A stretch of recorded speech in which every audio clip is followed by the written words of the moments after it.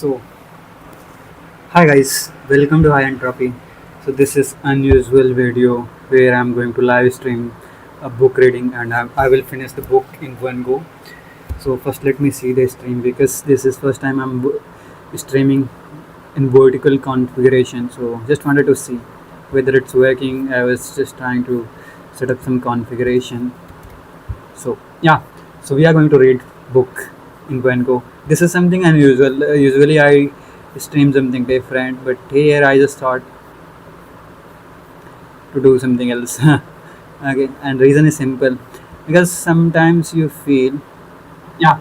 So we are going to read book in one go. This is something unusual. Usually, I stream something different, but here I just thought, okay, so there is issue, and yeah, I got it.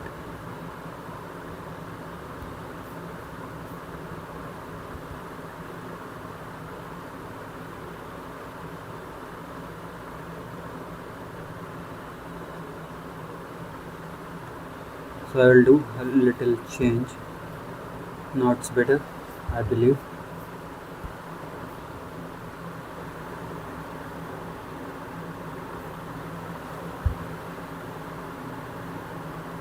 How weird! I'm looking weird. So I will do a little change. Now it's better, I believe. Okay. So it's a, I don't know. My camera is looking off. Fuck crazy. I don't know. It looks how weird. I'm looking weird. So I will do a little change. Definitely, I will finish it in 3 4 hours. So it's a, I don't know. My camera is looking off. Fuck crazy. Okay, just I will just type. Hi guys. I don't know. It looks how weird. I'm looking weird. So I will do unusual stream and definitely I will finish it in 2 3 hours. So it's a, I don't know. My camera is looking off. Okay, just I will just type it's hi guys. Unusual stream. It's how weird.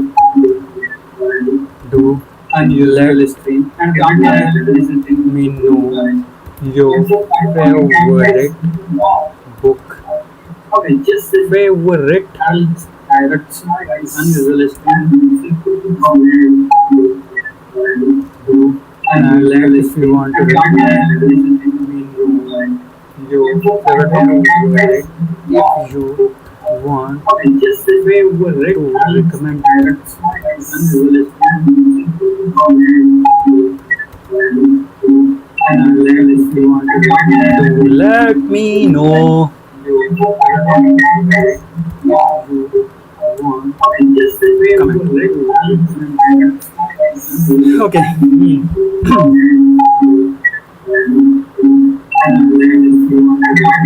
Let me know. Okay. So one thing for sure here I'll do. I'm just starting. Will it use hello? Yeah, perfect. So okay. Let's go and do it.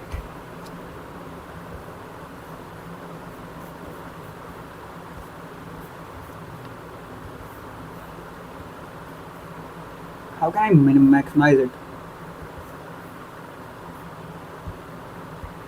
So okay,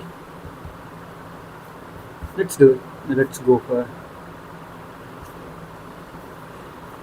So okay, I'll give you a brief introduction, or you can say whatever you say. First thing. So yesterday only I was reading a book, The Art of, I don't know how to say it, The Art of Laziness, and I thought it's more about laziness and how it's impacting your life, but it's more about. I thought it will based on the title. I was thinking that it is going to tell like what are the benefits of laziness, but it's completely different. But you can see the subtitle here. They have written like overcome procrastination and boost your productivity. But it is good book. So first book I read that basically this is the attitude is everything, and there is a story how I got this book. But this is a cool book, to be honest. This is one of the book I would recommend you if you are planning to uh, start and want to improve your spoken English. So definitely, and you want to start with simple books, then go for it and first read this Jeff Keller. attitude is everything, and then try to read this book, The Art of Laziness. Both, but once you will read few couple of self-help books, then you will get to know that most of them are talking about same things. Someone is just the stories are changing, but ultimately the goal is same. Just be motivated and do something crazy.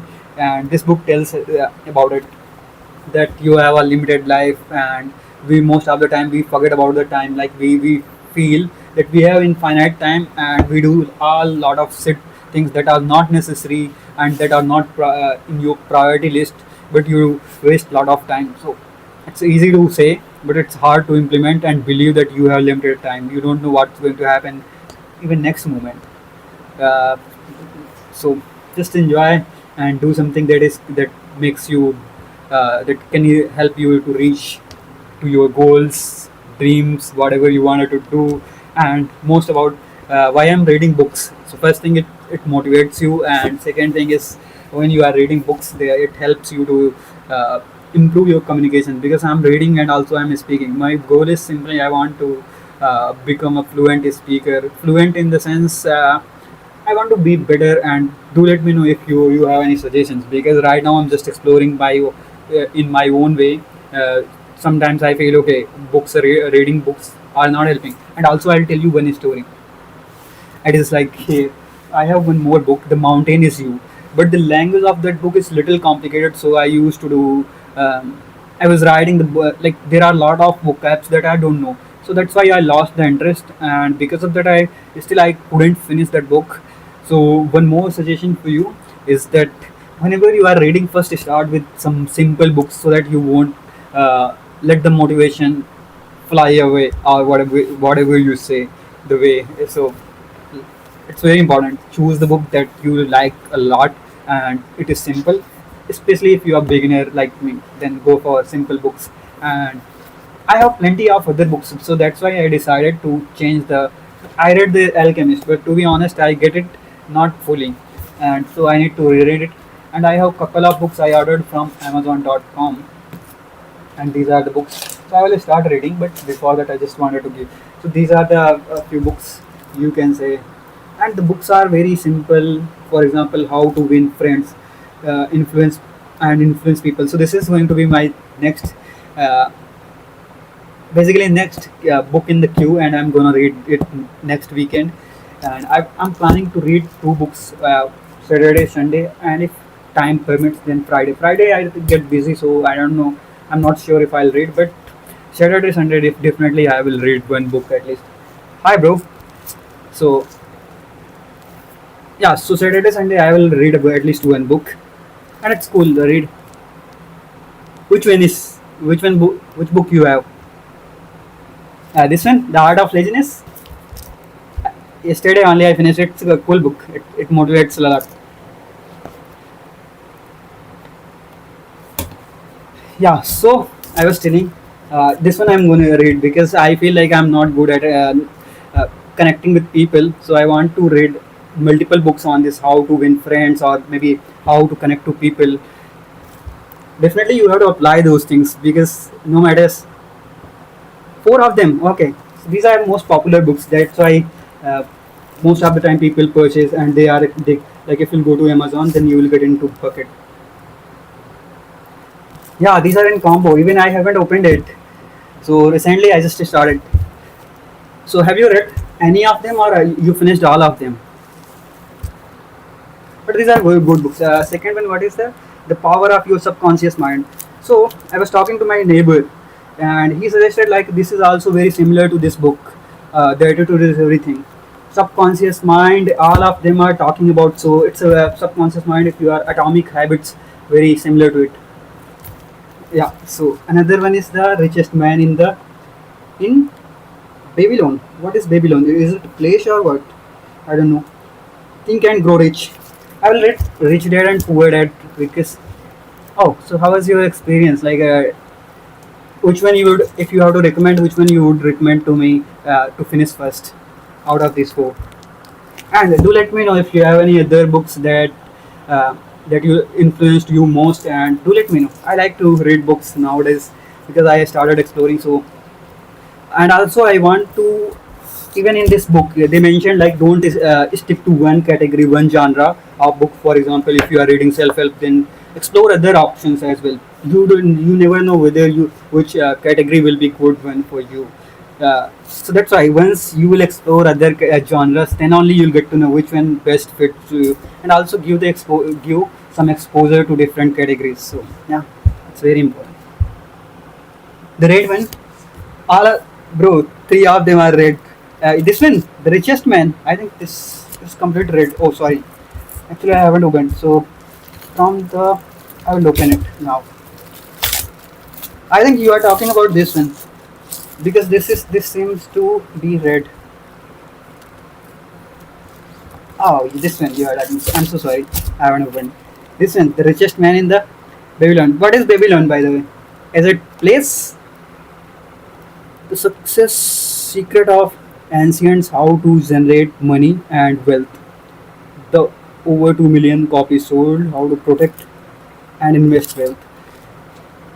Oh, is it related to money? The richest man. Yeah, I got it. Thank you. Maybe I'll read it. First, I am planning to read this one. How about this one? This one. How to win friends and influence people. Hmm. Have you read this book, by the way? This one is also very good. This one, attitude is everything. Uh, I'm not sure if you read, but it's good. Language is very simple, and it's talking about uh, positive way of thinking, and they are taking a simple analogy like a window. If window is muddy, then you won't see the clear picture of the outer world. So you have to clear the window, and window in the sense like you have to think in a positive way. If you are thinking in negative way, everything will look negative. And the same thought is portrayed in this art of laziness. Here also there is a story where two person came to a place, and they wanted to live into that city, and they were telling like, okay, so how is this city? So the person asked simply, how was your experience in the city where you were living? So one said that wasn't good. Then he said simply, like, this city is also not good for you. And another person said, that city was wonderful. So I had a good experience there, and people were very helping and all. So the person simply replied, this city will be also similar to you. So the way you are thinking, the things you will see in the same way. For example, if you are a negative person, you will see negative to everything. Oh, okay, you are reading another book. Wonderful. So today I'm just planning to read this one. I already finished. Also, I read one, Psychology of Money, but I finished that book 75%, and I had given that book to my neighbor for reading. So once he will finish, then maybe I'll read that again. Okay. Have you read this one? This one. Oh, The Mountain is You. See, I finished almost, but to be honest, the language is very complex to me. I was jotting down a lot of vocabs, so when you are you didn't get the vocabs, and every time you have to look up, then the experience wouldn't be good. So maybe I need to focus more on the simple book first, then I will start it, or I will finish it someday. Okay, so now I am planning to finish first, because I think almost it will take 4 hours. Because yesterday I took almost 4 hours. I started around 3:30 a.m. So, but I felt one thing, like most of the time when you are free, you start scrolling shorts or reels. So it's better if you read something, you will get out of that. It's very important to to stay motivated. Hey man, sorry, but I got a. Oh, thank you so much. Bye bye, bro.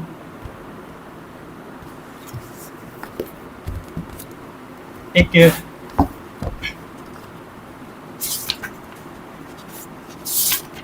Okay, so what is introduction? Two roads diverged in a yellow wood. Oh, sorry. That's why I thought I already read this. How can it be same? I don't want to know about the author. spiritual leaders. Okay, great. Don't believe everything you think. So I'm gonna read it out loud because I want to train my mouth muscles so that it will be easy for me to speak English. Definitely, it will help, and if you'll read for 4 hours, definitely. So okay, so I'm starting from the first page, and now I'll read in between. If you have any questions, do let me know. So don't believe everything you think. Why your thinking is the beginning and end of suffering. Joseph, how to pronounce it? Nguyen. For Kena. Who is Kena? An angel on earth who taught me what unconditional love truly is and how it can change the world. Maybe her daughter or maybe his daughter or wife. I'm not sure. Acknowledgement I don't need. What exactly they are writing. It will be saying thank you and all other stuff. Introduction. What you will discover in this book and how to get the most out of reading it. Okay, this book was written to help you find everything you have been searching for and the answer to all the questions you have had your entire life. I understand this is very bold statement, but you will shortly see uh, why I have complete confidence in saying this. What I know to be the truth from the depth of my soul, is that you will not be the same person after you read this book. Whoa! So the only constant is change. Growth is an inevitable process of life. It will be impossible for you not to change after reading this book. Okay, you are promising that I will change after this. We cannot change what we are not aware of. Yeah, that's very true. If you aren't aware of some your mistakes, then you can't recorrect them. So I'm just giving one example. So we cannot change what we are not aware of, and once we are aware, we cannot help but change. We cannot help but change. Cyril Sandberg, I don't know who he or she is.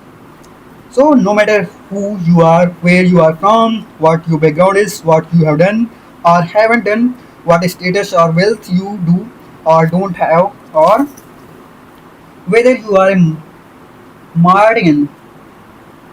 Mardian means what is the meaning of Mardian? You are a Mardian or not? You can find. Okay, I usually do one thing. So I jot down the words as well sometimes because if I'll review them, then next time I won't make the same mistakes, or I can give it at least few books out of this. Got it? So I will jot down where is the book reading page section, and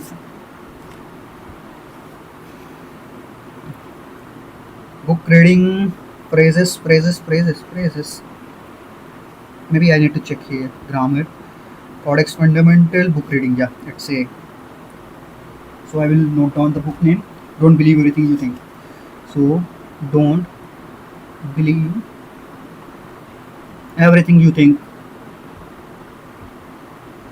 You think. Okay. Now first one was Mardian. Okay, let's do it.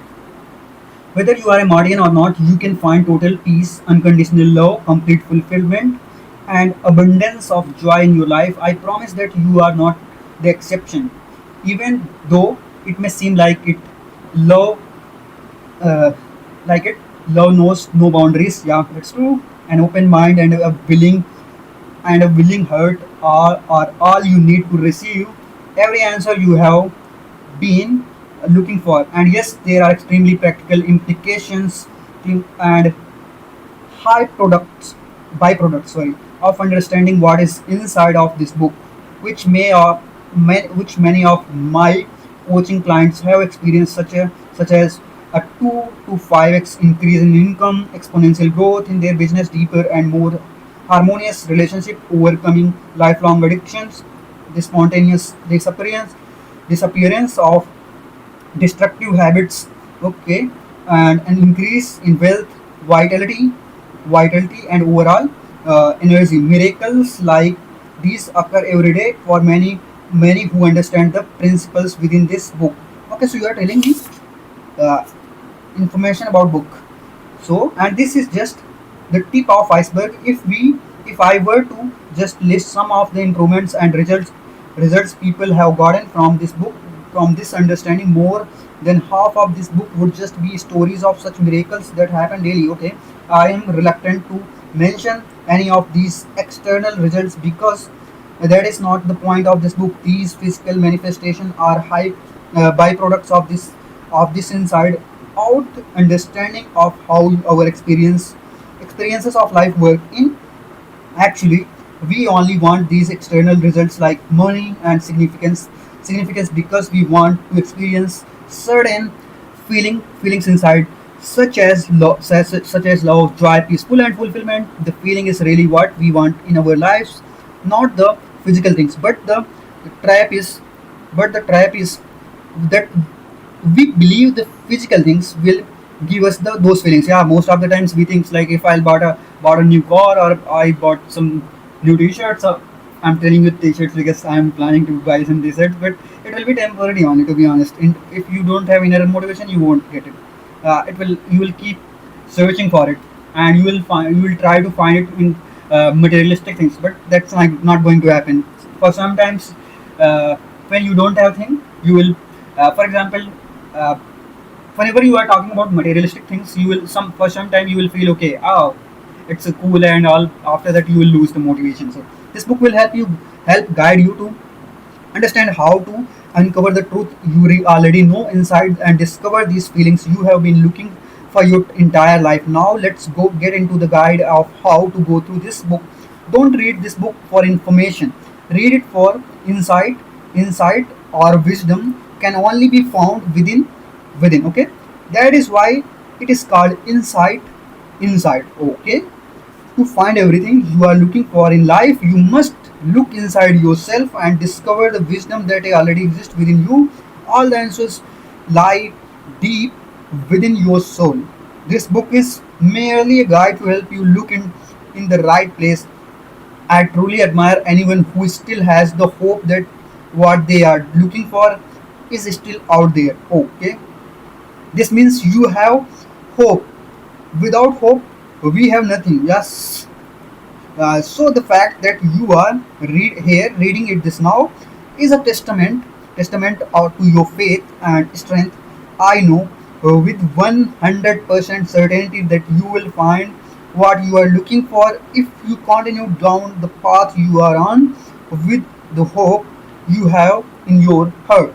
I want to make it clear that this book is not the only book that contains truth. Yeah, there are plenty of other books as well. I felt the, the truth lies within everyone and in everything. Okay, you must look beyond the form, the the physical, to see and experience the truth, the spiritual. The words in this book are not truth. The words in this book are not truth. They point to the truth. Oh, it's like a reference. Look beyond words to see the truth for yourself. So basically, we need to experience it. It will guide you, but you have to look around you, or you have to find it inside you. So look beyond words to see the truth for yourself. Truth cannot be intellectualized. Intellectual, intellectualized. I'm pronouncing it incorrect. Intellectualized. Yeah, intellectualized. It can only be experienced. The truth lies within a feeling, which is why it cannot be formulated into a word. If you want to find truth, look beyond the words and look for a feeling. Okay, many who discover the truth will describe the feeling as one of the complete peace, unconditional love, and an overwhelming amount of joy. People also describe it as the most unfamiliar feeling. It feels like you are finally home. Look for that feeling, and everything will be revealed to you in this book. I will not say anything that you don't already know. Deep inside your soul, this is why it will be a unfamiliar feeling when you experience the truth. Don't try to use your intellect to figure it out. You won't. As soon as you intellectualize it, you have missed it. The truth does not come from memorizing a sentence or two. Okay? A child can do that, but they will not understand the truth. The truth comes in the form of a feeling. Okay. From that feeling will come the wisdom and truth you are looking for, which will set you free. That is what we are all ultimately seeking, isn't it? What I will unveil to you in this book will seem simple. I will seem it will seem almost too simple, and your brain ego sit will try to fight it or attempt to make it more complex. Yes, brain is always tries to confuse you. I always observed it. If you have some complex thing, what it does simply it tries to tell you a story like why are you doing this? Why are you making effort? Just go and chill, watch or scroll reel or something. Most of the time it do that. If you are reading book or if you are studying, it always happens. It will try to confuse you, and there are high chances most of the time people get confused. So okay, let's do it. So it will think that it can't be this simple. When that time comes, I want you to remember that the truth is always simple. What is complex can always be broken down into its smaller counterparts. The truth cannot be broken down into smaller constituents constituents, which is what makes it truth. This is why truth is always simple. If you want to find the truth, look for simplicity. Approach this book with one open mind and a heart of pure intention to know the truth, and you will receive everything you have been searching for. Before we move on, I want to take a moment to express my deepest gratitude for you being here and sharing your time and attention with me. Those are those are some of the most valuable life forces you could give to another. So thank you for that gift to me, okay, which you are also giving to yourself. Never forget your own divinity. What is divinity? I mean, divine, I know. Divinity. I mean, it's related to divinity because it is only through our divinity that we have our humanity with love and light. Joseph. Okay, now book is starting. It was an introduction about book. Okay, the journey to find the root cause. Chapter one. The journey to finding the root cause of suffering. Suffering. Okay, people have a hard time letting go of their suffering out of a fear of the unknown. They prefer suffering that is familiar. Bro, it's very true. Always, if you have something happened in your life, you always try to go back to that time and suffer a lot. It could be any story. Just you have to realize it. People have a hard time letting go. Oh, people say art of letting go. There is, I think, there is a book or what?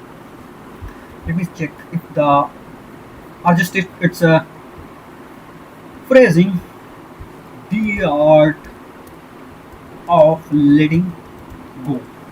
Okay, there is a book. It's very important. Sit. My internet is very slow. Or what? People have a hard time letting go of their suffering out of a fear of the unknown. They prefer suffering that is familiar. Okay.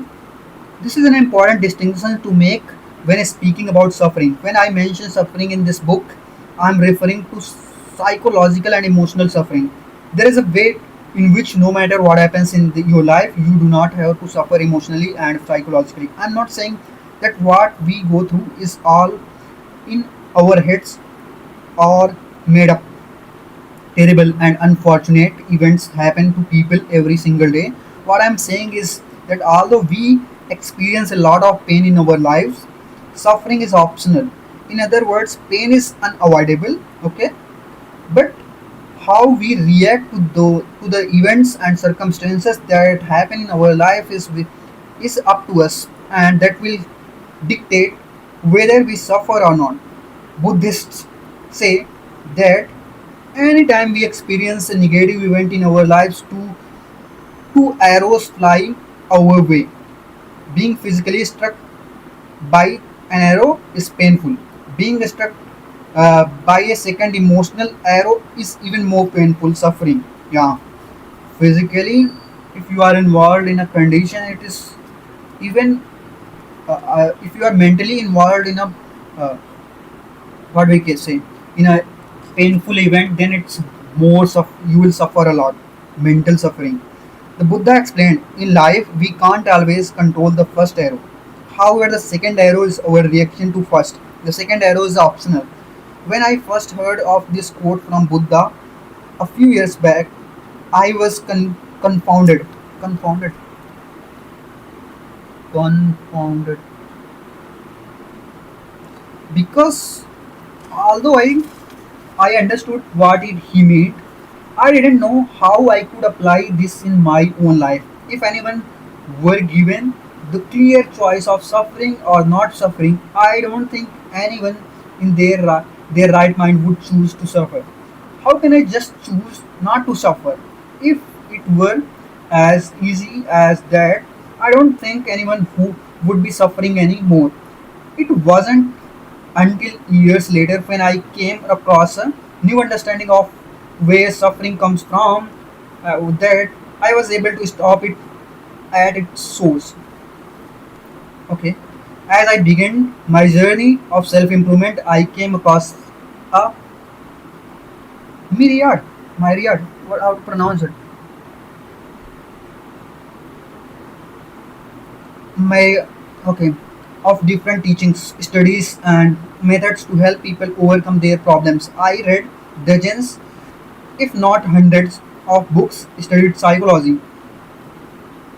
I also want to study psychology. I don't know human. Just I want to learn basics of it, how to read someone's brain and all, human psychology, and how they think. I don't know. Do let me know if you have read, you have studied psychology. Went to therapist, listened to many different thought leaders, tried changing my habits, started waking up at 4 a.m. I'm going to bed 4 or 6 a.m. Very well.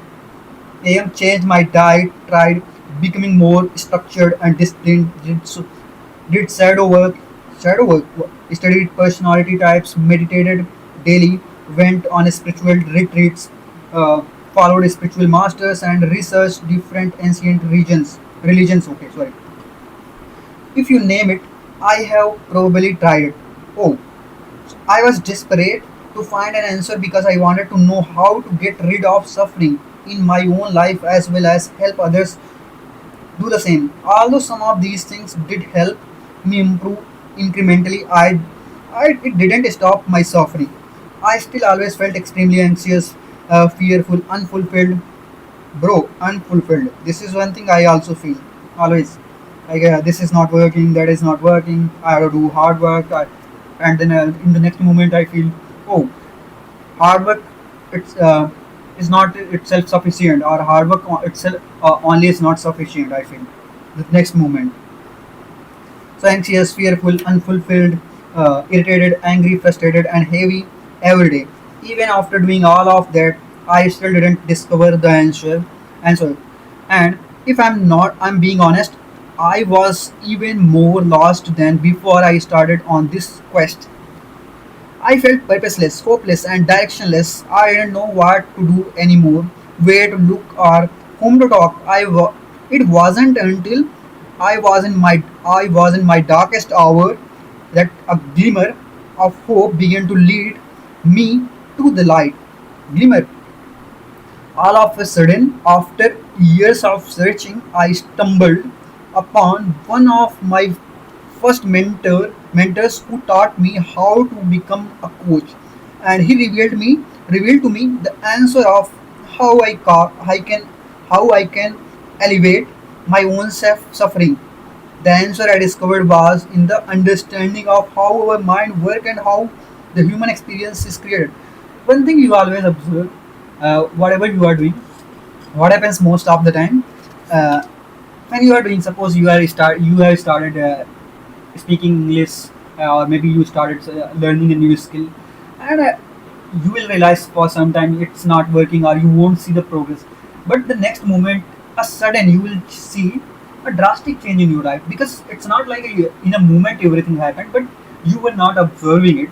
But once the small changes reach to a threshold, you will see a drastic change. Or maybe you, if you will say how this happened. For example, right now I'm trying to speak English, but I might not notice the changes.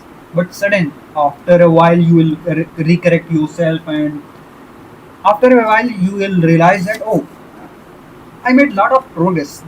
So quite insects are in. Chapter one finished, where it was about very simple chapter. The root cause of all suffering. First one was the journey to finding the root cause of suffering, and now second one is cause of suffering. The root cause of all suffering. Okay, one who look around him is intelligent. One who looks one who looks within him is wise.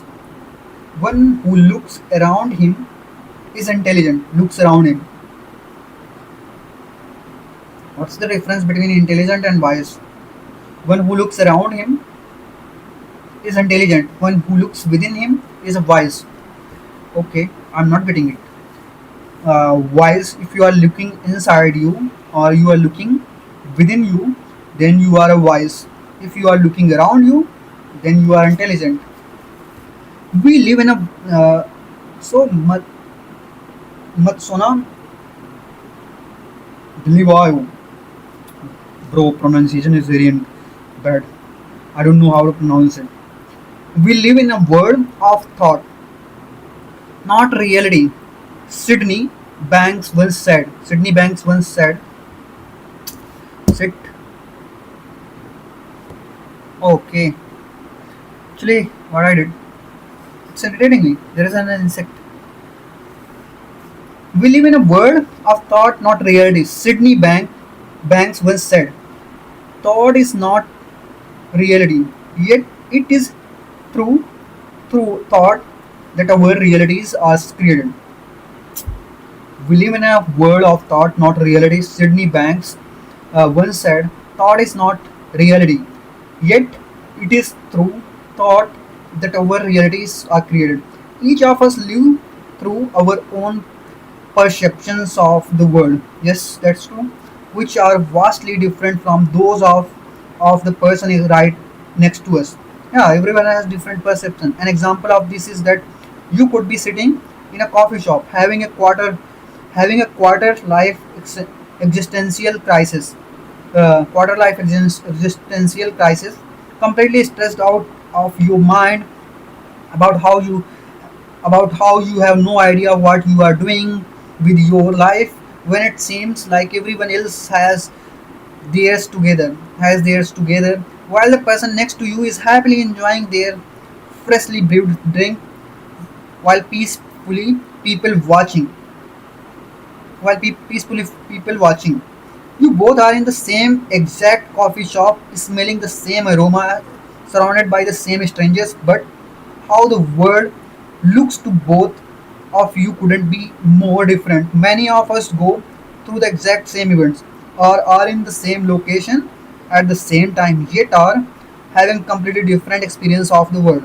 Yeah, that's true, because everyone is wearing different. Yeah, bro. I'm reading a book. This is oh, sorry.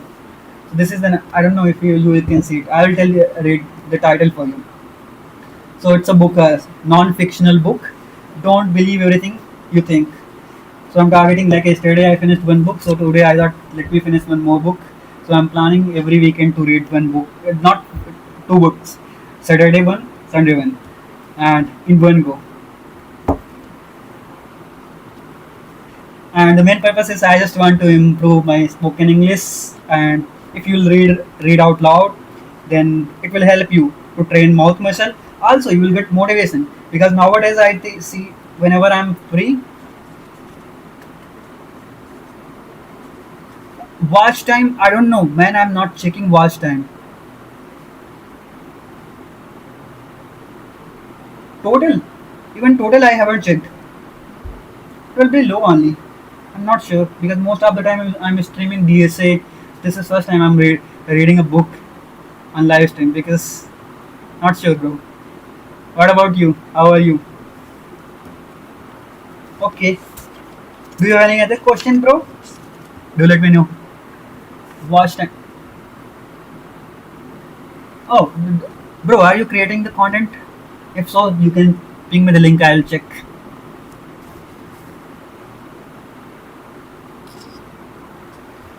So one who looks where I was. Sorry, I forgot the line where I was.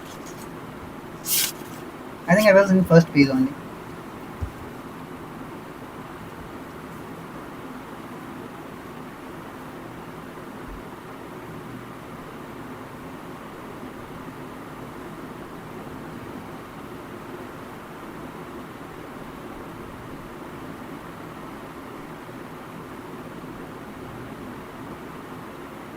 Is it mine? Are you telling my channel watch time or your channel? Let me check your channel. How to check it? 1 minute, bro. I'll check it.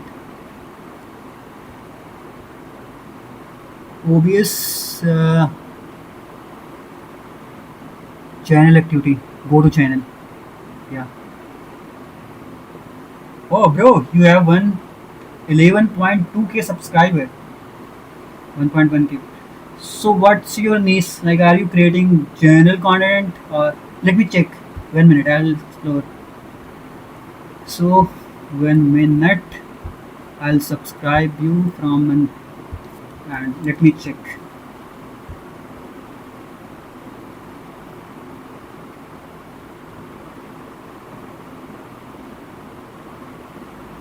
So seems like you are creating content related to news. Oh, okay, it's great.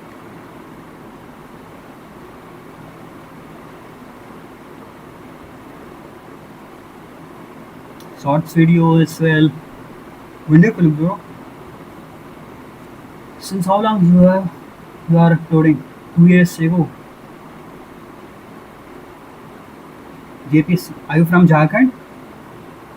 Here I can see one of the video content. Oh, sorry, I'm not looking into chat. Okay, let me check.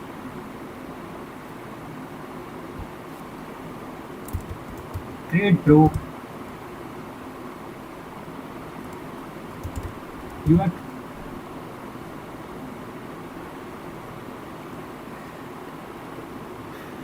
great.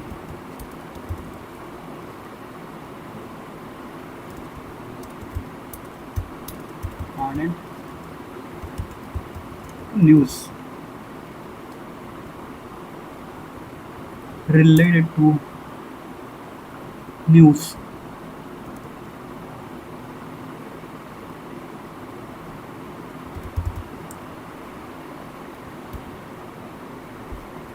Okay, let me check more on it.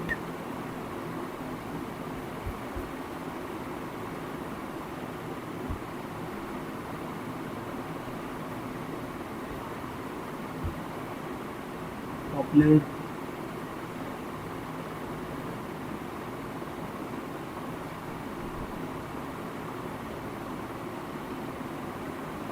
So what's your main niche? Because I can see there are two kinds of content. One is news related, another one is like you are creating um, videos related to tutorials or education.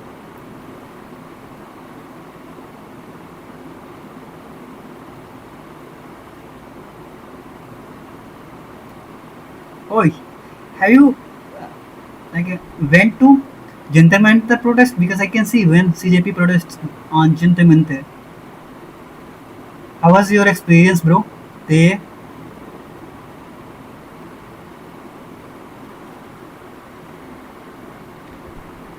have you created any reel or short, funny short? Yes, most many people created memes and dance related videos. I saw a lot of videos.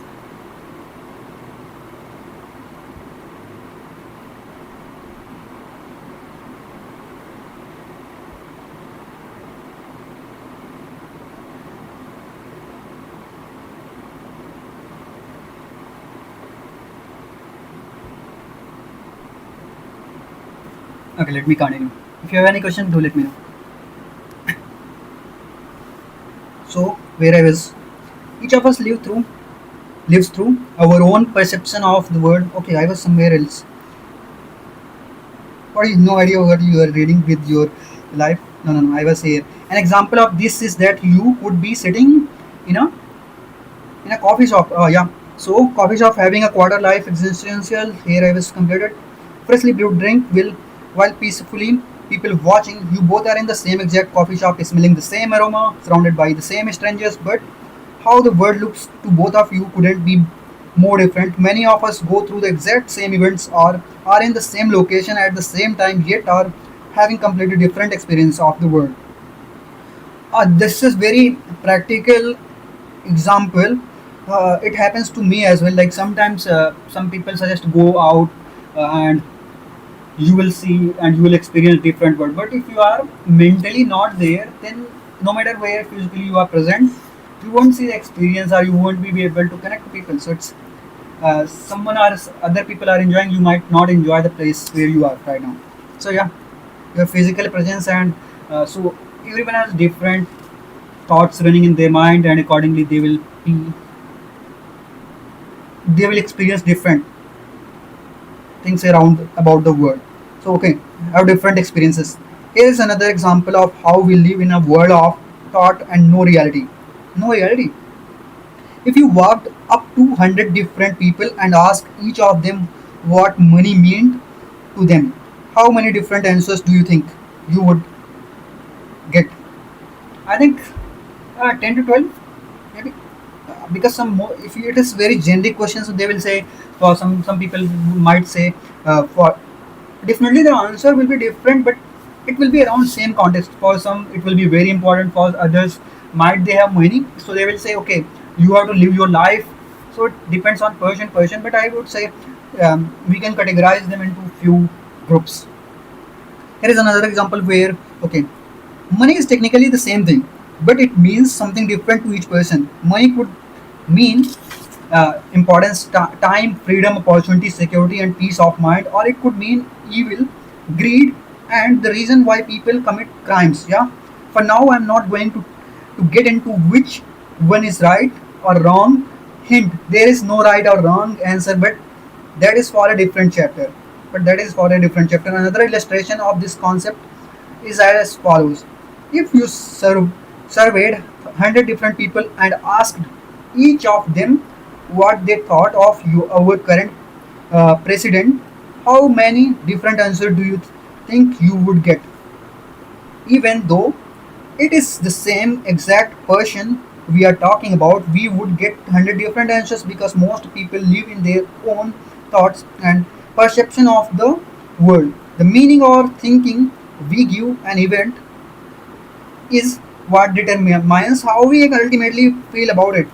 That meaning, that, that meaning or thinking is the filter through which we see life from then or because of this we live through a perception of reality, not in reality itself.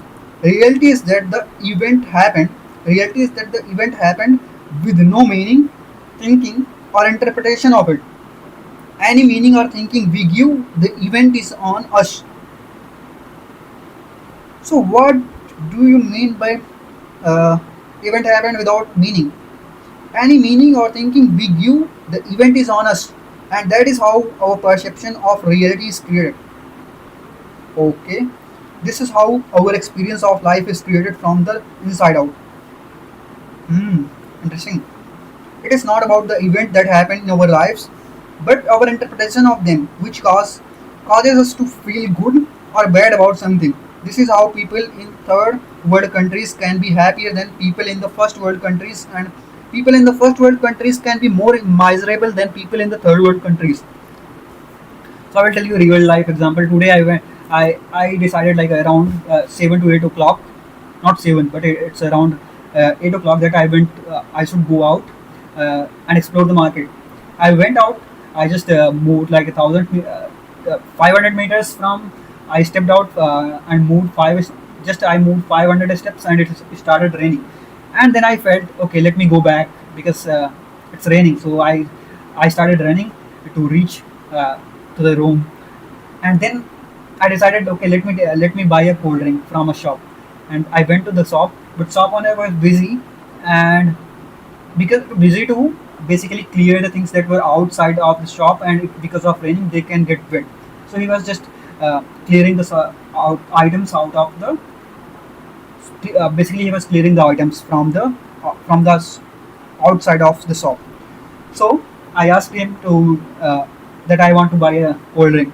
He said just wait for a few minutes, and it was raining, so I decided to come back because he was busy. But I felt something wrong, negative about it. Like he was not focusing on customers. But that is what we think about the event was same, but two different person will think in a different perspective. You are thinking like the shop owner was rude. He hasn't entertained the customer. But in the same time, there was a girl, and she went quietly. So for her might be for her it might be different experience. She hasn't thought, she might have hasn't thought of in that way, but I felt in that way. So that's why it's very important. Uh, or it depends on us how we are percepting uh, about an event. So it's all up to us. It's not about the event that happen in our lives, but our interpretation of them which causes us to feel good or bad about something. This is how people in the okay. I already completed this third world countries. Our feeling do not come from external events, but from our own thinking about the event. Yeah, it's very true. Therefore, we can only ever feel what we are thinking. Let's hypothetically say that you really hate your job, and it causes you an enormous amount of stress, anxiety, and frustration. It pains you to even set foot foot in the building where you work, and just thinking about your job makes you furious. When you are thinking about your job, you are just sitting there on a sofa with your family watching a TV show together, but you are fuming fuming at the thought of your job. Everything is having a good time except you. Though it's very really real.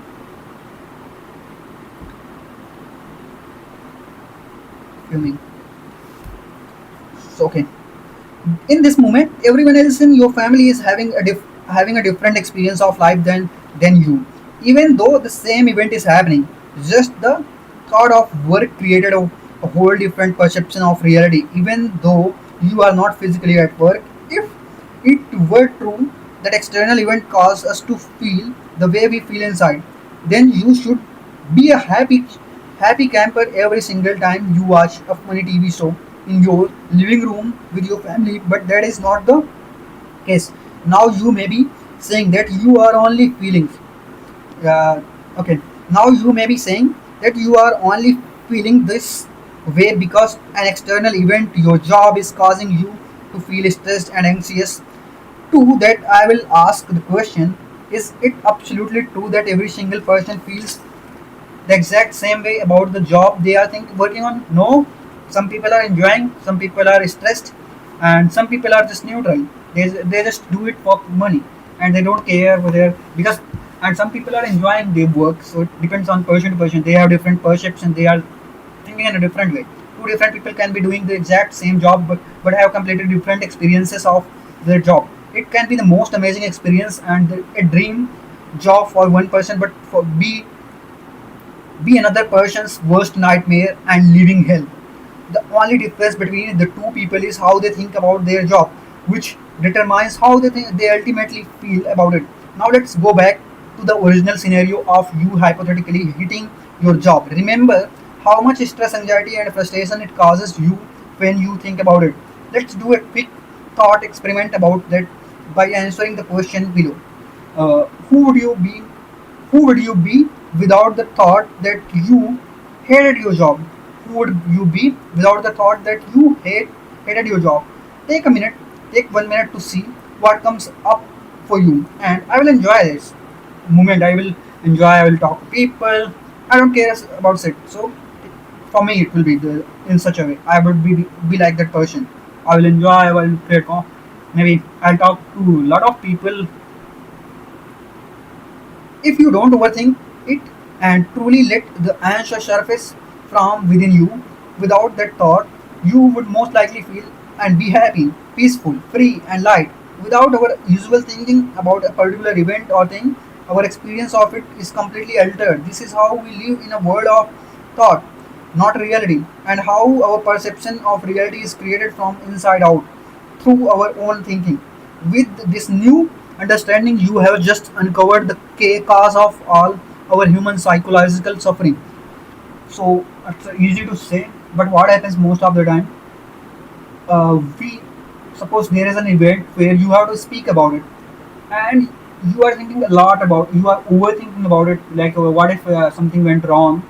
And might be when you will experience the event, it will be some completely different from what you were thinking. The root cause of our suffering is our own thinking. Thinking now before you throw this book across the room and light it on a fire. Oh no, I'm not going to do, bro.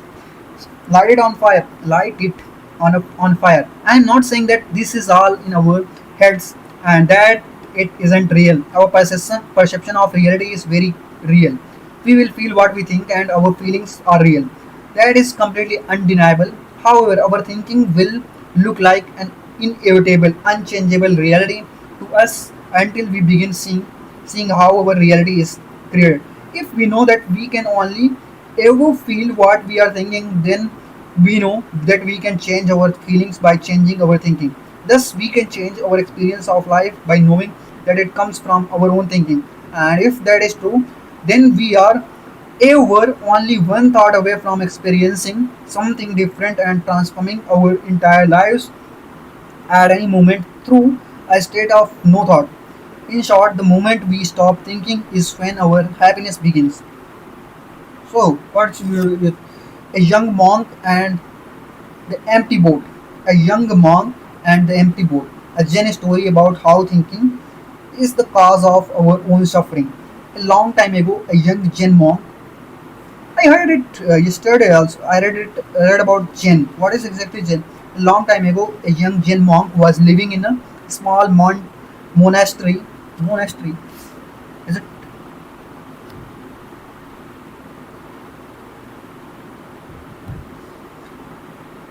that was located in a forest which was near a small lake. Monastery. What is the meaning of monastery? Monastery. Is it like a temple? Is a place where monks or nuns live, work and pray together.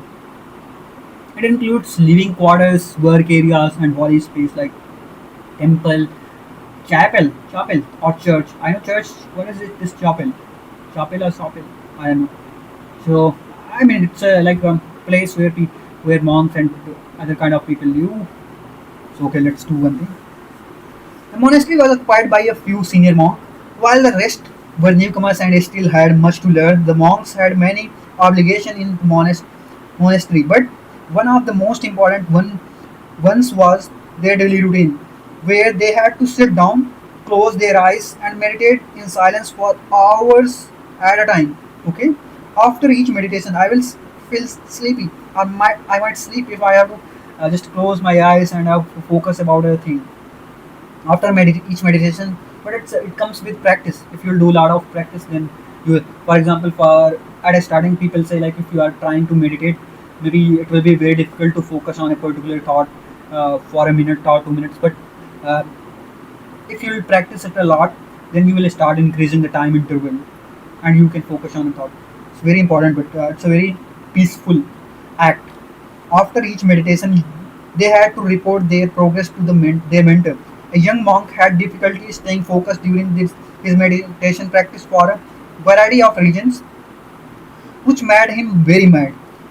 Very mad.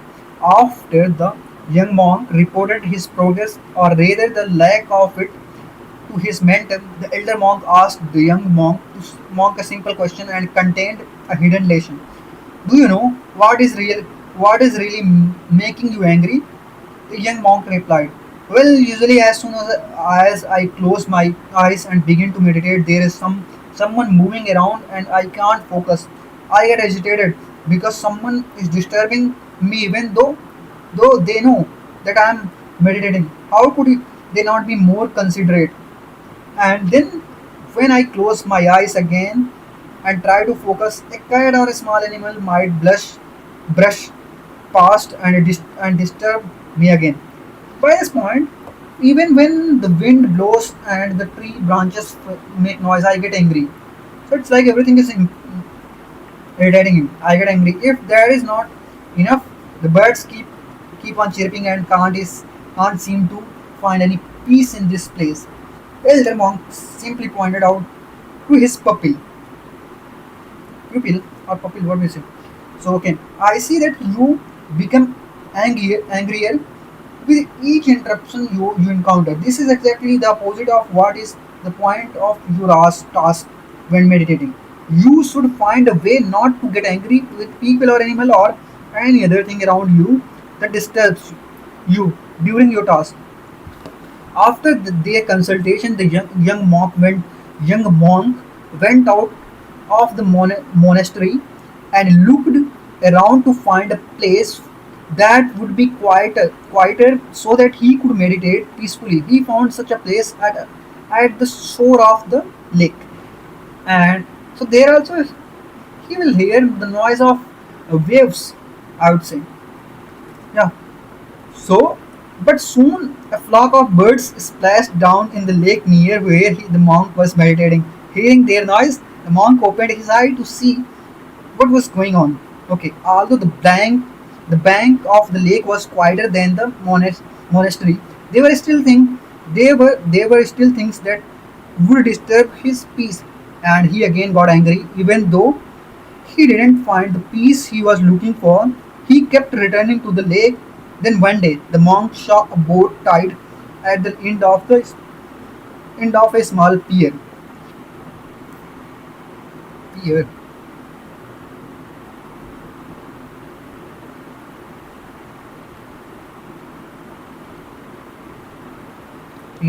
Okay.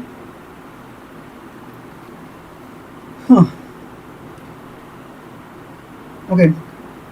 Then one day, monk saw a boat tied at the end of a small pier, right then right then an idea hit him. Why don't I take the boat, row it down to the middle of the lake, and meditate there? Flocks of birds will come there also, right? Maybe they will come for bath. Okay, so in the middle of the lake. Okay, let's go it through it. Middle of the lake, there will be nothing to disturb me. He rowed the boat. Rowed. Is it second form or third form of ride?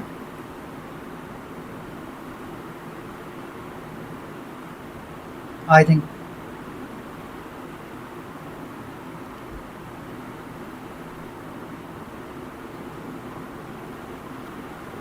Okay, let's do.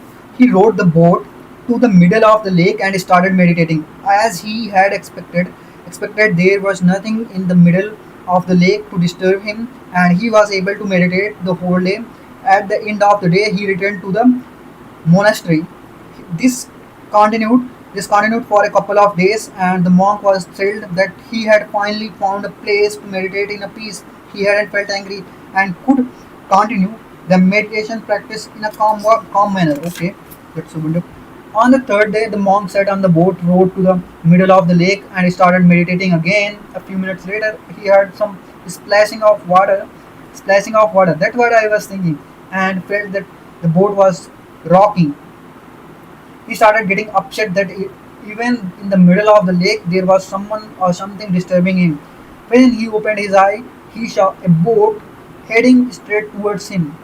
He shouted, steer your boat away, okay, or else you will hit my boat." But the other boat kept coming straight at him and was just a few feet away. He yelled again, but nothing changed, and so the incoming boat hit the monk's boat. Now he was furious. He screamed, "Who are you? And why have you hit my boat in the middle of this vast lake?" There was no answer. This made the young monk even angrier. Oh, he stood up to see who was in the other boat, and to his surprise, he found that there was no one in the boat. Okay, the boat had probably drifted along in the breeze and had bumped into the monk's boat. The monk found his anger dissipating.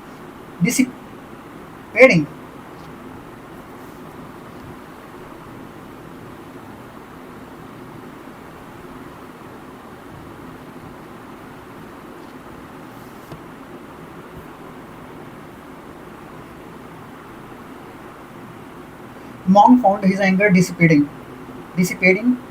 I was just an empty. It was just an empty boat. There was no one to get angry at.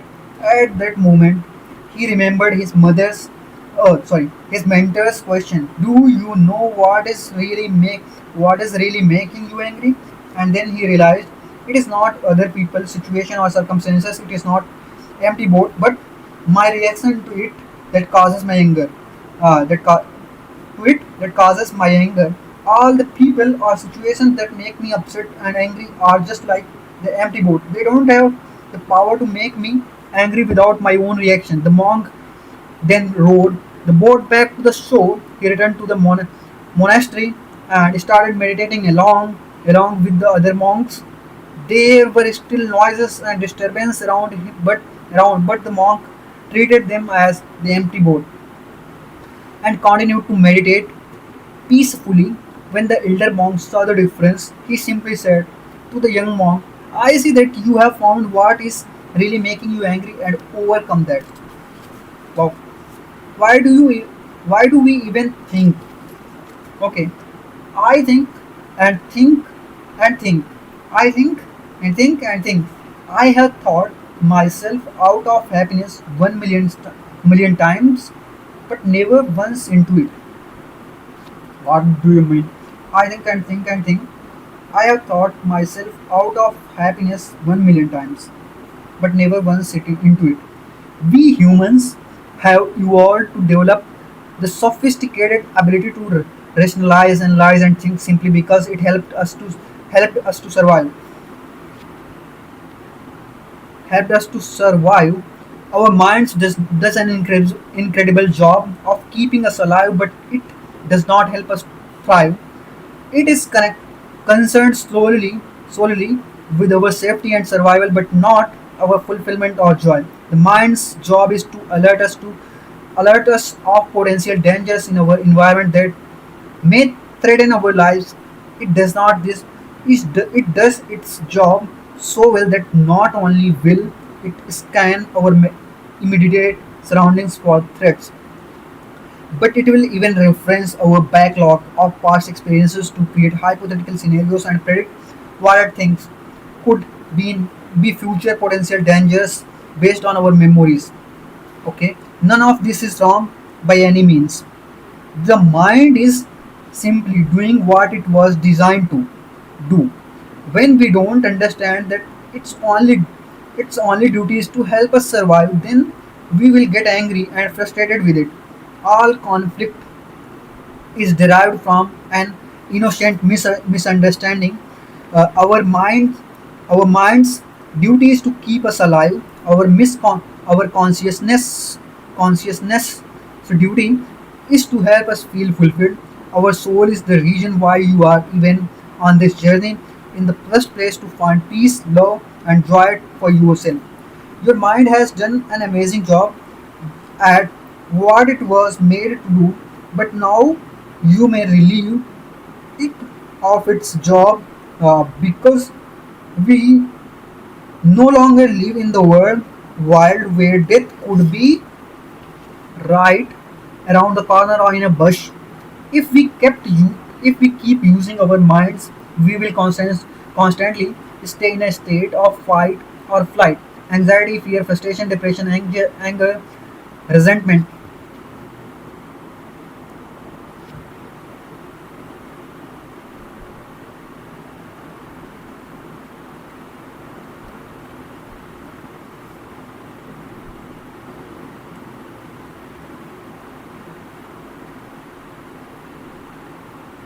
we keep using our minds, we will constantly stay in a state of fight or flight, anxiety, fear, frustration, depression, anger, resentment, and all of other negative emotions because the mind thinks everything is a threat to our very existence. If you want to be happy, if you want to be free, happy, peaceful, and full of love, then you will need to let go of listening only to your mind and go beyond it by turning into something much greater than that will help you not just to survive but to thrive. Thought versus thinking. Thoughts versus thinking. Stop thinking and end your problems. Thoughts are energetic, mental raw materials from which we use to create everything in the world. We can't experience anything without thought. Yes, it is important to know that thoughts are nouns. What do you mean by noun? Nouns and aren't something that we do, but something we have. A thought takes no effort no effort or force on our end, and it is something that just happens. We also cannot control what thoughts pop into our minds. The source of thought comes from something that is beyond our minds, the universe, if you will. Thinking, on the other hand, is the act of thinking about our thoughts. Hmm. I will tell you a simple example. Hmm. Most of the time, what happens?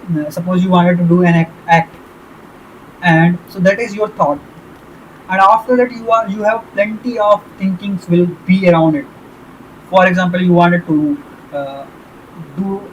I don't want to give an exact example, but it happens most of the time. What you will say, you will start thinking about it, and because of thinking, you will say you will start negative thinking. Okay, what if I'll do this and it will happen that, so that happens.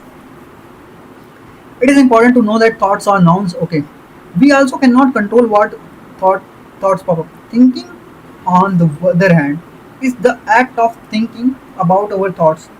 This take a significant amount of energy, effort, and willpower, which is finite resource. Thinking is actively engaging with the thoughts in your mind.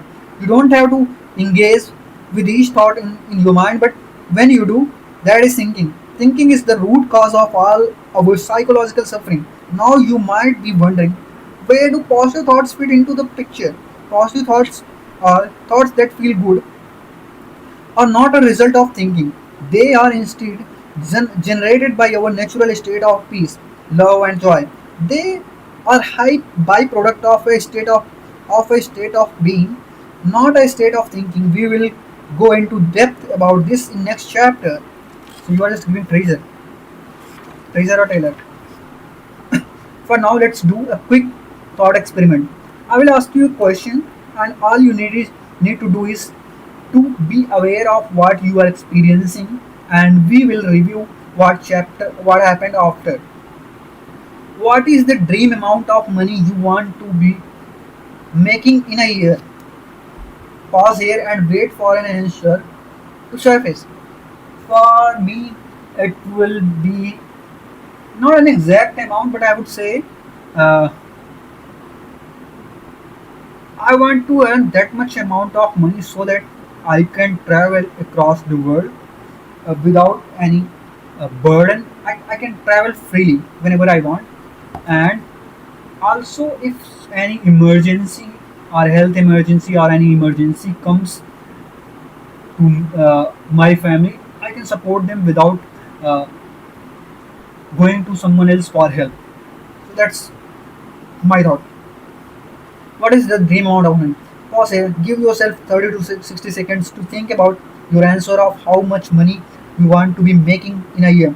Don't move on to the next step until you have had a decently sized train of thought about how much you want to make.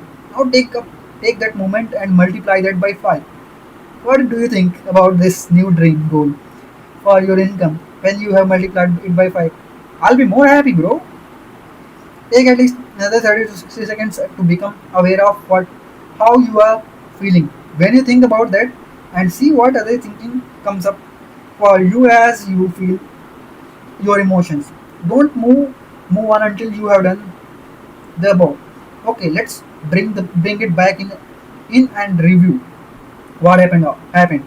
After I asked the first question of what is the dream amount of money you want to be making per year, within a few seconds an answer popped up in your mind. That is a thought. Notice how quickly and effortlessly that came to you. After an answer popped into your mind, I asked you to think about your answer. What happened once I asked you to think about your answer? If you will like, if you are like most people, you probably went on a wild roller coaster once you began thinking about the thought. You might have been thinking about how there is no way you can make that much. No, I was not thinking in that way. It's possible. So I thought about it like what is the needful amount of money that I needed. What is the uh, that's why I haven't quoted any exact amount. I thought just I provided that I need to earn that much money so that I can. I just already explained. So you might have been thinking about how there is no way you can make that much. No one in your family is making that much money. You don't know how to make that much. It is a stupid to want that much money, or that it makes you greedy. Notice how you felt when you were thinking about those thoughts. Most likely it didn't feel that great, but that is okay, and I will show you what you can do about it soon. This is a prime example of thought versus thinking. If you ask you if I ask you a question, you will 100% have a thought that pops into your mind. Thoughts are not inherently bad. Remember that they are energetic mental raw materials from we create in the world, which we create in the world. The moment we think about our thoughts is when we begin to get taken on an emotional roller coaster. We think about our thoughts. We begin to judge and criticize the thoughts and experience thoughts. Crits- begin to cri- we begin to judge and criticize the thoughts and experience all sort of internal emotional turmoil. When I asked you how much you wanted to make, you had a thought about the amount. That thought was neutral and didn't cause any emotional toil. But the meaning of toil?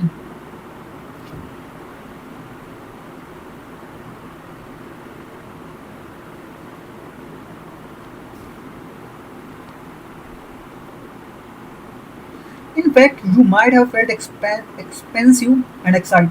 You felt expensive and excited. It was only when you began thinking about the thought of how much you wanted to make that you experienced the self-doubt, unworthiness, anxiety, anger, guilt, and or any other emotion you may have felt. This is what I mean by saying that thinking is the root of all your suffering. Having the initial thought of how much you wanted to make didn't cause any suffering until you began thinking about the thought of thought of how much you wanted to make. It is not necessary to think about our thoughts or to judge them.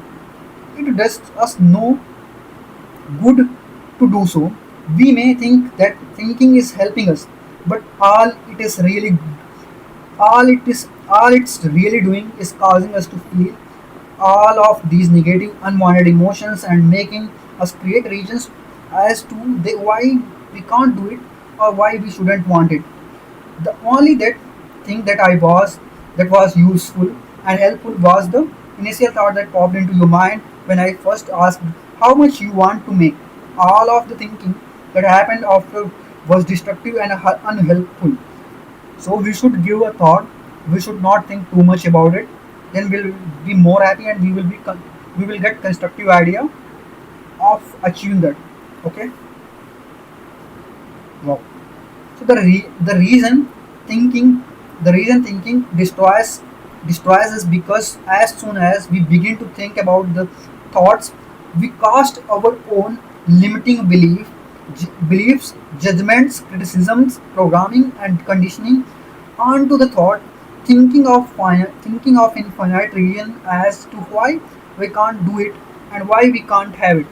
Without thinking, we prevent all negative programming and judgments from tarnishing the initial thought of what you want to create. You know what I feel in like in the rural area. If I talk about my village or near to my villages, what happens, there are some Ramayans, Ram Katha, you can say not Ram Katha, but people used to organize Ramayans where some people are they will read whole Ramayana or Ramcharitmanas, whatever you say. So here I'm doing in similar way where I'm reading a book and kept the live stream. But I will tell you one story. So it's been 3 4 days. I'm trying to basically when I'm going to office, I try to there I heard a voice of a South Indian girl, so I wanted to talk to her. Simply, what I wanted to talk to her simply, I want to ask most of the people who are working in North India are from North Indian only. I saw first girl who is from South India and she came to North India for work. So I wanted to ask her, but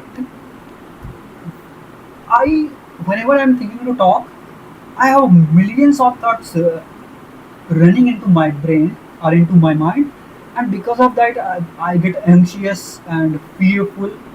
So this example is very applicable. So thought was just to talk, but after that I'm just thinking about reaction. What if she felt like I'm just what if she thought about negative in a negative way, right? Like I'm trying to approach her or something. But my intention is simple. I just want to talk and know her story. Why? Most of the people are from it, and I have to. So that's the one-off instance where you thought versus thinking. So it's very applicable. If I asked you for some ways to ways you could make the amount of money you wanted, and if you sat there long enough, you would experience the same phenomenon of having random thoughts pop into your head of ways you could make it happen. These are thoughts of creation. Thoughts are inherently infinite, expansive, and negate energetically positive. You will know you are having thoughts from the divine when you feel positive emotions, feel lighter, and feel alive. As soon as you begin thinking about those thoughts of the ways you could make the money you want, you will immediately feel heavy, restricted, and limited, along with the whole onslaught. Bro, this is completely new word. What is it? Onslaught. Okay, where of negative emotions. This is how you will know if you are thinking.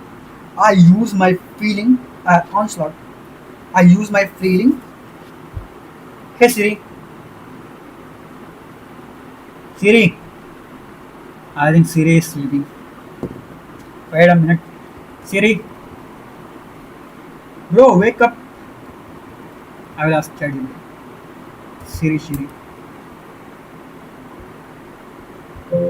Hey Siri, what is the meaning of onslaught? Oh, Gunshot means no a shot gunshot. fired. What is the meaning of onslaught? A shot fired from a gun. A shot fired from gun. Okay, onslaught.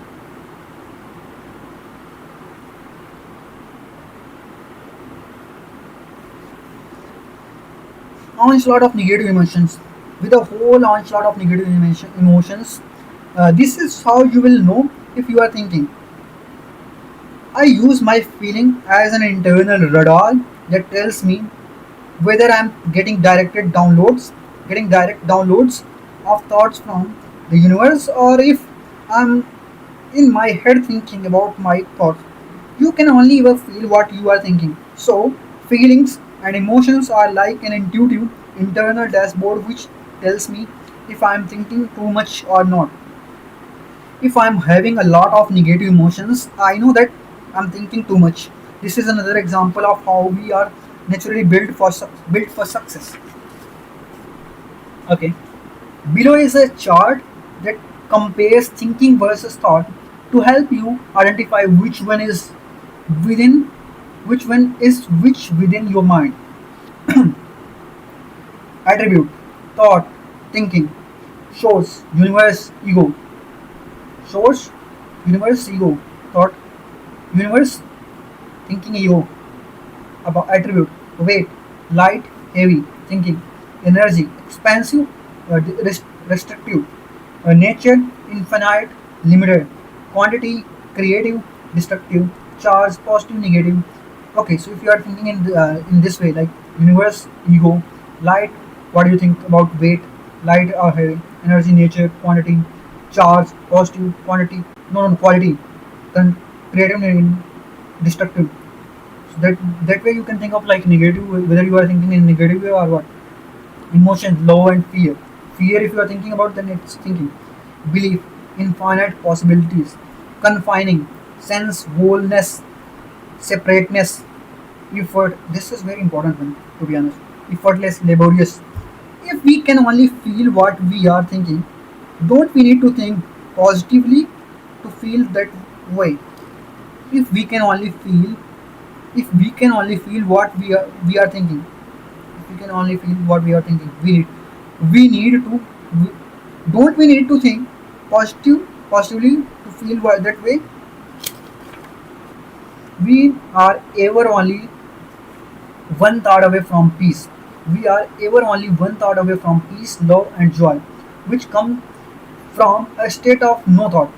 So I will not think about it. There is a creative, there is a caveat that I haven't mentioned yet to the principle.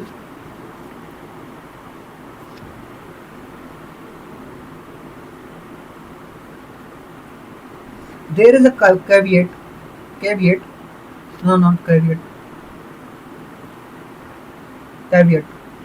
There is a caveat that I haven't mentioned yet to the principle that we can only feel what we are thinking. The more accurate way of describing is that we can only ever feel negative emotions when we are thinking.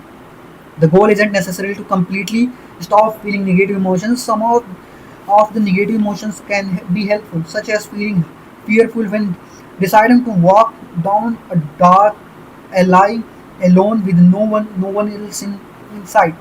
These negative emotions are only helpful to us in terms of survival, but if we don't constantly encounter life or death situations, negative emotions are more unhelpful and than harmful for most of us. We are going to be moving forward with the context that we are not struggling for physical survival. So we will be using the context that negative emotions are not necessarily most of the time. Okay, when I mention that we can only feel, we can only ever feel what we are thinking, most people assume that we must think positive to feel positive emotions. Instead of convincing you if this is true or not, let's do another thought experiment. You can so you can experience the truth for yourself. Recall a time when you felt the most joy and love you have ever felt in your life, and feel the feelings that you felt that at that time, as much as you can for at least 30 seconds. Okay, what kind of thoughts were going through your mind at that peak moment when you felt the most joy and love? I'm not asking what you were doing at the time, but what thoughts were going through your head at that exact moment. For many people, that answer,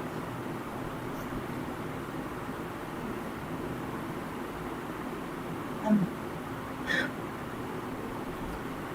I want to sneeze, but let's leave it. What kinds of thoughts were going through your mind at the peak moment when you felt the most joy and love? I'm not asking what you were doing at the time, but what thoughts were going through your head at that exact moment. For many people that answer this, they realize that they didn't have any thoughts during the exact moment. For others, they say that the thoughts was that they were so grateful and happy. For those that answered, they had the thought that they were grateful. Did you feel that joy and love before you had that thought, or after? Take 10 to 15 seconds to answer that question before moving on.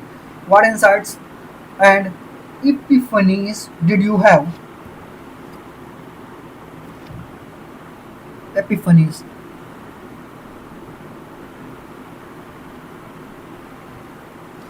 What's crazy is that most people didn't have any thoughts going through their mind when they felt the happiest and the most amount of love in their lives.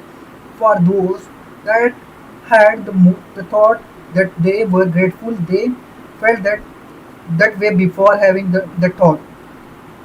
If they had that thought, it happened after they felt the feelings. So the thought could not have produced the feeling. This brings us to another truth. You do not have to have thought or think to feel positive emotions. The beautiful part about truth is okay. The beautiful part about truth is that it needs no justification because it can be experienced right there, right here, right now. It doesn't need to be proven or how much time I missed. Okay, it doesn't need to be proven or rationalized to you, and you experienced this truth firsthand by the experiment we just did. Here is why you don't need to have thought or think to feel positive emotions like joy and love. Our natural state of being is joy, love, ecstasy. Ecstasy.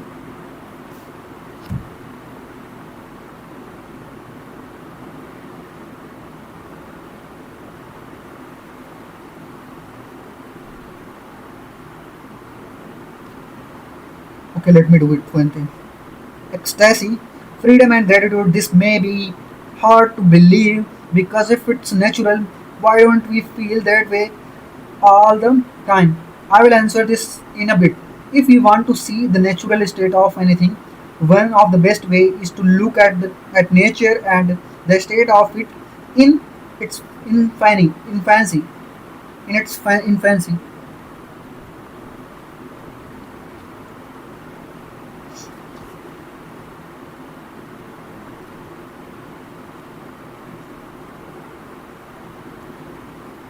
Okay, where are you, bro?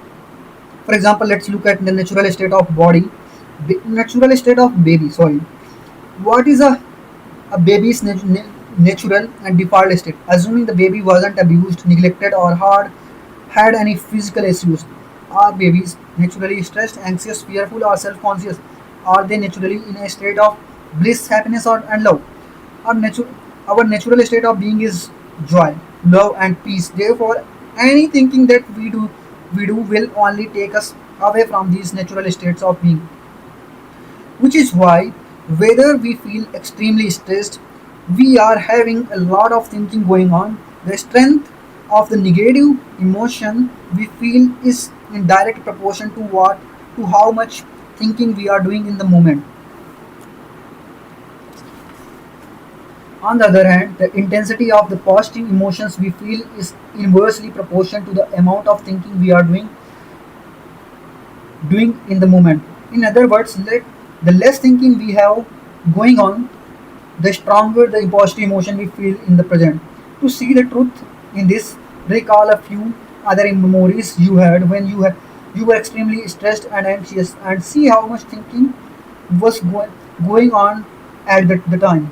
I can experience it a lot. Take about 1 2 minutes to do this. Then recall a few moments when you were at your happiest or felt the most joy and love, and see how much thinking you have going on at that time.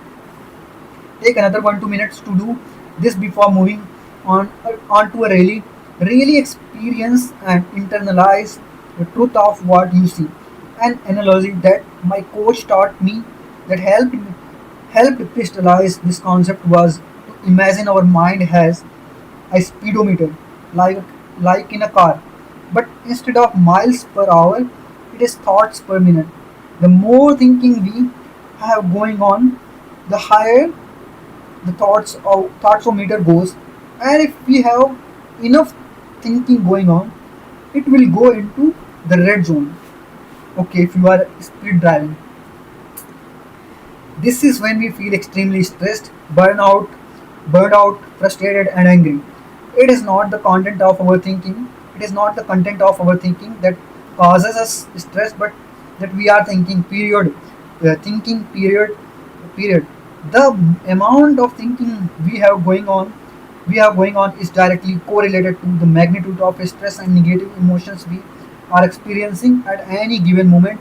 When you are experiencing a lot of frustration, stress, anxiety, or any negative emotions, just know that it is because you are thinking, and the intensity of those emotions is directly correlated to how much thinking is going on. Therefore, it is not what we are thinking about that is causing suffering, but what we are thinking. Okay, to summarize, we do not have to try to think positive to experience the love, joy, bliss, and any positive emotions we want, because it is our natural state to feel those emotions. The only times we don't naturally feel the emotions is when we begin to think about the thoughts we are having, thus blocking the direct connection to infinite intelligence, and we feel stressed, anxious, depressed, and fearful. It is not about the content content of our thinking, but that we are thinking, which is the root cause of our suffering. The intensity of the negative emotions is directly correlated to the amount of thinking we have going on in the present. The less thinking we have, the more space we create for positive emotions to naturally surface. How the human experience is created, the three principles. How the human experience is created, the three principles. If the only thing people learned was not to be afraid of their experience, that alone would change the world. If only thing people learned was not to be afraid of their experience, that alone would change the world. Okay, I think I should. Okay, let's do it. At its fundamental level, the human experience is created by these three principles: universal mind, consciousness, and thought. And thought. These three principles work together to allow us to experience everything we do in life at its fundamental level. The human experience is created by these three principles: universal mind, consciousness, and thought. These three principles work together to allow us to experience everything we do in life. And if one of three is missing, what? Universal mind, consciousness, and thought, we won't be able to experience anything. These principles were first discovered by Sydney Bank, and now I have the humbling privilege to share them with you. Understanding these three principles enables us to know how we can alleviate our sufferings, and also allows us to create from source. Universal mind. Universal mind is the intelligence behind all living things. It is the life it is the life force and energy that is that is in all things. It is how an acorn knows how to grow into a tree, how the planet know how to stay in orbit, and how our bodies know how to heal itself when we get a cut. It's how our bodies know how to self-regulate and keep us alive without us having to manually do everything, like breathing and bathing our heart. Sorry, breathing and beating our hearts. The intelligence that knows, it's like unconscious thing that is working behind everything. It's universal mind. Okay, you can say. Many people call this God, infinite intelligence, the quantum field, source, and other names. This is where thoughts come from. The will uh, thoughts come from, as well as everything else in the universe. All things are connected by universal mind. Okay, there is no separation between anything, and anytime there seems to be separation between things, it is merely an illusion of our thinking. When we are connected to universal mind, we feel whole, fulfilled, and filled with love and joy, peace, and inspiration. It is only when we begin thinking, believing the illusion or ego, that we block this flow of universal mind and begin to feel separated, frustrated, lonely. angry, resentful, sad, depressed, and fearful. Universal consciousness. Universal consciousness is the collective consciousness of all things. This is what allows us to be aware that we exist and aware of our thought. Without universal consciousness, we wouldn't be able to experience anything. Our five senses would have no use because there would be nothing to be aware of. This is what brings things to the life and makes them perceive.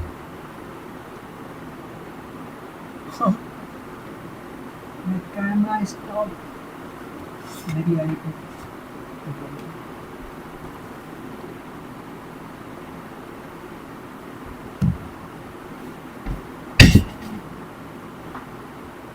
Yeah, it's better. No, no, no. Universal consciousness. Universal consciousness is the collective consciousness of all things. It is what allows us to be aware that we exist and aware of our thoughts. Without universal consciousness, we wouldn't be able to experience anything. Our five senses that would have no use the world because there would be nothing to be aware of. This is what brings things to life and makes them perceivable to us. Universal thought. Universal thought is the raw material of the universe we can create form. With which we can create form from. It is our ability to think and create form from the energy. I think this part I am missing. Universal thought. Universal thought is the raw material of the universe with which we can create form. From which we with which we can create from. With which we can create from. It is our ability to think and create form form from the energy of the universal mind. It is the ability. It is the object we can perceive through consciousness. What without thought we would have nothing to be aware of. Thought is like the DVD that contains all the information for us to be able to watch the movie on the TV. The TV and DVD player is like consciousness. It all allows us to have a mechanism to bring the information on the DVD to life for us to be able to watch and experience the movie. The electricity that needed to power the DVD player and TV is like universal mind and the sense that it that is that it is invisible energy force that connects and powers all things. It is the source from which everything can work and function. If thinking is the root cause of our suffering, how do we stop thinking? Okay, how much? So I think I finished uh, 33%. If thinking is the root cause of our suffering, how do we stop thinking? A crowded mind leaves no space for peaceful art. Okay, heaven and hell, a Jin parable. Parable. Hey Siri, Siri is not responding. What is the meaning of parable? As an adjective parallel Sri,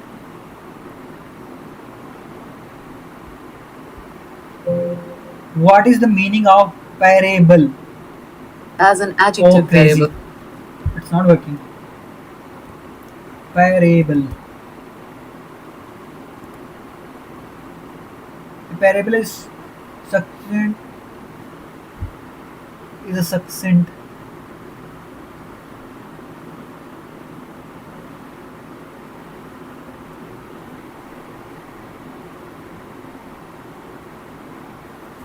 Is it like not perfect kind of?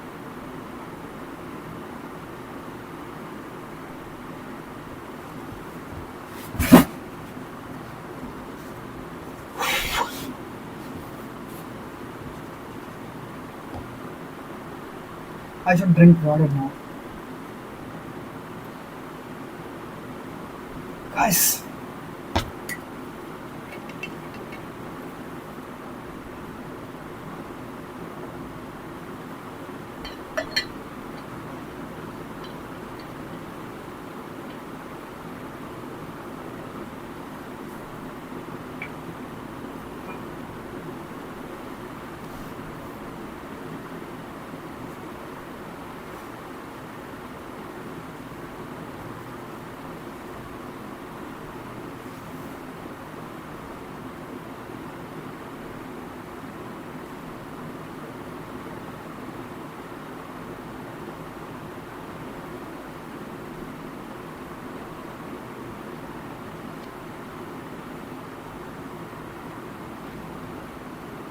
Heaven and Hell, a Zen parable. A thought brownie samurai. Samurai means, I know, it's a Japanese word for warriors or for the soldiers. A thought, a thought, a tough, no, sorry, Heaven and Hell, a Zen parable. Oh, a tough brownie samurai once approached a Zen master who was deep in meditation, impatient and courteous, courteous. I think it's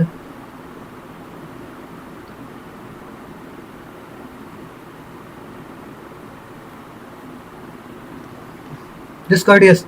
The samurai demanded, demanded in his husky voice, so accustomed to forceful yelling. Tell me the nature of heaven and hell. The Zen master opened his eye, looked the samurai in the face, and replied with a certain scorn. Shall I open chat GPT?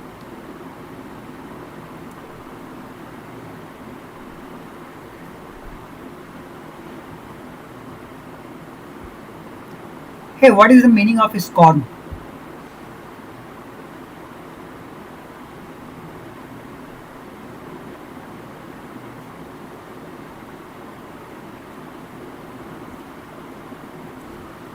Okay.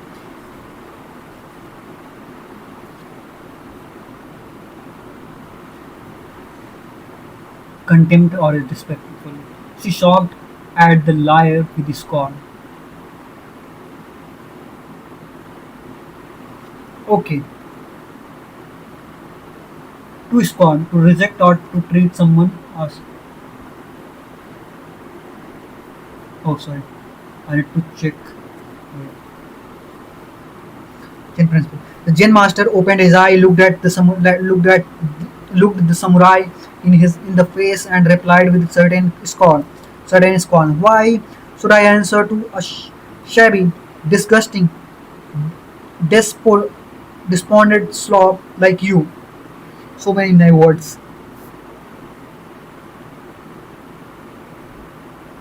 but I know all of them are related to a bad attitude person.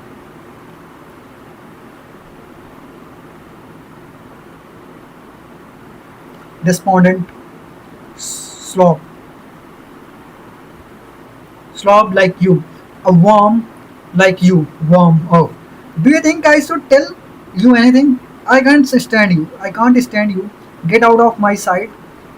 Okay, I have no time for silly questions. The samurai could not bear these insults. Consumed by rage, he drew his sword and raised it to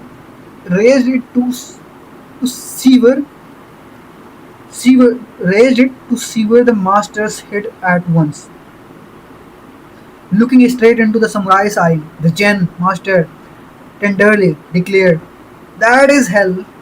The samurai froze.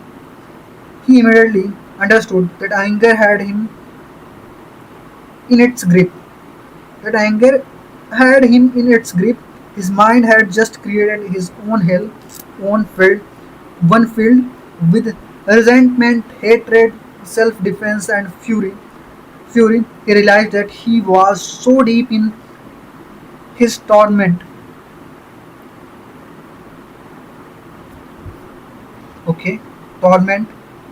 Where's torment? He realized that he was so deep in torment and he was ready to kill somebody. The samurai's eyes filled with tears, setting his sword aside.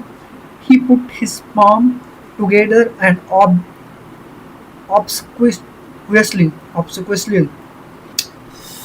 these new words, obs,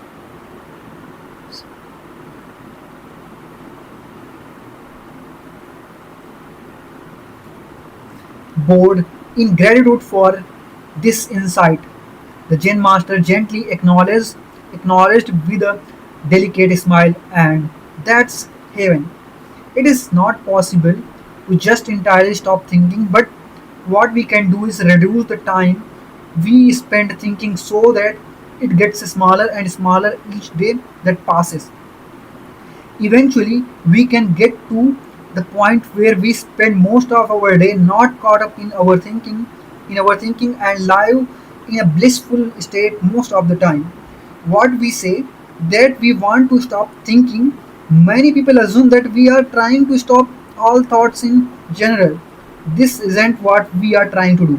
Now that you know the difference between thoughts and thinking, we are working on allowing thoughts to come and flow through us while we minimizing the thinking about those thoughts and that emerge. The most interesting and almost paradoxical thing about stopping our thinking is that we don't have to do anything to minimize it other than be aware of it. By becoming aware that we are thinking and that it is the root cause of all our suffering, it automatically makes us conscious to that fact that and we become detached to it, allowing it to settle and pass. This takes almost no effort and is done through pure presence in the moment. Here is an analogy from one of my mentors that illustrates this concept.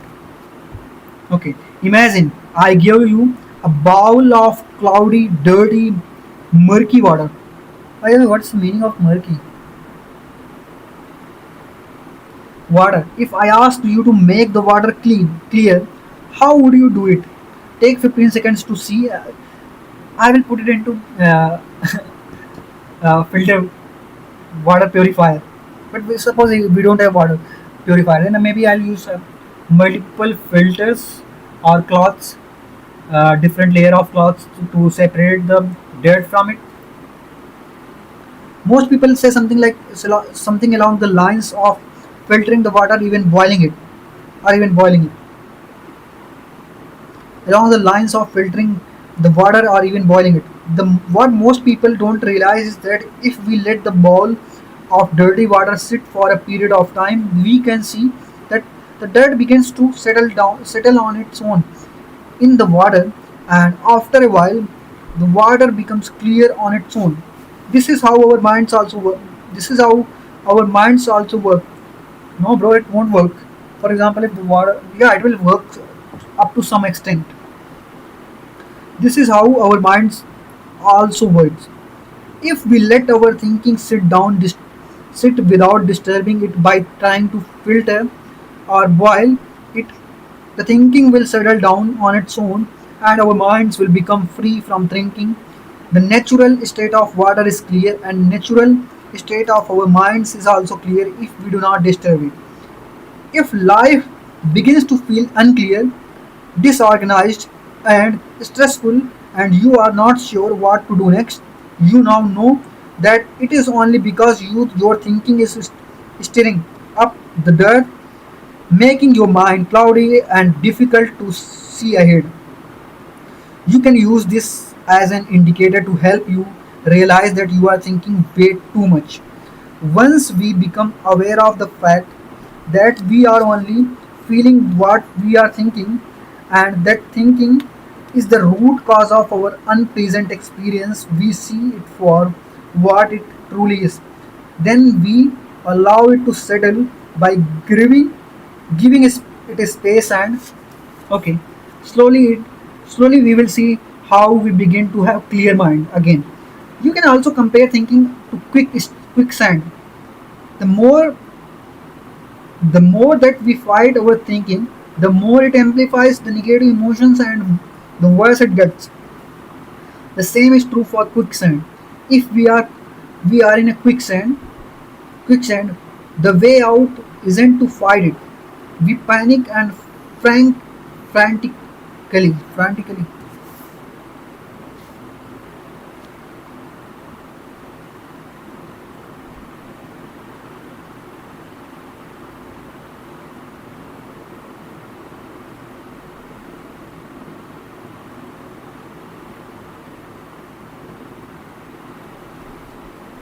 It amplifies the negative emotions and the worse it gets. The same is true for quicksand.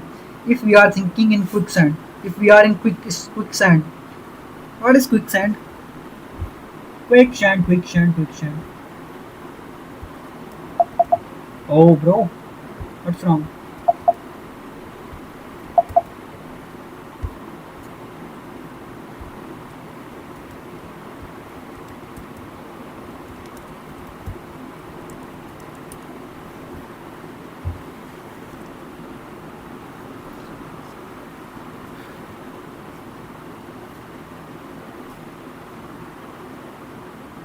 You can also compare thinking to quicksand.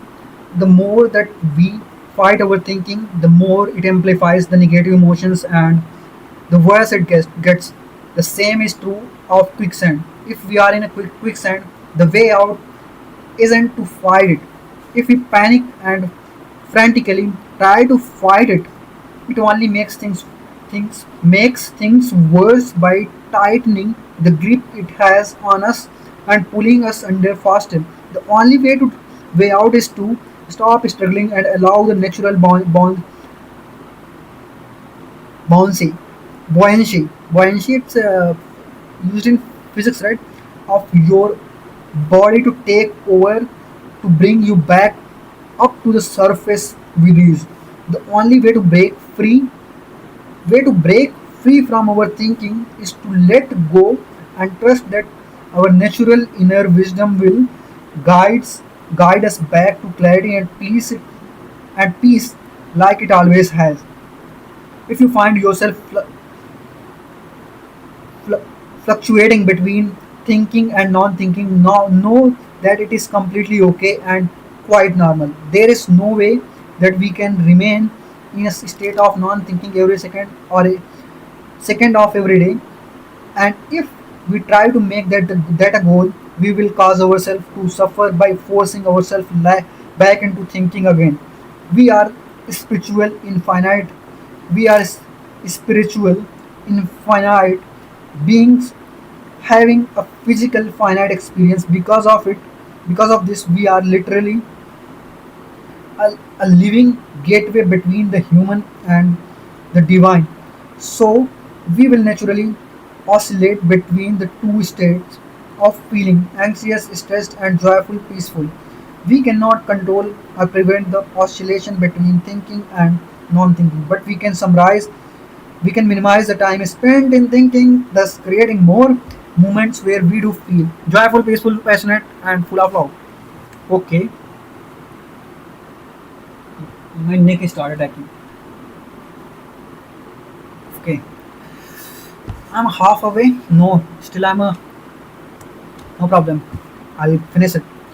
Although, although not being able to control when we begin to think can make it seem like we are cursed with an inevitable fate. It is not that it is not something to worry about because we can always return to the state of non-thinking. It is just a part of our beautiful human experience.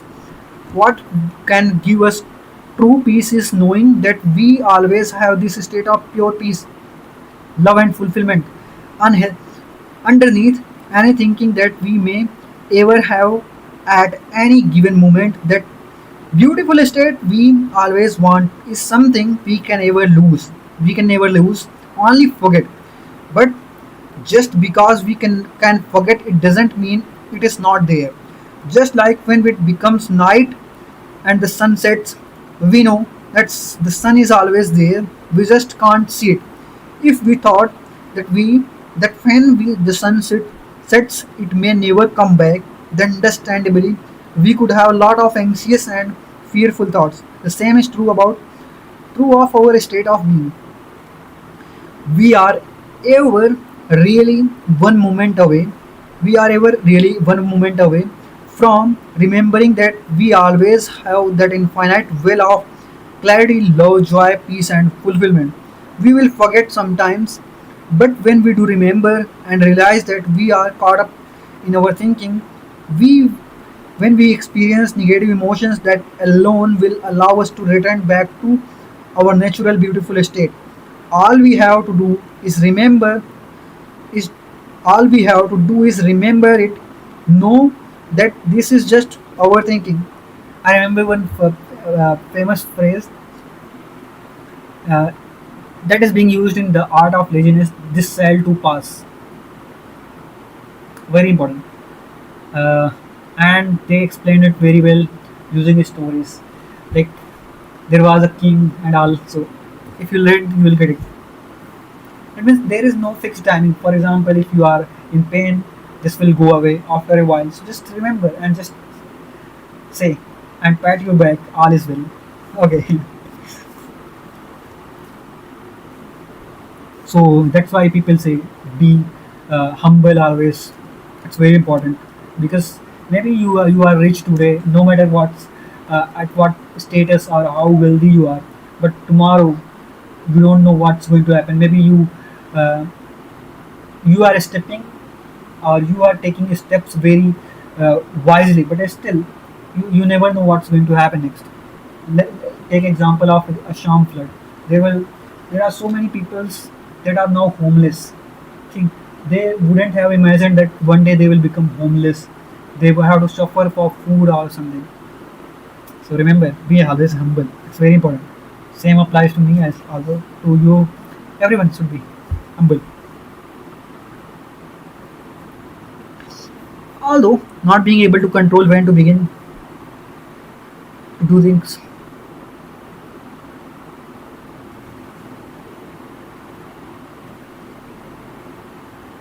We will forget sometimes, but when we do remember, I was somewhere else. We will forget sometimes, but when we do remember and realize that we are caught up in our thinking when we experience negative emotions that alone will allow us to return back home to our natural beautiful state.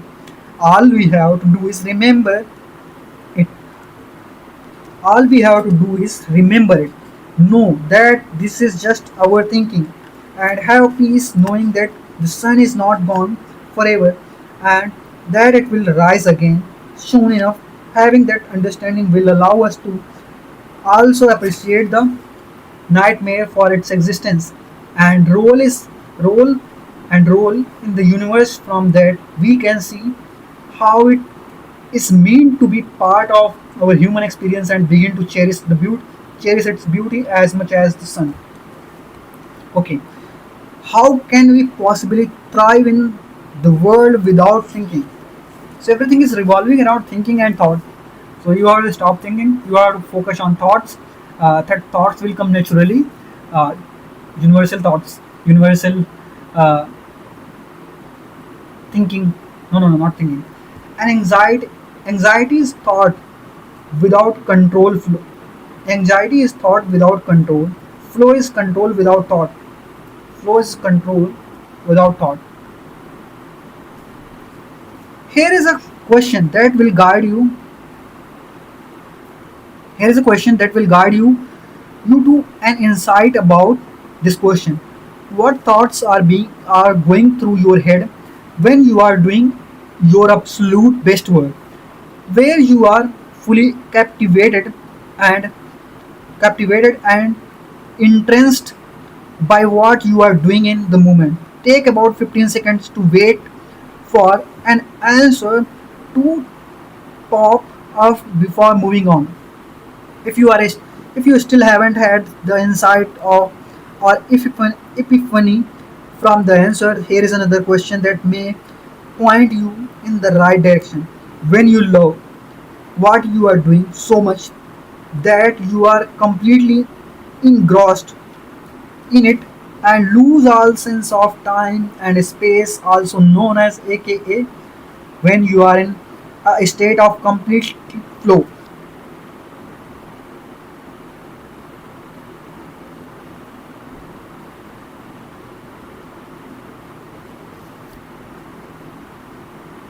What thoughts are going through your mind as you are in the state of flow in the moment? Pause here, wait for the answer to arise, give it about 30 to 60 seconds for the insights to come in. Okay, What I'll think, what I'm thinking, what it would be. For me, it will be when you love what you are doing so much that you are completely engrossed in it and close and lose all senses of okay and lose all senses of time and space, also known as when you are in a state of complete submerged or complete indulgent into something. What thoughts are going through your mind as you are in a state of flow in the moment? You will enjoy that work and you will forget about everything. When you are doing your best work and are in a total state of flow where there is no separation between you or the work you are doing, you are having no thoughts in the moment.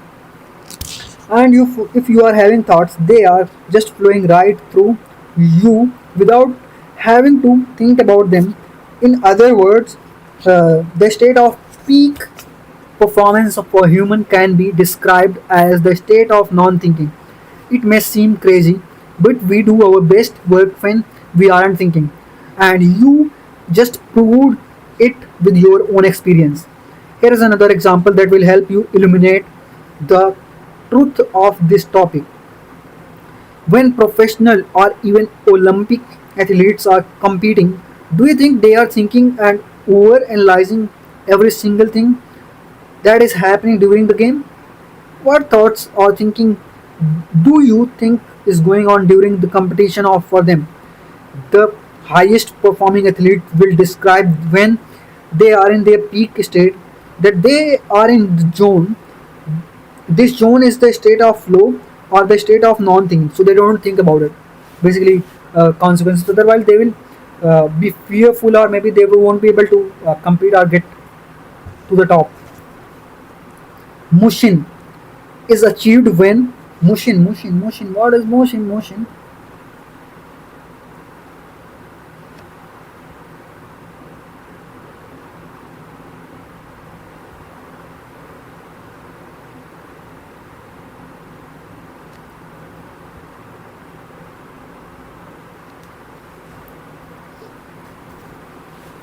Here is another example. Okay. Motion in Japanese culture, they have a beautiful word to describe this phenomenon. Motion. Okay, here is the definition of from Soto times. Soto Sotoka Sotokan times. Motion is achieved when the mind is free of random thoughts, free of anger, free of fear, and particularly free of ego. It applies during combat and or other other facet of life. When motion is achieved during combat, there is an absence of loose or rambling thoughts. It leaves the practitioner free to act and react without hesitation. He reacts according to all of the study and training that has brought the karateka karateka to this point, relying on not what you think should be your next move, but on what your trained instinctive subconscious reaction directs you to do. After practice, thinking hinders the performance of athlete, and the same is true for everyone. We only hesitate or reluctant, and have doubts, insecurities, and fears only when we begin thinking and overanalyzing. We function and perform our best and embody our full potential the moment we enter a state of non-thinking. Without thinking, we are free from limitations of the ego and are able to create the most incredible things in the world. I am not asking you to adopt this belief, but try it and experience it for yourself so that you gain the insights to make it your own. Okay, if we stop thinking, what do we do about our goals, dreams, and ambitions? So, question, right question, I mean. There are no limitation to the mind except those we acknowledge. Napoleon Hill. There are no limitation to the mind except those we acknowledge. Okay, so there isn't any limitation. We just acknowledge that okay, this is not possible, this is possible. So in that way, we start overthinking. Wow. Think they I think therefore I suffer. When I finally understood that thinking was the root cause of all my suffering, I was jumping up and down, feeling exhilarated. Exhilarated. I heard exhilarated, I don't know.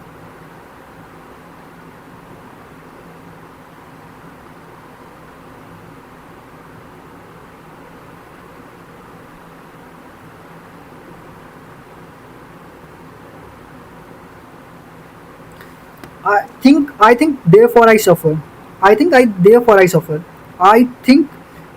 suffer. Therefore I suffer.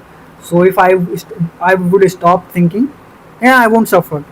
When I finally understood that thinking was the root cause of all of my suffering, I was jumping up and down, feeling exhilarated, relieved, relieved and grateful for discovering the true reason for everything negative I have experienced in my life. This ecstasy, ecstasy.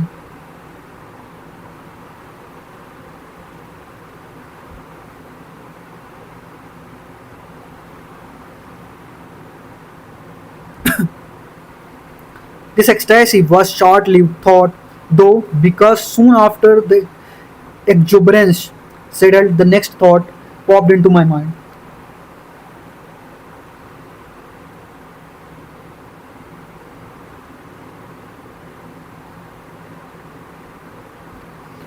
If I if thinking is the root cause of all my suffering and I just stop thinking, how do I live my life now? What about all of my goals, dreams and ambitions? Do I stop wanting things in life? Will I just develop into a cow? We just I devolve, devolve, devolve. Will I just devolve into a couch? Okay, potato. In, will I devolve into a couch potato? I know, and not do anything with my life anymore. No, no, no. I think thought is different there. That's why. So, in case you were wondering, yes, I am a telepathic, and yes, I can read your mind. Just kidding. But if you are wondering how I wrote down the exact same or very similar question and thought that you are most likely having the right down, it is because I am also human. Contrary to popular belief, all of us are going through similar journeys of awakening to our true selves. So, rest assured that many people are having the exact same thoughts you are thinking right now as you come to see your true magnificence. Now, back to the question of what we do about our goals, dreams, and ambitions if we stop thinking.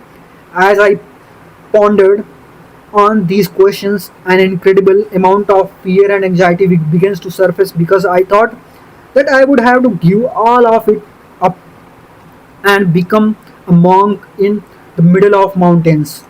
I was definitely not ready to do that. As much as I wish I were that enlightened. Okay, I was definitely okay. I was not. I was definitely not ready to do that.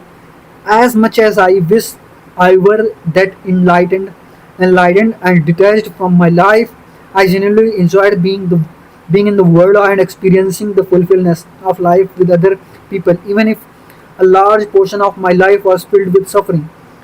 Here's what I have discovered about what to do with our goals and dreams with this new understanding. As we have mentioned in previous chapters, there is a difference between thought and thinking. The source of thought and the source of thinking are different, and the source is what we will dictate whether it causes suffering or not.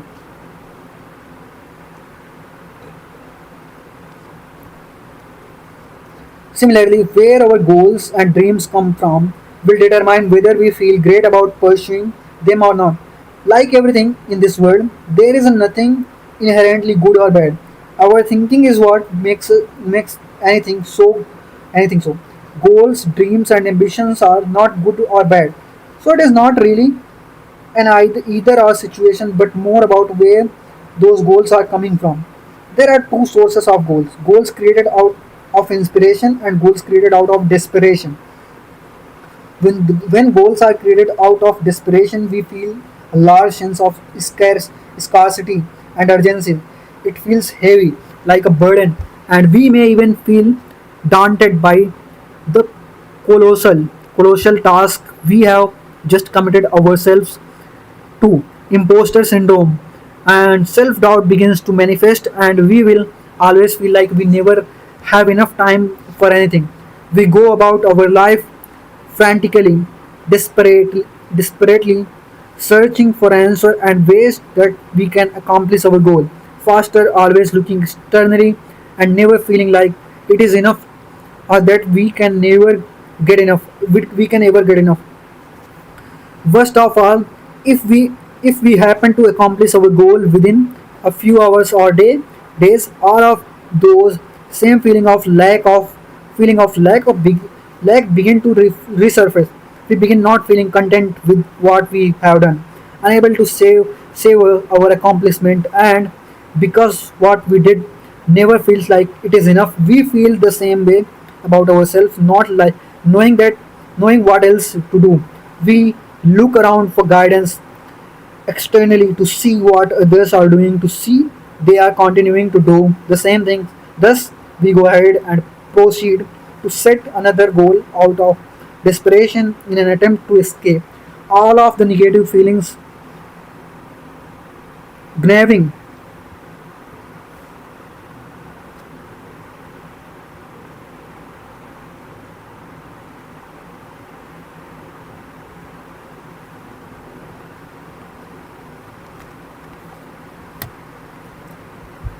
Oh, oh. How much? Oh, still I'm not 50% covered. No problem. I'll finish 50%, then I will uh, take a break. Few minutes break only. Oh, I haven't created scene for the uh, taking break.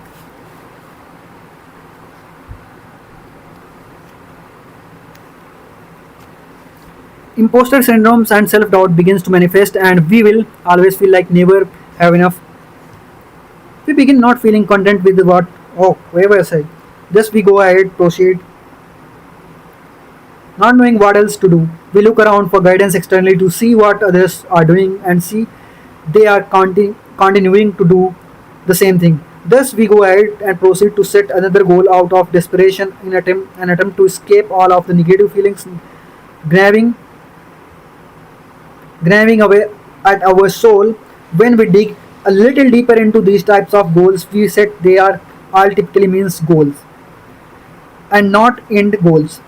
In other words, the goals we set in this state of desperation are all a mean to an end. There is always a reason we want to accomplish the goal, and it is always for something else. For example, we want to create a multi-million dollar business because we want financial freedom, or we want to quit our job so that we can escape the stress and anxiety and that comes from it. We feel like we have to do these things instead of wanting to. Okay, so another thing, goals created out of desperation are typically realistic and out of desperation and created by analyzing our past and what we think to be plausible.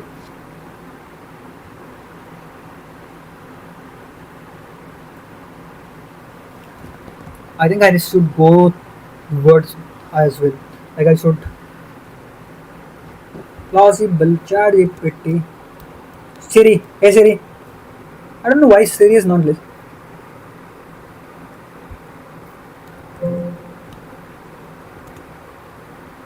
No. Here command option, function option. There was an option.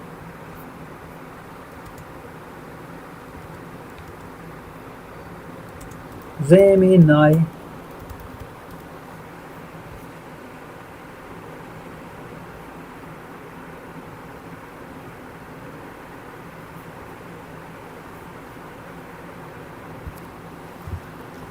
Hey Gemini, what is the meaning of plausible?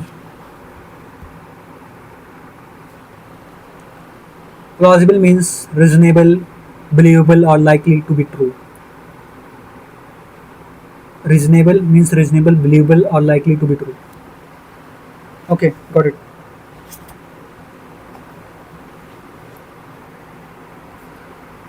Okay, so plausible. In the moment, it feels very confining and limiting. Although these types of goals and dreams may excite us in the moment, as soon as we begin to try to create them, we feel a lack and we are desperate to bring the dream to life. Paradoxically, if we do end up achieving a goal created out of desperation, we end up feeling even more empty than we did before it. Okay, the next logical thing we tend to do is to set an even bigger goal out of even greater desperation to hopefully make us feel whole inside. This is how most of us set our goals and how we live our lives. I'm also not saying this to criticize or judge at all, but to reveal the reality of it. The only reason why I was able to describe it in painful and excruciating excruciating.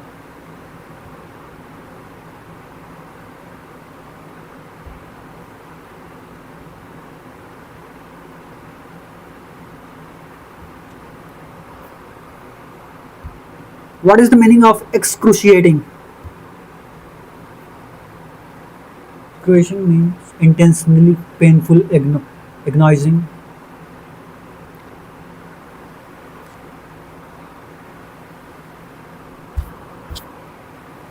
Okay. The only reason why I was able to describe it in a painful and excruciating detail was because that was my life. Here is the good news. It is not your fault that you set goals that way if you do, and there is a way out. It is through creating goals and dreams out of inspiration instead of desperation. When we create goals out of inspiration versus desperation, it is a completely different story. In this state, we are creating because we feel deeply moved, inspired, and expansive. It feels like a calling rather than an obligation. It is like there is a powerful force of life coming from within us, wanting to be expressed through us to be manifested into the physical world. This is why painters paint, why dancers dance, why writers write, and why singers sing even if they never get paid or make a living from it. We feel pulled by a force to create something. We gravitate towards it. We feel compelled. I feel I need to work on the vocabs.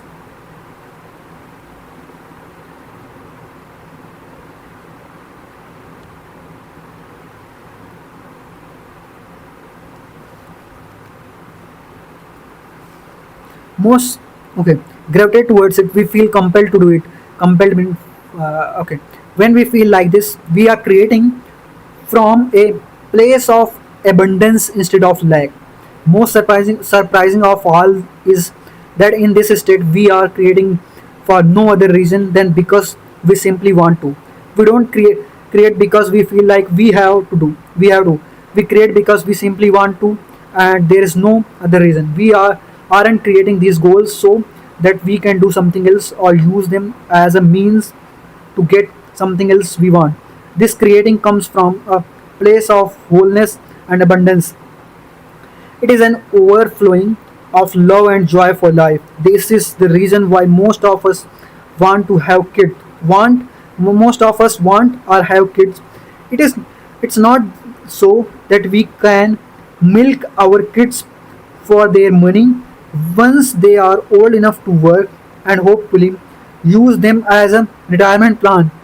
I think so. It's very true. We want to have kids because we want to share the abundance of what we have with them, and it comes from a place of sharing where what we have lots of versus trying to get something out of them. This feeling of deep inspiration is incredibly difficult to describe. What it does not come from is this word. It really doesn't come from us, but through us for some from some time something greater than us. I like to call this feeling divine inspiration because the ideas and version and vision we have of what we want to create seem to be far bigger than we could have possibly imagined or come up with ourselves. Since divine inspiration doesn't come from us but from something greater, it doesn't analyze or rely on past data or what you or anyone in the world has already accomplished. Divine inspiration is what happens when groundbreaking creations and inventions are created that seemed to be impossible not too long ago. It knows no boundaries, limits, and or constraints. It is an incredibly expansive force that energizes and lifts us, making us feel like we are high on life. In this state, we feel whole and complete, filled with unconditional love, joy, and peace. We don't analyze, compare, criticize, judge, or rationalize anything, but instead we truly live, love, share, give, create, grow, and nourish. It really is one of the greatest feeling we can experience, and it is truly a gift that we can experience the divine as humans, and it is because we are from the same source. Okay, everyone has experienced this deep feelings, deep feeling and desire to create something marvelous in the world's in the world that is out of pure inspiration and not desperation. Before moving on to the next paragraph, I encourage you to test this theory. Pause here and spend a few minutes thinking about times in your life where you felt an overwhelming feeling and desire to create something magnificent because you felt deeply inspired and called to. It doesn't matter if you actually created it or not. Just think of a time where you felt that feeling to create out of inspiration. Isn't that just one of the most amazing feeling in the entire world? Most of us feel this divine inspiration but then suppress it as soon as we begin thinking about doing it. We begin to think ourselves into doubts, rationalize why we can't do it, and tell ourselves that it is unrealistic, how we should focus on more important things, and that we are not good enough to do it. Is as soon as we begin to think about the thought of us wanting to create, it completely shuts off the source of that inspiration. We go back to living life as usual. When we cut off that source, we also cut off the feelings of abundance, exuberance, ecstasy, joy, and pure unconditional love, and go back to the feelings of doubt, anxiety, frustration, and sadness, and feel confined, stuck, or frustrated with our lives. We can only can only ever follow one calling at a time, either inspiration or desperation in the present moment. The two cannot coexist at the same time, but we can fluctuate them, the two, depending on how much thinking is going on. We stop thinking. When we stop thinking, we don't stop having goals and dreams. We actually fall back into our true nature and begin to create goals and dreams out of inspiration versus desperation. We begin to allow thoughts from the universe to come into our mind that lead us to divine inspiration to create something that has never been created before in the world. When we follow divine inspiration, we feel alive, whole, joyful, and peace, loved at peace and fulfilled. So, how can we tell when a goal or dream is created out of inspiration or desperation? Okay. So, how can we tell when a goal or dream is created out of inspiration or desperation? A simple way to know if a goal or dream is created out of inspiration is to remember the distinction between thoughts and thinking. Goal and dreams are dreams that comes in the form of thought are created out of inspiration. Goals and dreams that come from thinking are created out of desperation. Typically, when we think, we will analyze, judge, criticize, rationalize, and use our past to try create our goals. But in but this form of creating goals feels extremely restricting and limiting. We don't typically feel good when creating these types of goals, and when we are pursuing them. We do not feel great either, since it is all out of desperation. Another way to identify The two is to sense how you feel energetically. Goal and dreams, goals and dreams created out of desperation will feel very heavy, draining, confining, and empty. We tend to lost when we tend to feel lot of scarcity, fear, and stress. Like we have to do them, we have to do them that we are obligated to do obligated to. With these types of goals, it seems like if we do not accomplish them, there will be dire consequences.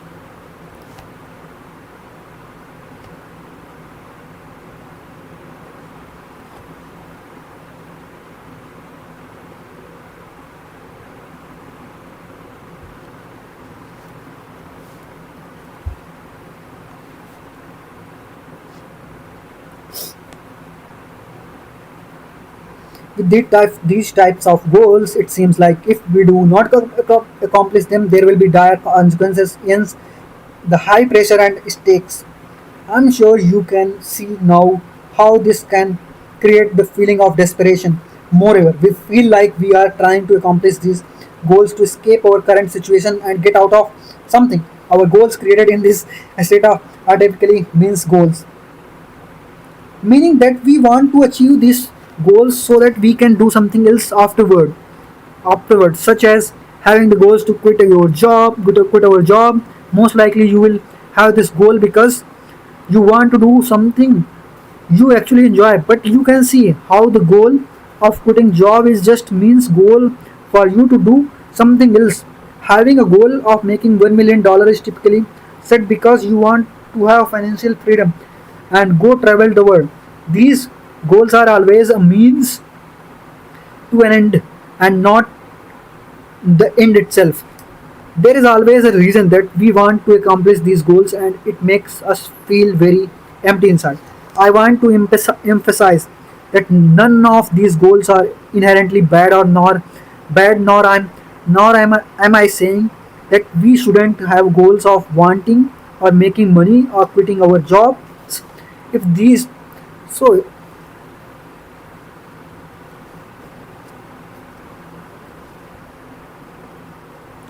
This is an important distinction to make. Otherwise, you will spend most of your time debating and stressing yourself out of whether a goal is the right one for you or not. There are no right or wrong goals, just goals created out of inspiration or desperation. It it just depends on how you want to feel inside, and when you are aware of these two types of goals and how they manifest, then you will be able to feel blissful as you go about creating amazing things in your life. On the other hand, goals and dreams created out of inspiration, which comes from thought, feel very light, energizing, uplifting, and expansive. We tend to feel excited, joyful, and most importantly inspired. We don't feel like we have. So what our author did simply, first he explained about the thought versus thinking. Then another thing is, if you are not thinking, then what about goals? And so he just trying to explain the goals. Okay, so I'm just briefing goals and dreams. Basically those are counter, not counter, but similar things. So goals and dreams. So if you are not thinking, then people ask like, what is the meaning of goal? So there are two kinds of goals. One is like which you are uh, making out of this desperation, out of desperation, and another one you are making in desperation. So if you are making something in desperation, that means their thinking is involved, and if you are making out of desperation, that means it naturally flows into you. Instead of feeling like you need to do this, you feel inspired to. This is virtually no this there is no virtually no pressure because we are not trying to get out of something or escape our current situation by accomplishing this goal. There is no scarcity or urgency because we don't feel like we are creating from a place of lack, but instead from a place of abundance, and we just want to share it with the world. Since it is coming from inspiration, we are not doing it to get something out of it so that we can do something else. It is not a means, it is not a means goal, but simply an end in and of itself. There is no reason we need to create it. We are not creating so we can feel whole. We are creating because we feel whole and we want to give from that place, not expecting anything from it. I'm sure you can see the stark difference between the two now, and that you can tell which type your goals currently fall under. If most of your goals fall under the category of desperation, don't worry, because most people have goals created out of desperation, including myself before I knew a better way. So, how do we create goals and dreams out of inspiration?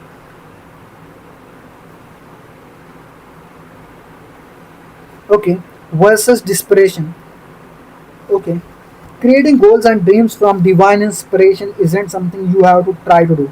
We naturally have thoughts of infinite inspiration all the time. If you look at children, they naturally have the wildest dreams and imaginations of what they want to do. It almost doesn't even register in their minds that they can't do something most of the time.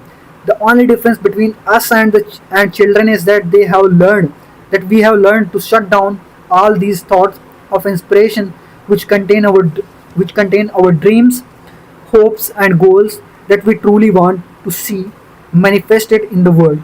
Our minds are filled more with the regions of why we can't then thoughts of what we want to create.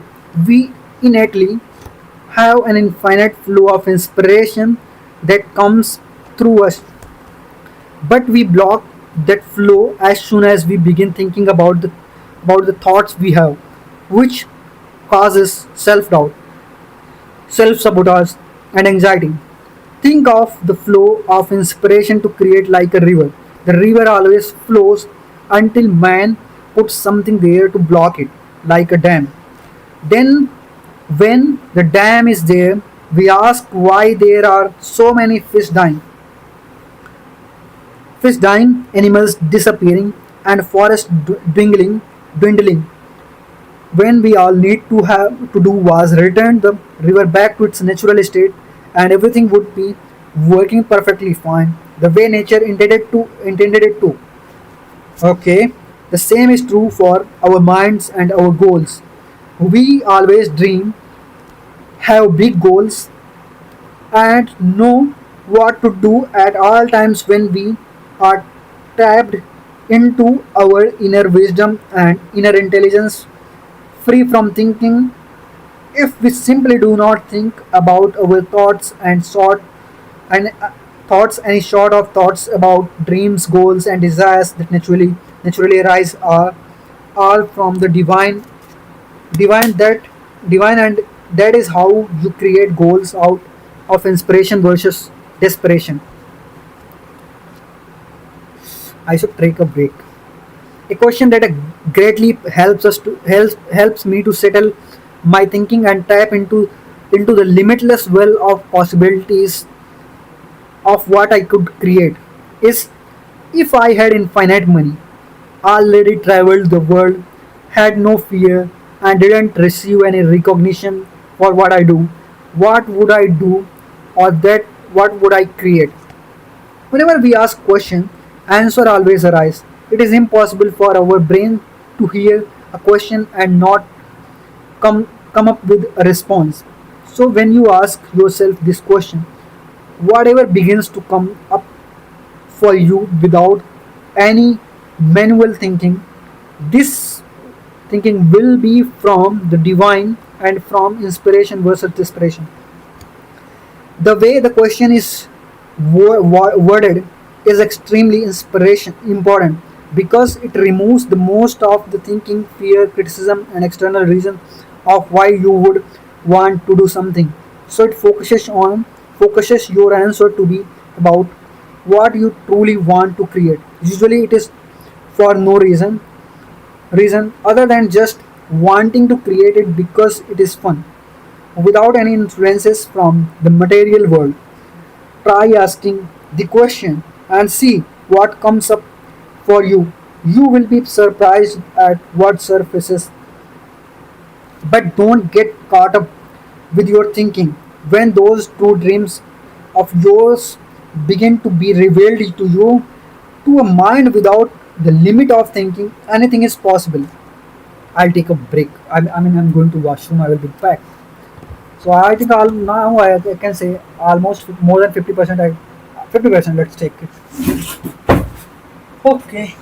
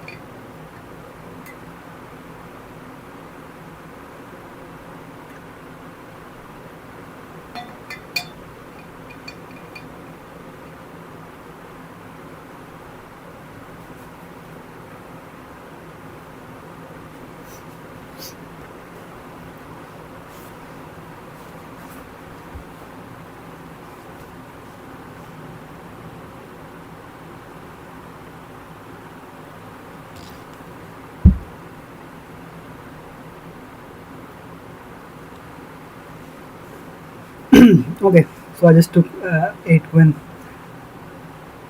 what is guava, and we can begin. So now I'm targeting to finish the remaining one in one go, one sitting. And if anyone is gonna watch, just 2 hours 49 minutes. I don't know how many. I think today I will take 5 hours or 6 hours. It's okay because sometimes I'm talking, sometimes I'm summarizing. It's and tomorrow I have an interview, and I'm not preparing for that because it's not necessary. I mean, maybe I'll wake up, and after that I will prepare for it. Okay, unconditional love and creation. What is it? The greatest power that mankind could ever achieve is the power of unconditional love. This is when people love with no limitations, conditions, or boundaries. Unconditional love. I learned about unconditional love from my extraordinary partner, McKenna. For most of my life, I always questioned everything.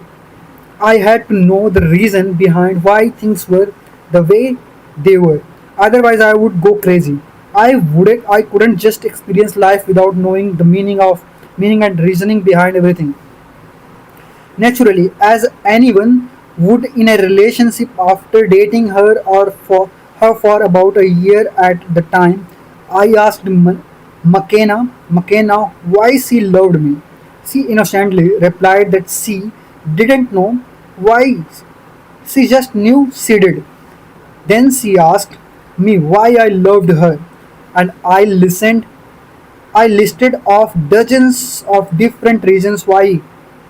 It ranged from her beautiful smile to her adorable laugh, how pure her heart is, how much she loves her family, how intelligent she is, and the list goes on almost indefinitely.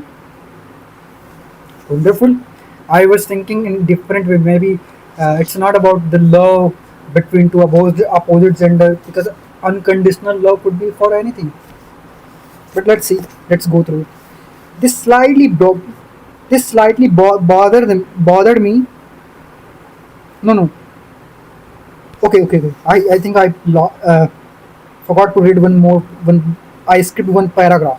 So we have been dating for 7 years now, and every few months,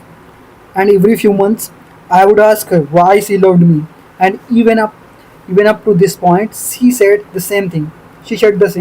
I don't know. I just know that I love you a lot.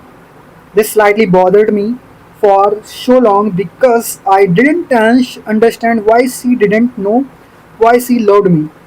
I could list off 50 reasons of why I loved her, but she couldn't even list a few.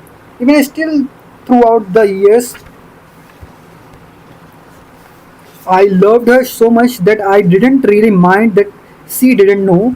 I just accepted it and continued to love her anyway because I couldn't help myself.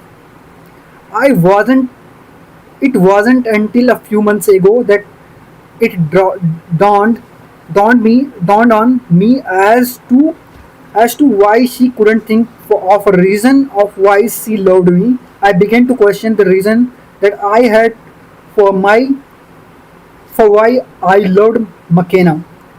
Then I had an epiphany that changed my epiphany that changed my life forever. I asked myself, did I love her because of her love or because she loves helping other people? What happens if she doesn't laugh one day or doesn't help someone that day? Do I stop loving her if she doesn't do the things that I said were the reason that I love her? I realized that if I create reasons for why I love her, then it makes my love for her conditional through those specific traits or actions. And if she doesn't do them, then I don't love her. This is, of course, not true.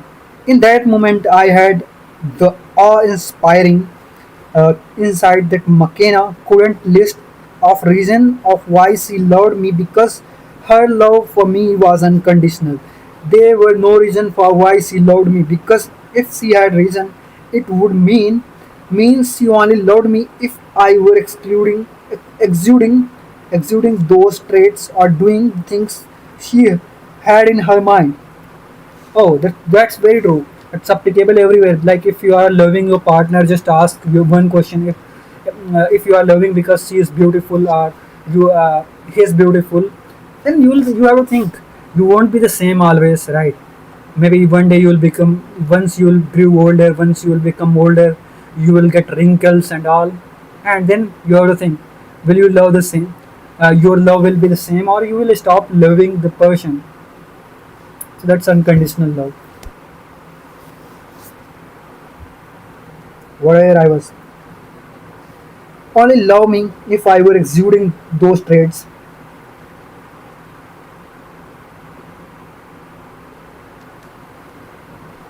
or doing the things she had in her mind. Her love for me is not based on my mood or what I did. Her love for me goes beyond all regions and does not come from a place of reciprocity. She does not love me because I love her, nor is she loving me because of what I can do for her. She is experiencing so much love within herself that it's an outpour of an abundance of loves that she is gifting me unconditionally. Attempting to articulate the feeling of this and where it comes from is probably the hardest thing I have ever done in my life because I'm attempting to describe the undescribable. Undescribable. From this experience, I learned to make my love for McKenna unconditional by not placing reasons or so can we make or it's just normal. It will come internally without any uh, attempt to do it. I'm not sure. Let's read it further. From my okay by not placing regions or unconditions or conditions for when I would love her because I did that by default I would place conditions on when I would not love her. There's just so much love in my me because me now because I have experienced it that there is simply an outpour of unconditional love where I can't help but love her no matter what. This unconditional love doesn't come from external regions but comes from within from the infinite source we all come from. We are all connected to this pure unconditional love which is God, the universe, or whichever name you choose to use. The only thing that gets in the way of this is our own thinking, which separates and cuts us off from that unconditional love. Unconditional creation. Unconditional creation is the purest form of creation there is. When something is created out of conditions or out of unconditional love. I think I'm not sure how to use the word out of, so I need to learn. No, I got it. Out of curiosity, out of unconditional, out of conditions, out of uh, ego. That means you don't have any ego. You are just out of ego. You are asking.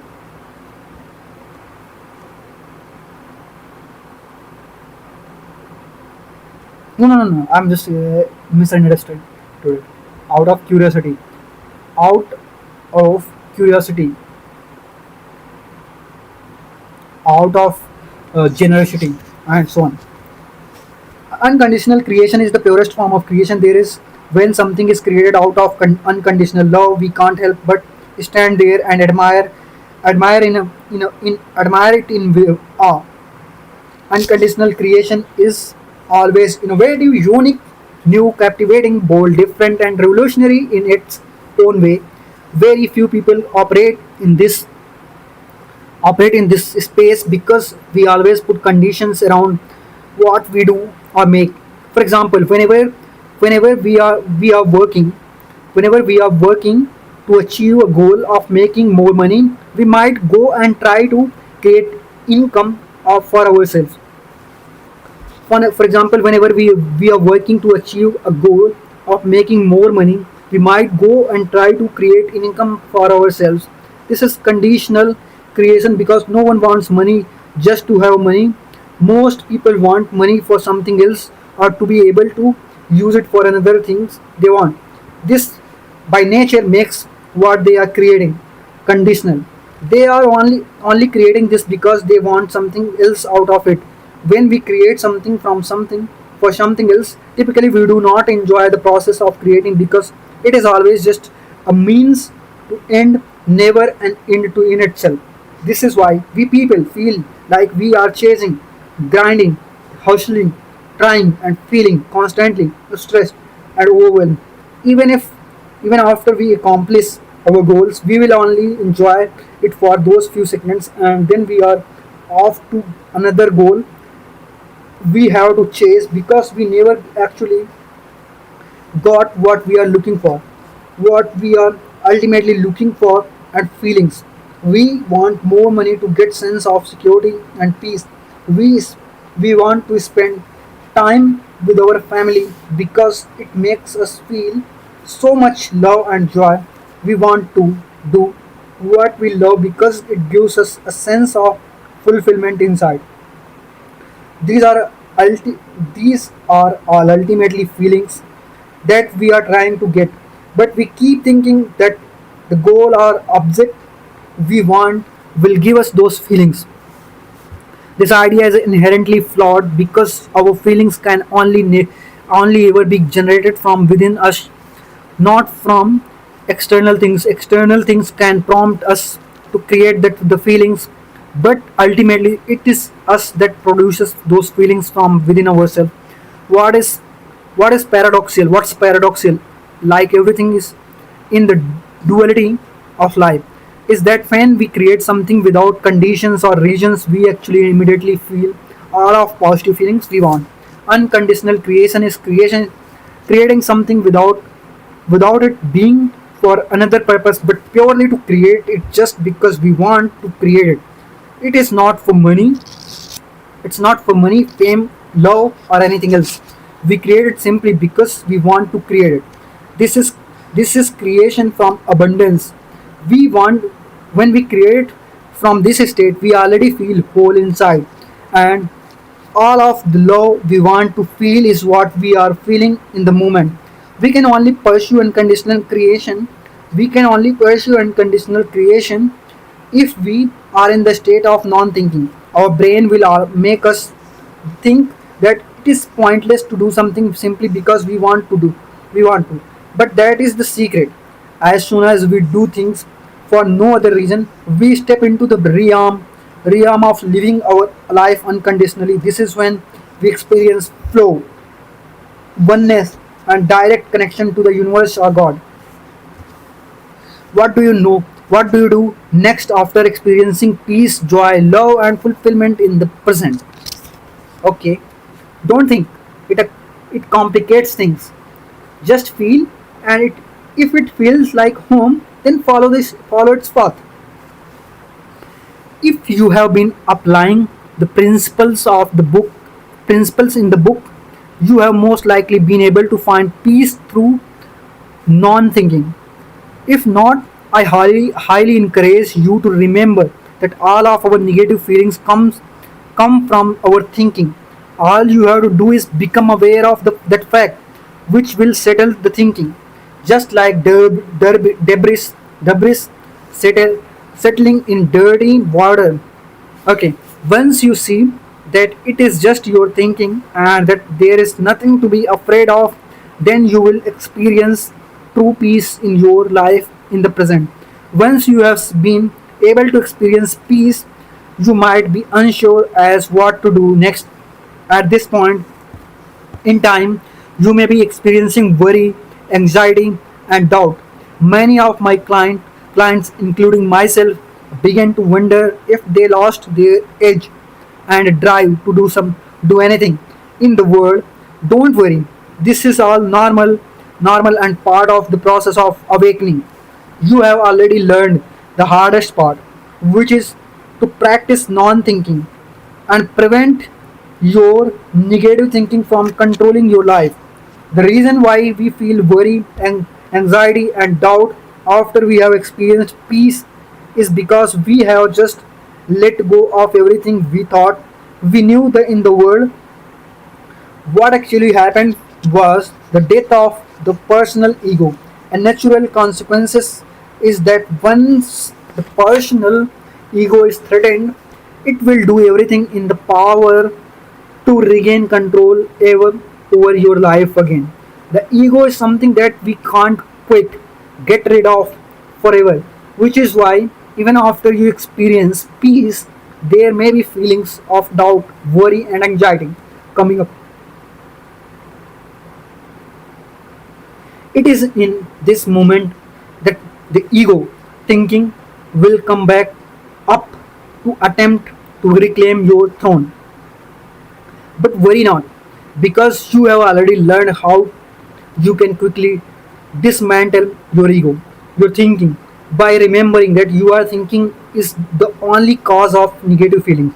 The point is not to try, point is to not try to prevent your thinking from ever entering your mind, but to shorten the time that it takes for you to remember that it is just your thinking that is causing the negative emotions. It is impossible to prevent thinking from happening because it is so ingrained in us.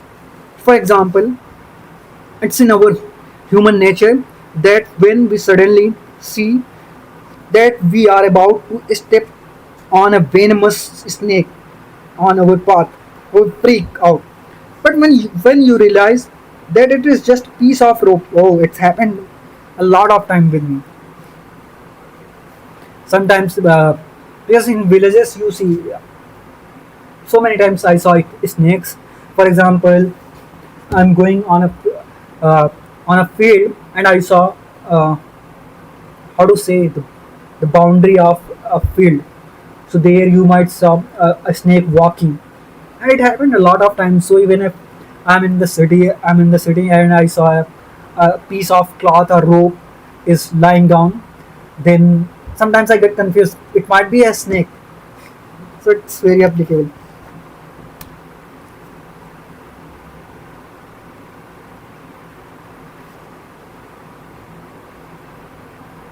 For example, it is in our human nature that when we suddenly see that we are about to step on a venomous snake on our path, we freak out.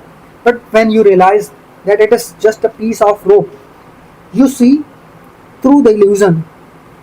Knowing that you are thinking is what caused you become afraid, and you resume your peaceful walk on the beautiful trail. We can't prevent the initial reaction, but we can always remember the truth and return to our natural state of peace, and that's all that matters. Another reason that we may feel anxiety, worry, and doubt once we experience peace is because we were using a colossal amount of energy when we were thinking all of the time. Most people spend the majority of their day in the state of stress thinking, which consumes enormous amount of energy. When we stop thinking, this energy you used to think is now freed up. It's like garbage collection or memory. So suppose you are doing lot of unnecessary stuff and after that you forgot to collect the memory, unused memory. Then there will be lot of garbage memory. I know it's programming term. Let's leave it. Most people spend the majority of their day in a state of stress thinking, which consumes enormous amount of energy. When we stop thinking, this energy you use use to think is now freed up, but it hasn't been directed anywhere yet. And what happens if we return to our old pattern of putting that energy back into into thinking, because that is how we were conditioned. We What we can do is, in this case, is to channel the the newfound energy into our goals of inspiration. This is the cure and intervention of preventing this energy from going back into overthinking. For this to work, make sure that you have spent some time creating your goals out of inspiration versus desperation and having it top of mind so you can channel all of your energy towards it once you experience this phenomenon. If you have only goals of desperation in your mind, then directing energy toward it will only perpetuate the thinking and negative feelings. What tends to help many people is in this stage is to also have an okay also have an where are you bro an activation ritual. An activation ritual is a morning routine that helps them get into a state of non-thinking and flow. It helps you build momentum, a positive direction immediately when you wake up, so that it is easier to stay in that state of non-thinking for the rest of the day. An object is in motion will stay in motion. Newton's law. It it never I never understood why spiritual masters and all great leaders had the morning routine until I understood the power of non-thinking and momentum. Here's the good news. Now that all of your energy isn't tied up with thinking anymore, and channel it into creating new goals from inspiration to fuel and propel you into your new life full of peace, joy and love. Okay,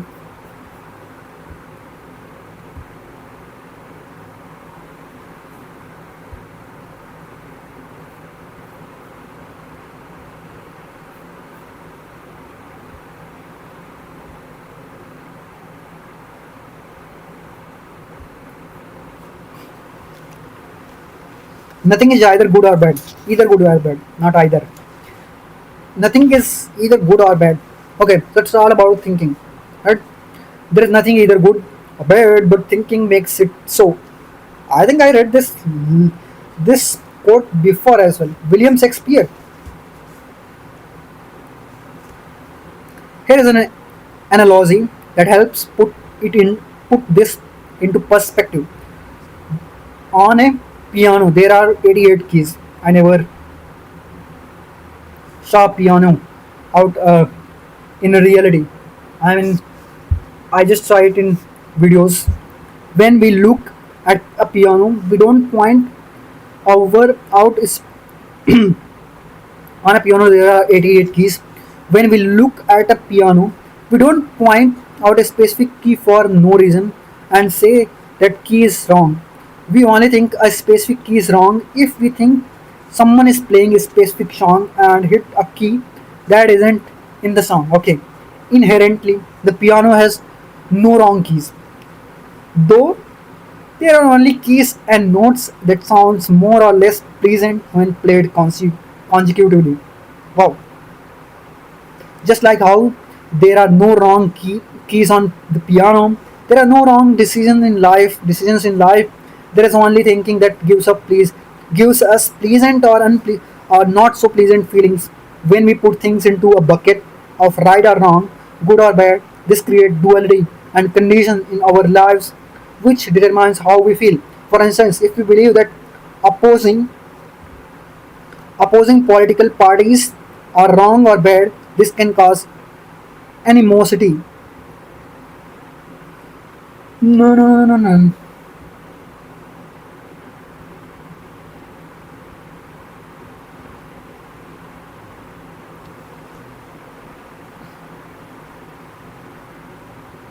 Within us and make us feel a con- connotation of negative emotions.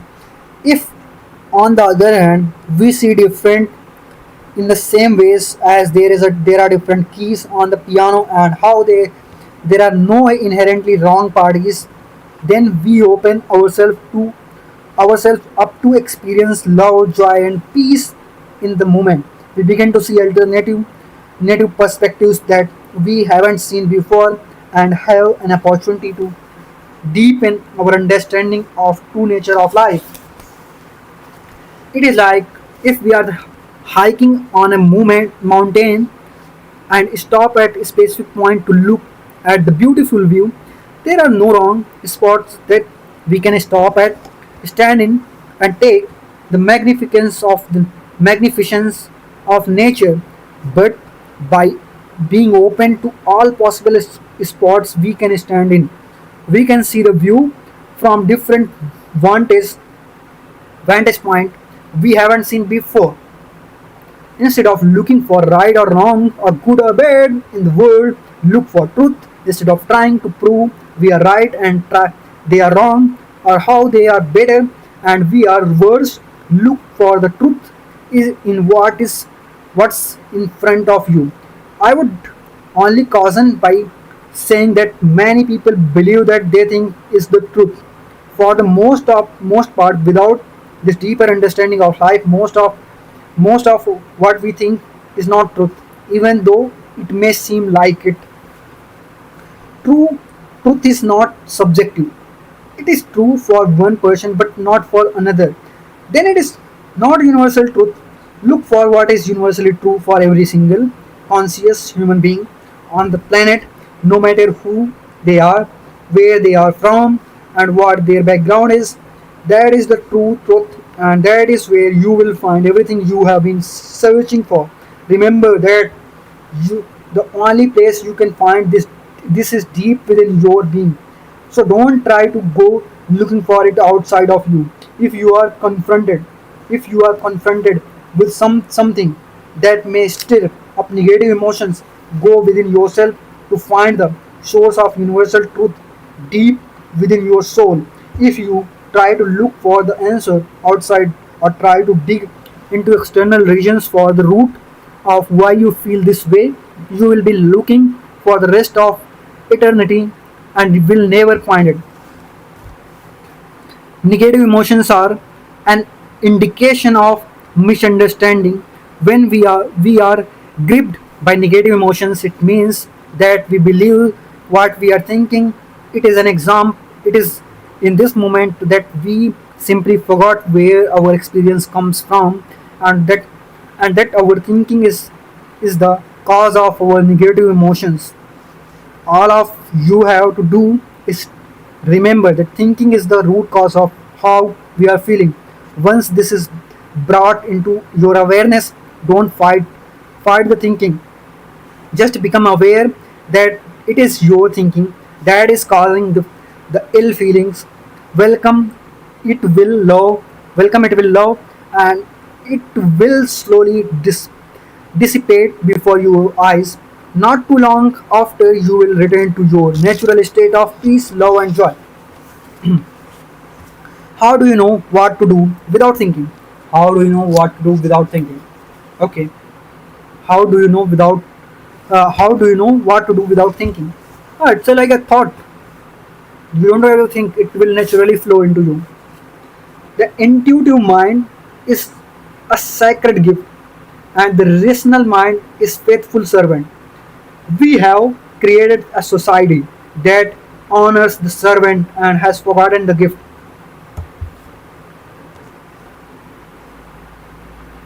Okay, the intuitive mind is sacred gift. Okay, and rational mind is faithful servant. We have created a society that honors the servant and has forgotten the gift. Albert Einstein. In the previous chapter, we discussed how there is no right or wrong in this world. This chapter will build on the last to deepen our understanding and illuminate how to know what to do without thinking.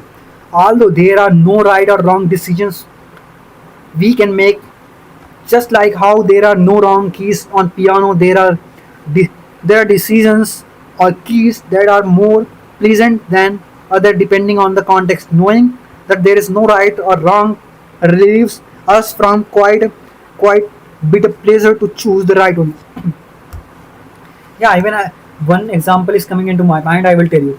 So let's say you are traveling in a train, okay, and suddenly and you are in hurry. So you are traveling from one place to another, and you are in hurry, and suddenly someone pulled the chain, and because of that train got late or got delayed basically. Now you are frustrated. Okay, then you got to know that someone pulled the train because uh, there was some animal on the track. So think, uh, so it's your thought process. You are thinking in negative way, but because but when you think in different way, like okay, someone stopped the train to save someone's life, and that's where for you might be think like okay, this happens to the trains always. People are not civilized and all, but once you will think in a different angle. So that's your truth might be someone's wrong, or someone's truth might be your false. Oh, although there is no right or wrong. So your right or be might be someone's wrong, or your wrong might be someone's right. That is a truth light. Although there are no right or wrong decisions we make, no. When we make decisions, we want to rely on non-thinking. When we make decisions, we want to rely on non-thinking. When we try to think, analyze, create pros and cons list, and ask everyone, including our pets, for advice, it causes anxiety and frustration until we make the decision. Most of the time, we already know deep down what to do in any specific situation. This is often referred to as your gut feeling, intuition, or inner wisdom. What we do is try to confirm our intuition with the external world. Basically, you are trying to confirm with other people's that whether it's true or false, whether it's right or wrong. I feel like my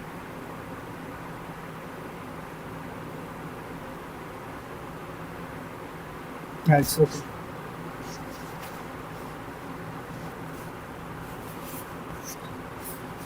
Okay, okay.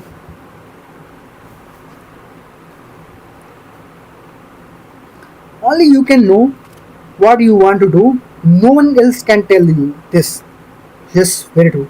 There will be mentors and coaches that can guide you to help you along the way, but the best one will tell you to listen your intuition and look within yourself for the answer. The truth is only ever within you. This is why many of us experience the phenomenon of regret when we knew deep down that what we should have done based on our gut feeling, but we ignored it and listened to someone else's advice or opinion.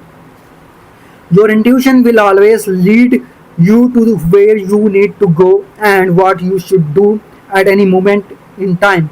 It's like a real time inner GPS that will tell you when to take a detour.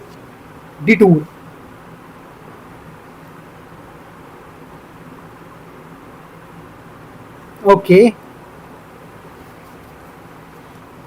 when to take detour and which path you should take if there is a blocking in the road of to your destination. It is guaranteed that our inner GPS will guide us to exactly where we want to go.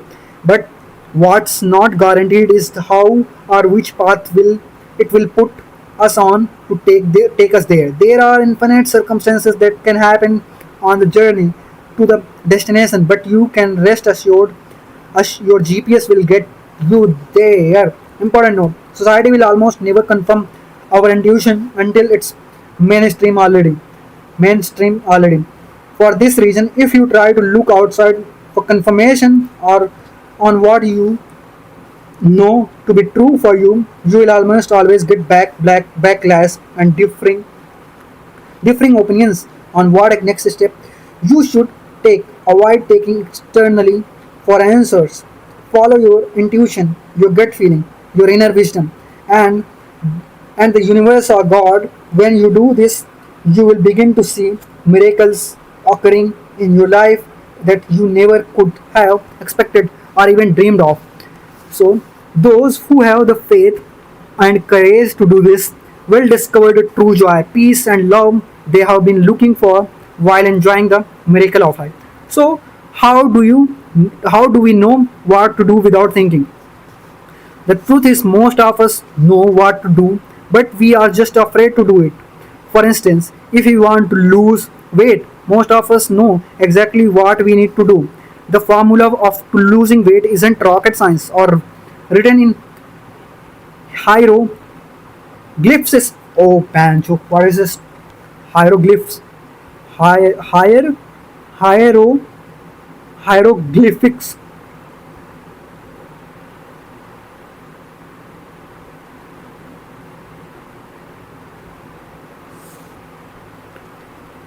Written in hieroglyphics. Most of us know that. Okay, let me ask. Hey Gemini, what is the meaning of hieroglyphics or hieroglyphs? Refers to written system made up of pictorial characters and symbols, most famously used by the ancient Egyptians. Egyptians, not Egyptians. Refers to written system made up of pictorial characters and symbols. Okay, hieroglyphs.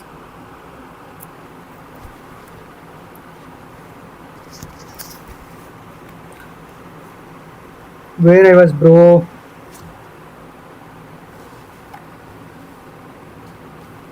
So how do we know what to do without thinking? The truth is most of us know what to do, but we are just afraid to do it. For instance, if we want to lose weight, most of us know exactly what we need to do.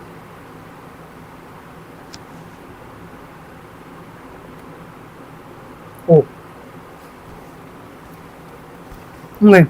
Most of us know what all we need to do is burn more calories than we consume, work out and eat healthy foods, and we will lose weight. For anything, in life, you most likely already know deep down what to do, but are afraid of doing it or don't believe what you are good enough to do it. The first step is realizing that you already know what to do. You just think you don't because of fear or self doubt. If you don't have any fear or self doubt about the situation and still see that you don't know what to do, then the next step is to trust that your inner wisdom, infinite intelligence, will give you the answer you need. We have the ability to access an infinite number of thoughts.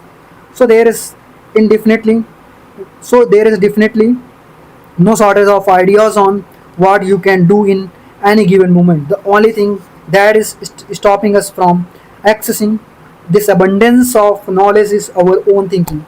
Henry Ford once said, whether you think that you can or can't, you are right. If we walk around our lives thinking we can't, then we immediately block ourselves from the limitless possibilities of what we can do in any given moment in time. But when we release the brake in our mind and realize that it's just our thinking holding us back, we automatically return to our natural state of abundance and unlimited possibilities, and in that moment we can receive any answer we need on what to do. In short, in short, know that you already know, and if you don't know what you can know, what do you need to know? Oh, in short, know. In short, know that you already know what, and if you don't know that you can know what you need to know. Okay, if you know that you can always know, then what you need to know will always come to you. Trust in your own intuition and inner wisdom. It has always and will always be there for you when you need it, as long as you trust that it will. Gut feeling. How to follow your intuition. Okay, intuition. It's very important. Have the courage to follow your heart and intuition. They somehow already know what you truly want to become. Everything else is secondary. In previous chapter, we talked about how we don't need to think in order to thrive in the world, and that the way we do thrive is to remove the thinking we have going on. The state of flow is a state of pure oneness and a direct connection to everything around us. Because there is no separation when we are in that state, we can also say that it is a state where we are in direct connection and alignment with God, universe, infinite intelligence. We think what thinking does is ever this connection we have with the divine causing us to feel stress, frustration, anger, resentment, depression, and all of the negative emotions many of us feel on daily basis. This is why some religions describe hell as the complete separation from God. From now on, for simplicity's sake, we all be using the term non-thinking instead of flow, but they really are synonymous. When I use them in this book, this state of non-thinking also means a direct connection to infinite intelligence. Many will attribute the state of non-thinking or flow with a particular activity that we love to do and say that that is the only time when we can be in flow. This is far from the truth. We can be in a state of non-thinking at any point in time. The only time we can really be in a state of non-thinking is in the present moment. We can only see reality in the present moment, and when we are actively thinking, it means we are either in the past or future, which doesn't exist. Only in the present moment can the truth be found. This is why all of the spiritual masters and leaders always teach people how to meditate, pray, and to be in the present moment. In the Bible, when Moses asks God her name, she replies with I am. God didn't say she was or will be because they don't exist, but simply said I am God. I'm God. I am God or comma God, truth, this universe, freedom, peace, joy, love, and terms all are all synonymous, can only be found and therefore experienced in the present. When you are following your intuition, it means you are trusting yourself and having faith that you always have the inner wisdom necessary to help guide you through everything in life. This is a state of non thinking of flow. Let's explore how we can make this concept practical and boring in oh sorry let's explore how we can how can we how let's explore how we can make this concept practical and bring it into our everyday lives. What does following our intuition and inner wisdom look like, and how can we do it? When you are following your intuition, you are completely tapped into something greater than your personal self. You are in a state of non-thinking flow and direct connection with God. In this state, you always know what you need to do without thinking and are guided by intelligence. It more almost seems like we are not doing anything when we are in this zone because we lose our sense of personal self and become one with life.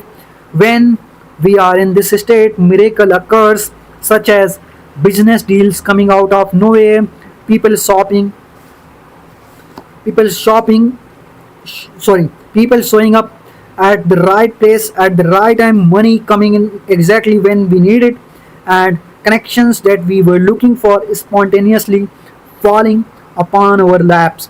Life seems almost magical.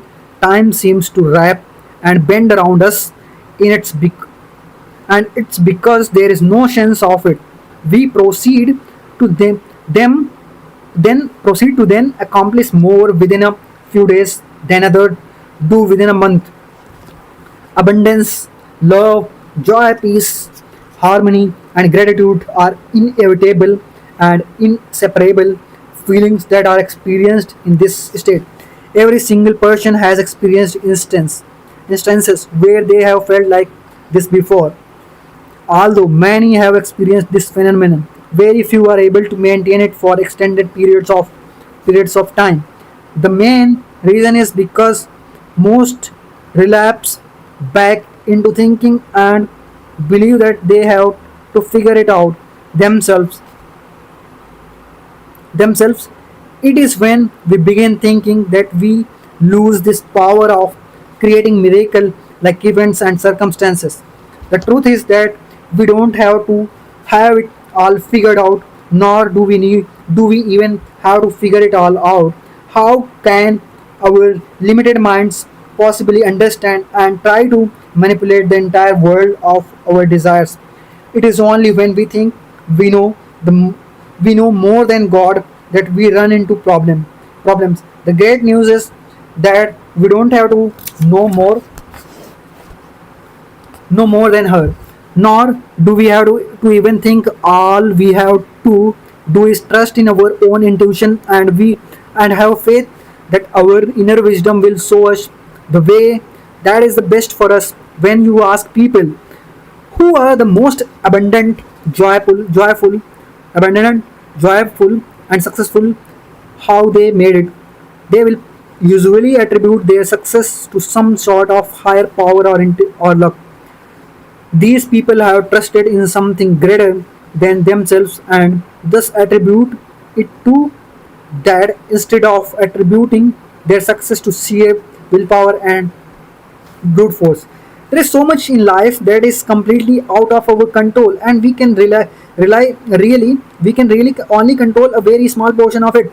This is not to say that we give up because we can't control our lives. It is quite the opposite. When we realize that we don't have to control and try to force everything to happen our way, we become free from suffering, pain, and frustration, and begin to fall into this state of non-thinking.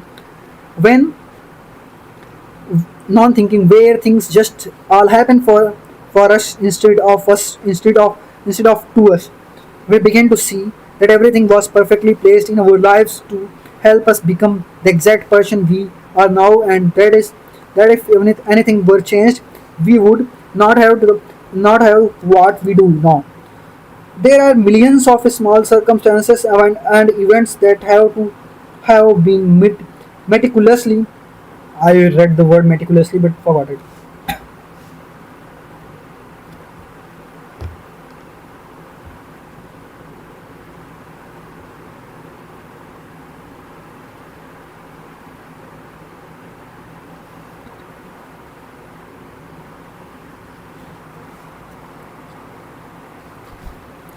Going back to the point just made about or not having control things in our life, there is a caveat.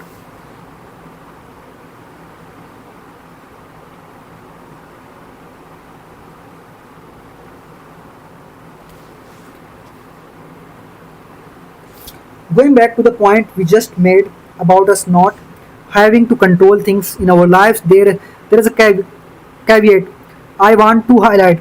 It is true that we cannot control everything that happens in our lives, but what we can control is whether we think or not, which is the root cause of all of our problems and negative emotions. We can decide to change our experience of life and how we feel at any moment whenever we want. This is how we can choose to be happy by choosing to let go of our thinking. Isn't that what ultimately matters at the end of the day? It is not about what we have, but how we feel inside that is the true measure of success, joy, and fulfillment. The another point I wanted to bring up is that although we cannot control a lot of things, we what we do have a say in is what we want in our lives, but not necessarily the how.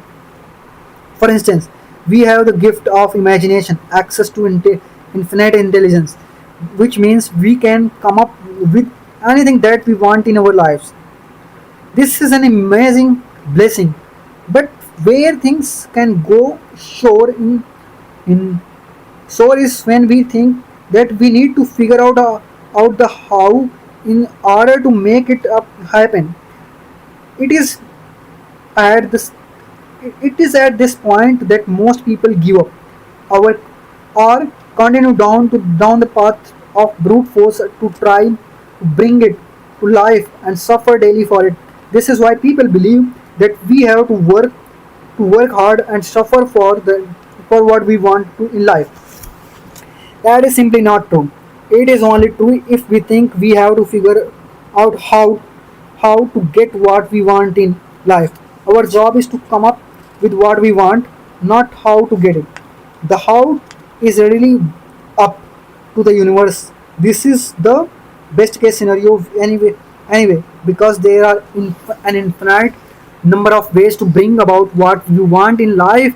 So for our little infinite brains to figure it out would be futile nonetheless. So 3 hours 30.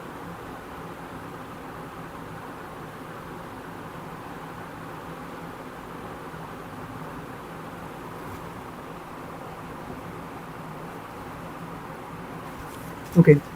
We only suffer when we try to figure it all out, but we don't have to. This is when we want to rely on our intuition and inner wisdom to help show us exactly what we need to do in real time to manifest what we want. There is no need to try to figure it all out in advance.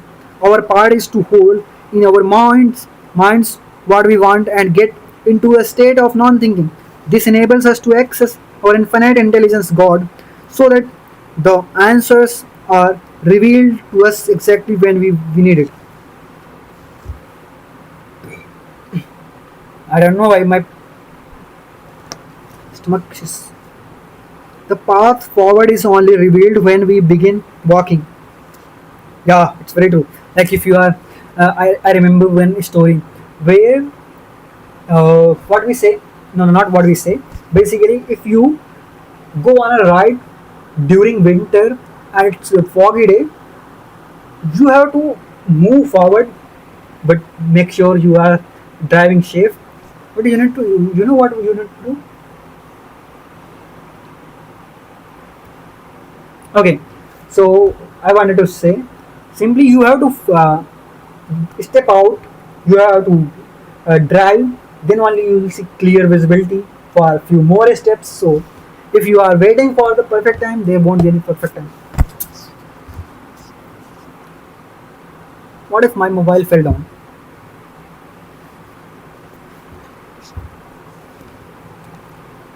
The path forward is only revealed when we begin walking. There is never going to be a time when the entire path is illuminated for us to see beforehand. That would completely negate the need for faith, and that is why faith and trust is of utmost importance. And when manifesting something, we must have complete unwavering faith that what we want to create will come to us, and we can only do this by fully trusting in the universe to orchestrate how it will happen. How it will happen. We can always get what we desire in life. We it just may not be as per our timeline or in the way we I want it to manifest. Our intuition and inner wisdom God actually speaks to us all of the time. You know, that a small voice inside that always knows what you should do. Maybe to it's to leave your job, forgive a person that hurt you, ask someone out or reconnect with someone. It's that gut feeling you get where you know what you need to do. Have you ever regretted not doing something in a moment when your gut told you to do it? Yeah, I regretted it so many times. For example, I will tell you a simple story. Few days back, not few days, I think uh, yesterday or before yesterday, not yesterday, because it's next day, right? 4:26. So day before yesterday, I went for running, and I saw a girl and a boy, but I just wanted to compliment, but I don't know what happens to me. I just wanted to compliment both because the dress that she was wearing, it was looking beautiful on her. So I wanted to give a compliment. I never given compliment to anyone, but I want to try it out to people. What will how they will react to it. I know in India most of the time people don't know how to get compliment, how to take compliment, but that is okay. So I wanted to give a compliment to her and him both, but it came into my mind after few seconds. But then I thought, Okay, what if I'll get into trouble and that fucking all things are very bad. So sad.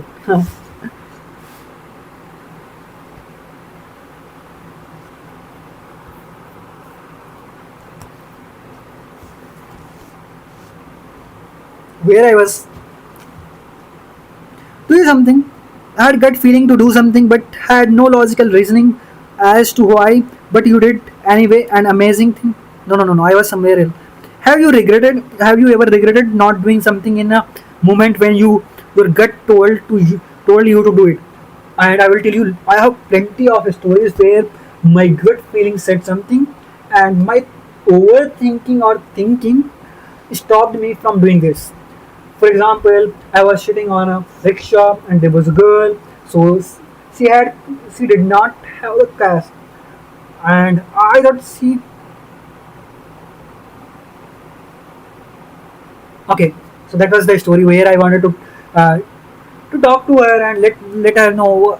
I just want to talk in normal way, not in any other way, just to hear people's stories.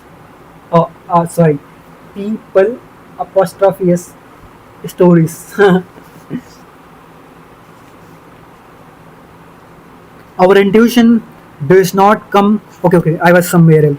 Have you ever regretted not doing something in a moment when your gut told you to do it? Have you ever had gut feeling to do something but had no logical reasoning as to why, but you did it anyway, and amazing things happen afterward?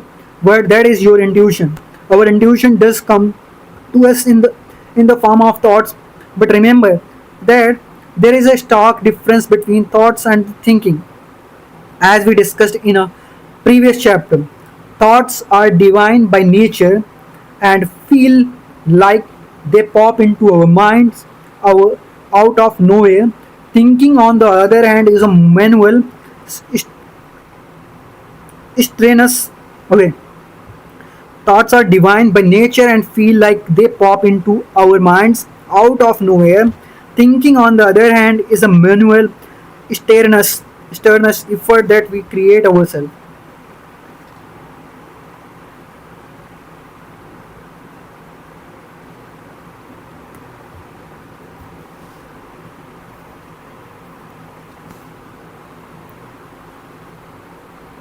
Stillness effort that we create ourselves, which feels very heavy and typically has a negative emotions attached to it. When you have divine thoughts from infinite intelligence, there is a sense of knowledge, knowingness, knowingness to it. It contains the truth, and you just know deep down that it's great, it's right. Your intuition will almost never seem logical or rational, but that is extremely what we want because we don't wait it to be predictable. If it were predictable, it wouldn't be miraculous and it wouldn't contain the infinite possibilities of the universe, which which are all spontaneous by nature. Your intuition will almost always go against your logical, rational mind. So be prepared for that. It will whisper to you that you should talk to a random person in a coffee shop, which will lead to a beautiful friendship, or it will tell you to call up a friend spontaneously, which might let you find out they really needed someone to be there for them during a difficult time. It will tell you step into and live in your divine gift and put yourself out there to say the truth of what you know. It will softly broken you to pursue what you truly want in life versus following what everyone else says that you should want. These are few examples of the infinite number of ways it will speak to you. When you follow it, it will always create miracles and abundance beyond your wildest imagination. So why don't more people listen to their intuition if it always knows what to do and creates abundance whenever it is followed fear. Listening to our intuition can be scary or extremely daunting. This is because our intuition lives in the space of the non unknown.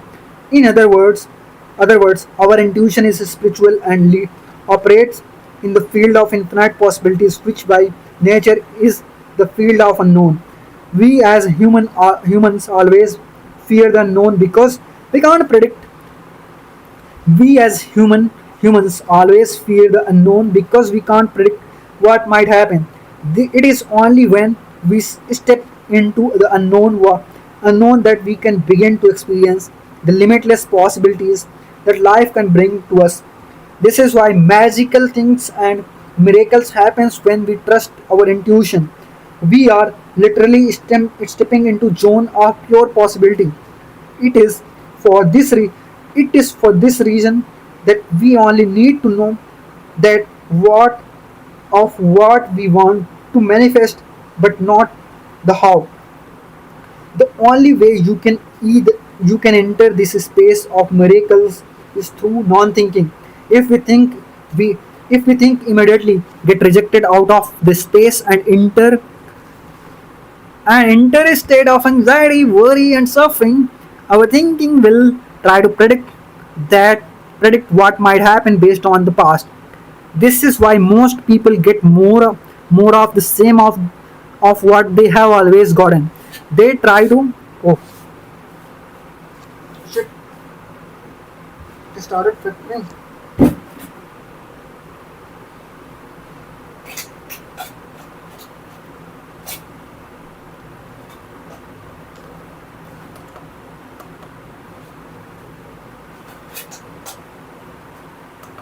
Okay, then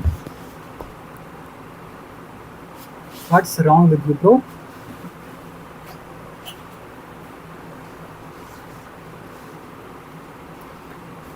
Non by entering the state of non-thinking and listening to their intuition, we can only ever create something we have never experienced in the realm of infinite possibilities. But the only way to make that happen is to go where we haven't gone before, which is the unknown. In summary, your intuition always knows what you need to do in the present moment, but the only way to access it by getting into a state of non-thinking. Your personal mind will free out because you are stepping into the space of infinite possibilities, the unknown. But if you remember that it is just thinking that is making you feel a fear, the fearful thinking will away, and the courage you need to act on your intuition will naturally surface. It is in this moment that you must have faith in your inner wisdom, God, to guide you through life even when you don't know what will happen next. But that is the adventure and joy of it. The known is also the only way to manifest what you want in life. If you don't already have it, you have to do what you haven't done in order to get what you don't have. When you are operating from intuition, it is not like you are going to feel fear all of the time. The fear is only present as long as you thinking is. So I got one thing. Don't think too much. Just go for it and focus. If just follow your gut feelings. If I were to summarize in one point, the fear is only present as long as your thinking is revolving around fear. Oh yes, very true. Once you acknowledge the fear and understand that it is only you thinking that is causing those feelings, the illusion will fall apart and you will fall back into peace, joy, and pure love. This is the space you want to stay in, which will allow you to create the positive feelings that are the prerequisite to manifesting all you need could possibly imagine yourself for yourself, creating a space for miracles. Today I make space for miracles. Today I make space for miracles. I recognize that it is not how big miracle is that is important, but how much room I create for it. So always create room for miracles. The story of the Zen master and scholar Imtio Cup. Once upon a time, there was a wise Zen master. People traveled from far away to seek his help. Okay, the story of the Zen master and scholar Imtio Cup. Once upon a time, there was a wise Zen master. Zen master. People traveled from far away to seek his help. In response, he would teach them and show them the way to enlightenment. On this particular day, a scholar came to visit the master for advice. I have come to ask you to teach me about Jen, the scholar said. Soon it became obvious.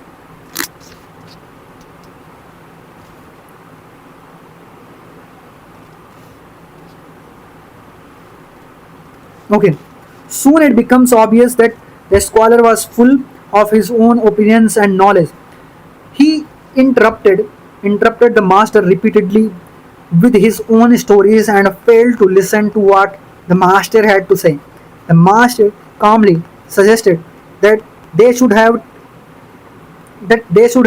have tea. So the master gently his guest a cup. Poured his, the cup was filled. Yet he kept pouring until the cup overflowed onto the table, onto the floor, and finally onto the scholar's robes. The scholar cried, "Stop! The cup is full already, can't you see?"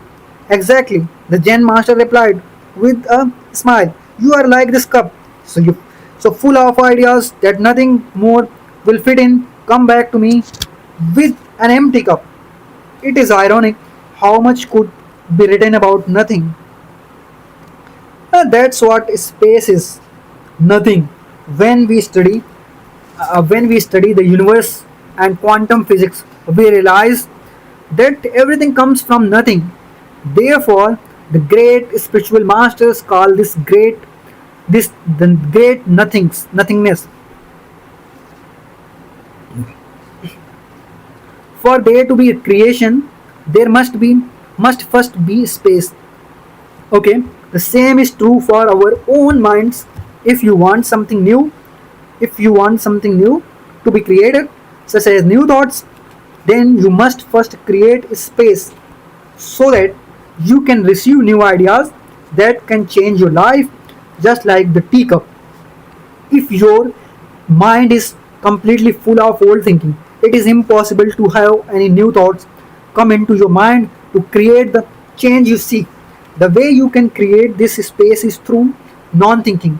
As soon as we stop our strenuous effort to think, we immediately create a space where new thoughts and ideas can enter in our mind. I already let me ask you. Hey Gemini, what is the meaning of strenuous?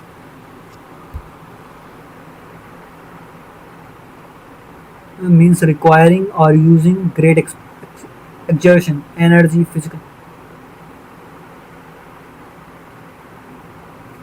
Okay, got it.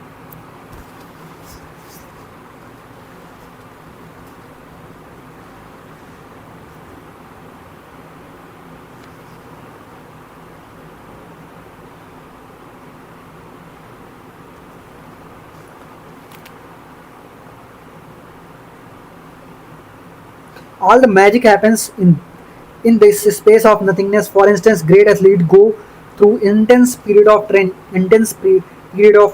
periods of training, but the best athletes know that they need an equally intense period of rest afterward to maintain peak performance. it is during this rest period that they recover, build muscle, and become stronger. This space they create for themselves, though through rest is themselves through rest is where everything they wanted from the workout manifests. When Thomas Edison was confronted with a particularly challenging problem, he would sleep in his chair while holding a steel bar in each of his hand. Eventually, he would slip into a deep enough state of sleep where the ball would drop and wake him up. Oh, and a solution to his problem would pop into his mind. Everything comes from nothing, and Edison understood this concept of creating space for new thoughts to enter his mind instead of attempting to use effort to solve problems with his old ways of thinking. He knew that his old thinking was not going to give him the solution to his challenges. We can't solve problems by using the same level of consciousness we were at when we created them. Einstein had different quirky.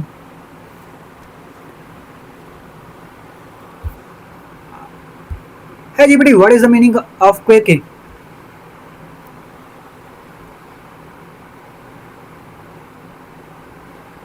Describe someone or something characterized by particular unconventional or unexpected trait that are usually seen as charming, amusing, endearing, rather of off-putting. Okay,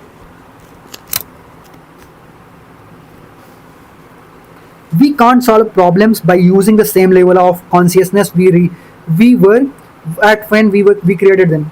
Einstein has different quirky, enigmatic behavior, just like addition.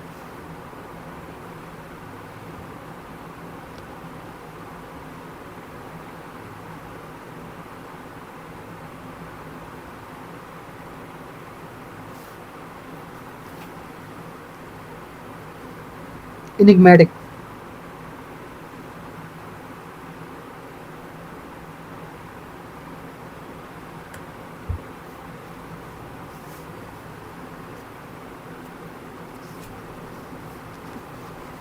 Einstein had different quirky, enigmatic behaviors, just like addition, but a similar understanding of creating space. When Einstein was stuck on a different problem, he would stop working on it and play the violin. As he was playing, the answer would come to him out of seemingly nowhere, and then he would have the solution to this problem. His problem, Einstein had created a space within his mind through non-thinking to be able to receive divine downloads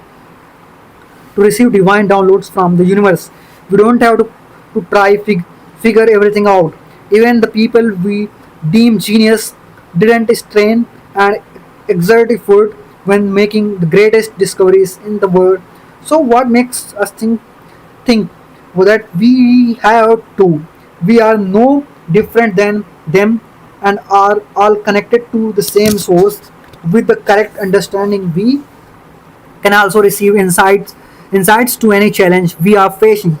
We are only ever one thought, we are only ever one thought, one insight, and one idea away from living a completely different experience of life. Here is the process of receiving divine downloads. When you are confronted with challenge, become aware that your thinking is the root cause of all negative emotions. Create a space by surrendering any manual thinking from the personal mind and have complete faith that your inner wisdom, God, universe, infinite intelligence will give you the answer. Also surrender the questions of how and when the answer will come to you. Become aware of any feelings that arises as you surrender, and magnify those feelings of love, peace, and joy. Meet what you are facing with love, and the answer will come to you. It seems almost too simple. That is a good thing. The truth is always simple. Although it may be simple, it is not always easy, and even the greatest spiritual masters struggle at times. What is important is not when we get caught in our thinking, because it is inevitable, but what we do when we catch ourselves thinking again. As long as you continually remembering that we can only ever feel what we are thinking, and that we and that thinking is the root cause of all of our suffering. When you are free. Okay, another chapter number 16. What happens when you begin living in non-thinking potential obstacles? Do not let the behavior of others destroy your inner peace. Oh, okay. Let me take what we say. Johnny.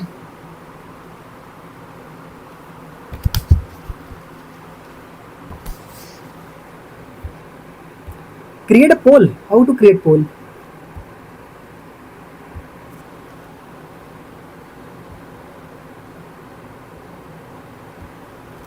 Which is your favorite book?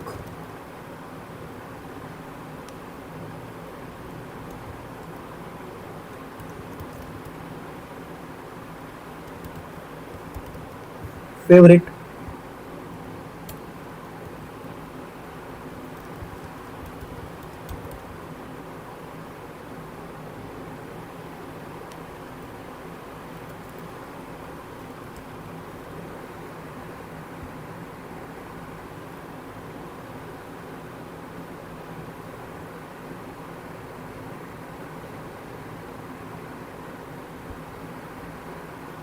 Okay.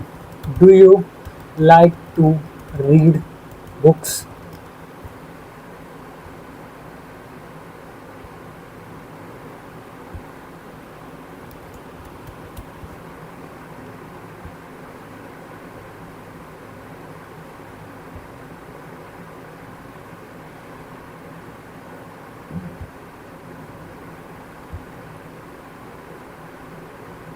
What is cooler and I never used?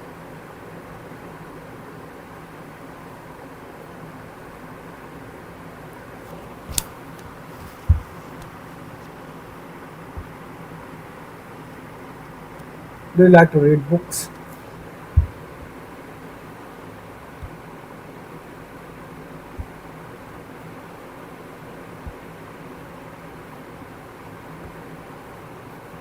I don't read it.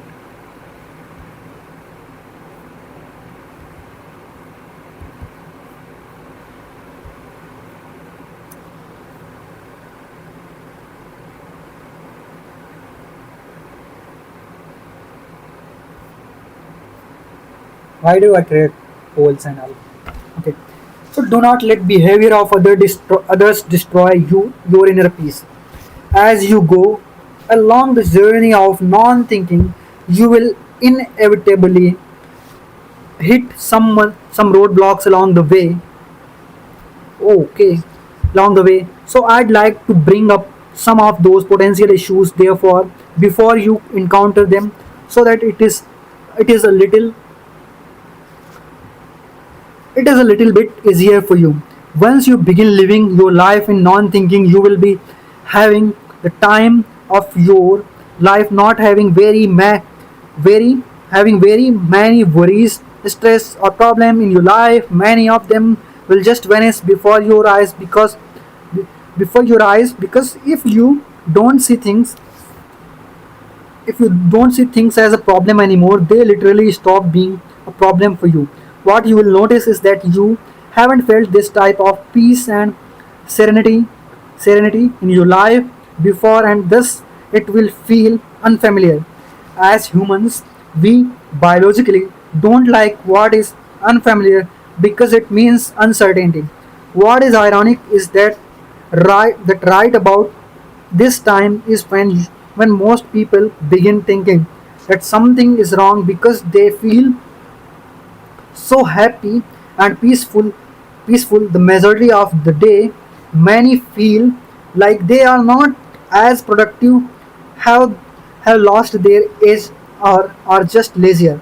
This is far from the truth, and it is just your brain attempting to begin thinking again to create the illusion of safety it wants to feel. The truth is that we are most productive as humans when we are happy, and in a state of non-thinking, time seems to fly when we are in a state of pure joy. Tasks are easier, we perform better, people gravitate to us, we attract way more abundance, and miracles begins to occur out of nowhere. You just have to stay in the state of non-thinking long enough to experience these things, and you will never want to go back. This is when faith becomes of the utmost importance. Having faith that things will be okay. Know that the universe is working for you, not against you. Know that happens for a reason.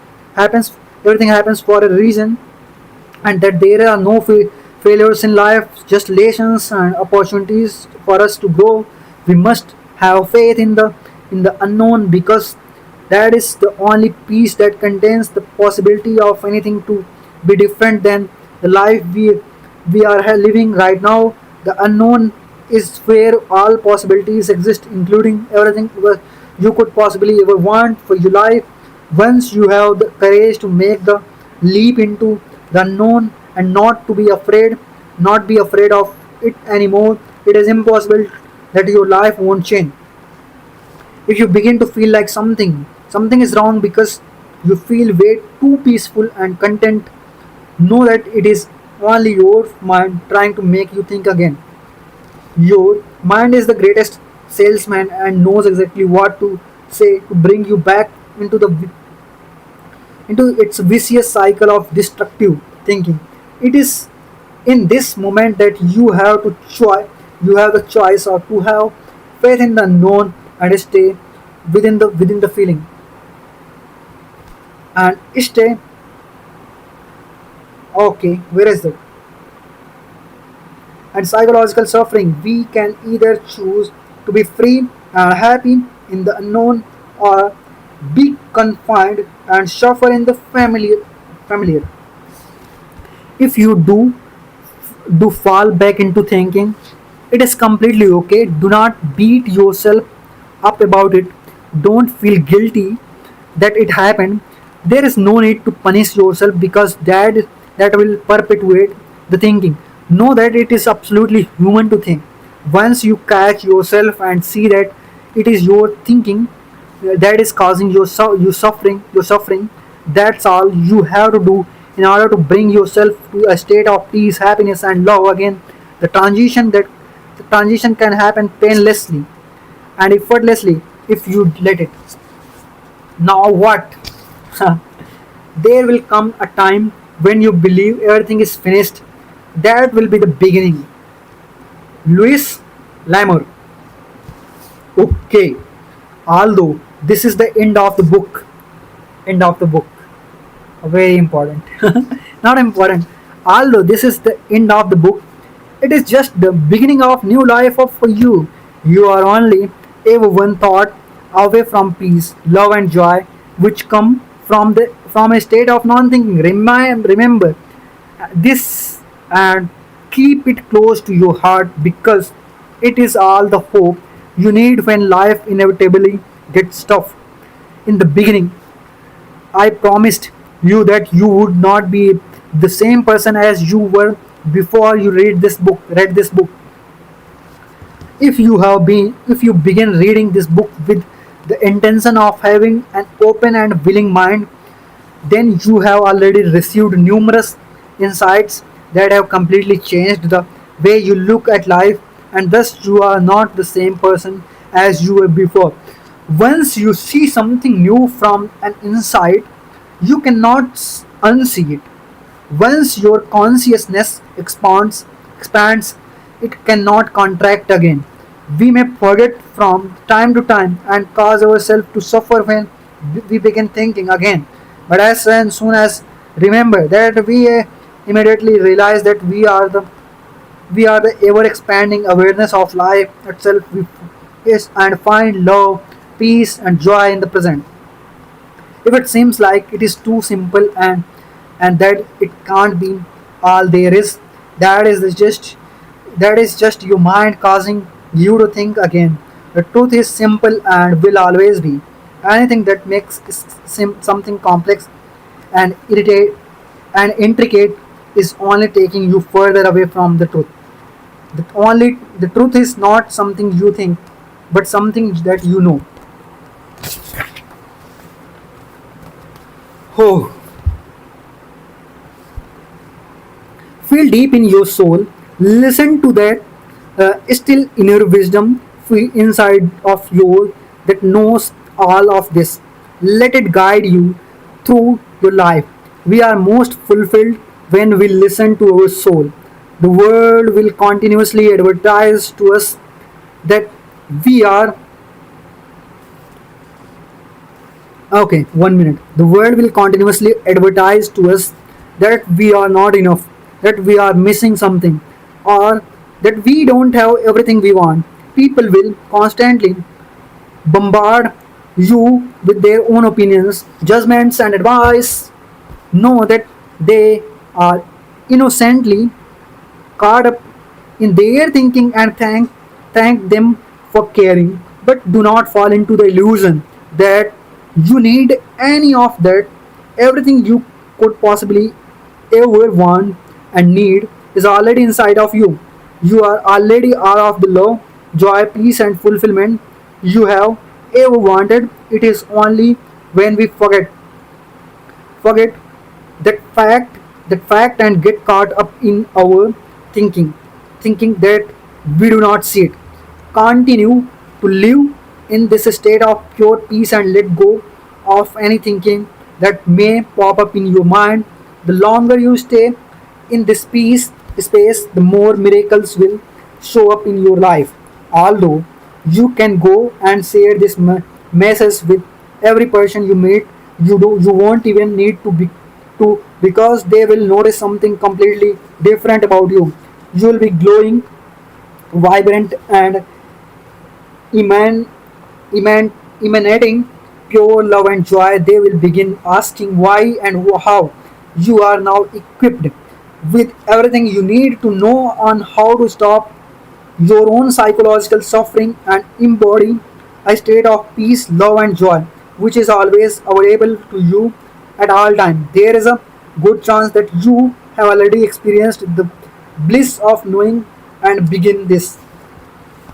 It is obviously no coincidence that you have picked up this book and for us to be able to share our journey here together. I'm always that amazed at all of the divine intricate intercessions that had to have happened for us to be here together right now.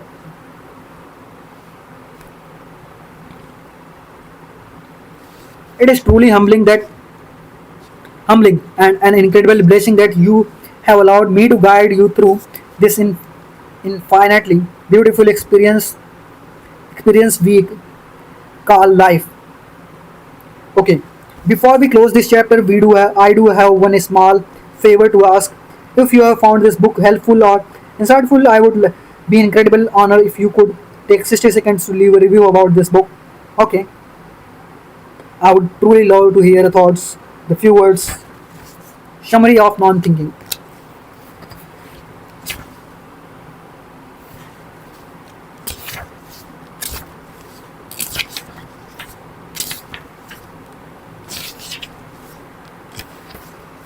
Oh, I need to read.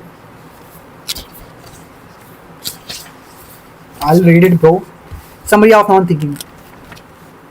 Thinking is the root cause of all suffering. There is no answer to why we feel negative emotions other than that it is from our own thinking. Everything can be tracked back to our thinking, which makes problem solving very simple. Once we realize that our thinking is causing how we feel, we can let go of it and return to our natural state of peace, love, and joy. When we let go of our thinking, it creates space for us to be able to allow all positive emotions we want to feel to surface from within us.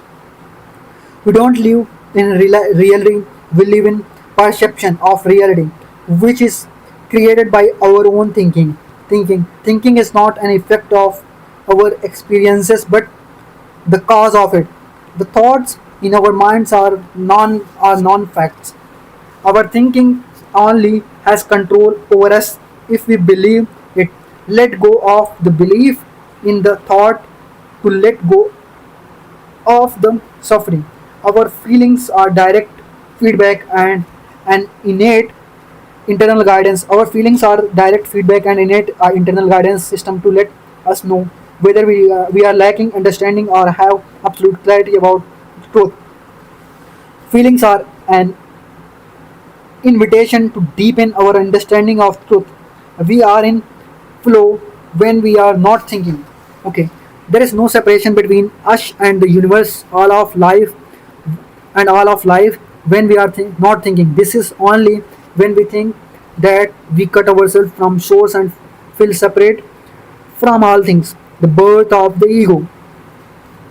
Thinking and thoughts are two different things. Thinking is a verb. Thinking is a verb. Uh,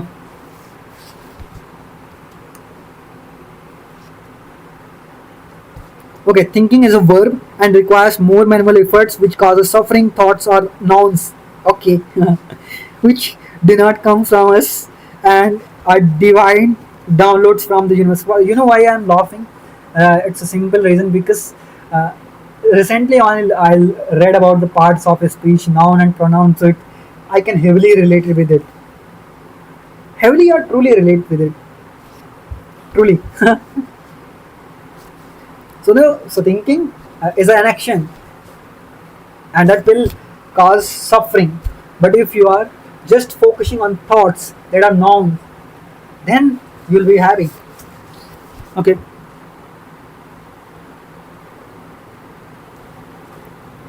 where I was thinking and thoughts are different, minimal effort. Okay, we think because it is biological response to survive. We think because it is a biological response to our survive. Our mind thinks only because it is trying to keep us alive. It but it does not help us thrive. It is only concerned with our safety and survival, not our fulfillment. Thinking holds us back from our highest selves by causing negative feelings within us to that prevents us from following our true calling. Our minds are limited to our personal experiences. If you want to receive insights, creativity, and knowledge beyond the capabilities of your current self, simply choose to listen to infinite intelligence rather than to your finite mind. The infinite source of truth is available to all people all the time at all time if we allow it to be. Universal intelligence or mind is the energy that is everything in the universe. It is the source of where everything comes from. That is before form, and we are made up of it. This energy has feeling, which is the feeling of which is the feeling is love, peace, joy, connection, and well-being.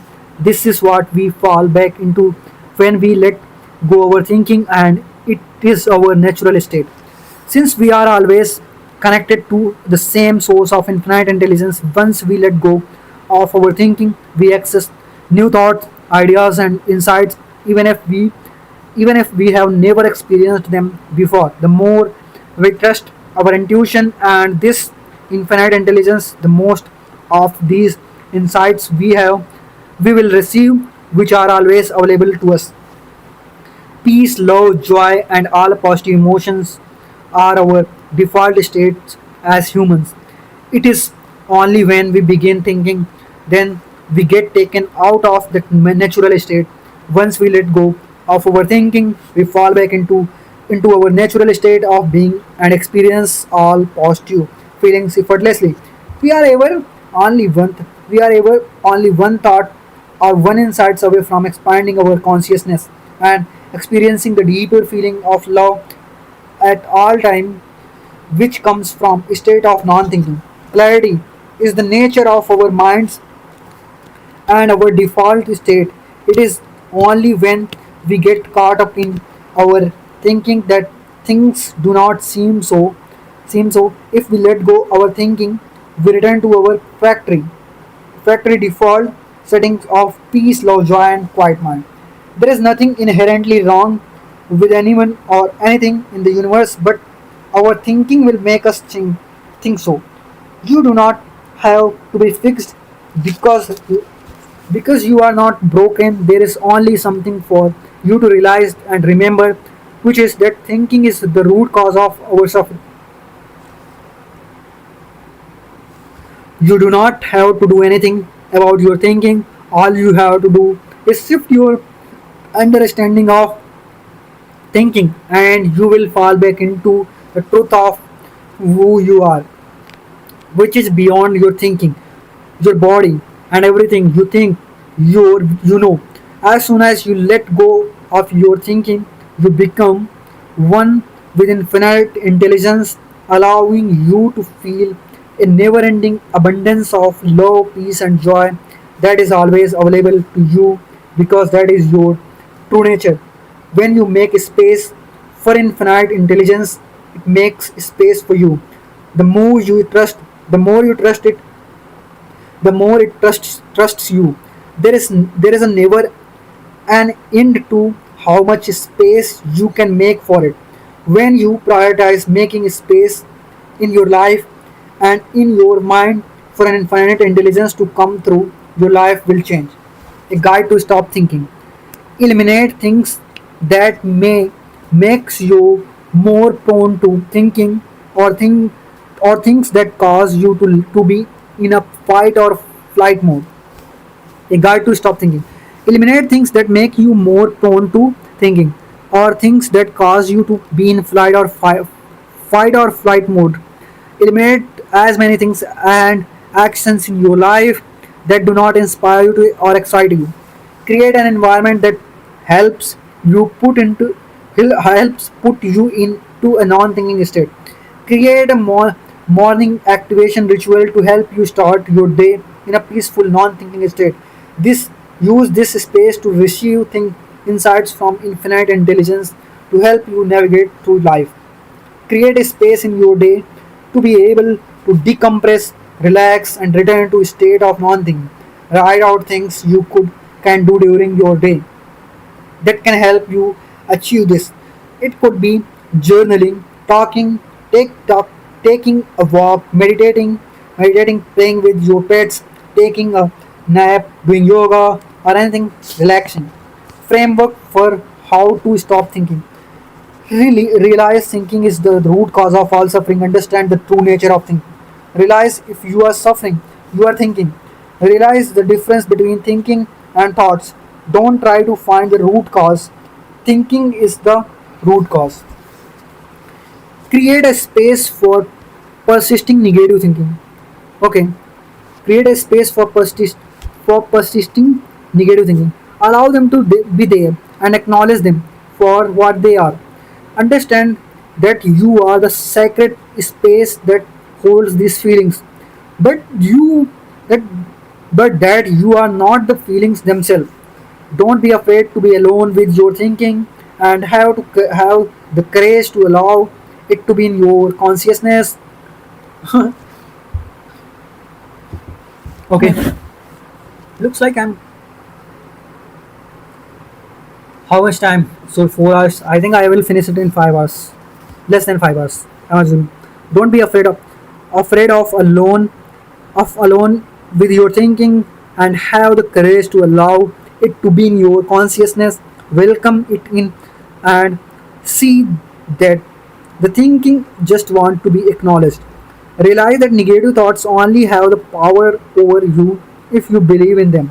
Once you allow them to exist in your consciousness and don't resist the feelings, you can then look beyond the feelings to see the truth behind it all. Every feeling contains a seed of truth in it, which will help you deepen your awareness and allow you to experience life more fully. Once you acknowledge the thinking, allow it to pass and allow yourself to just be without attaching to anything.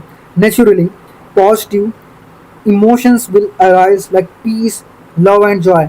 Allow yourself to enjoy these emotions and they come up as they come up. If the negative feelings still persist, then go back to step one and repeat until you have been able to find some peace.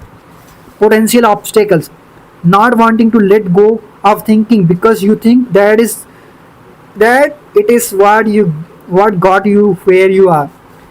While this is true, you must realize that what you got you there won't get you there.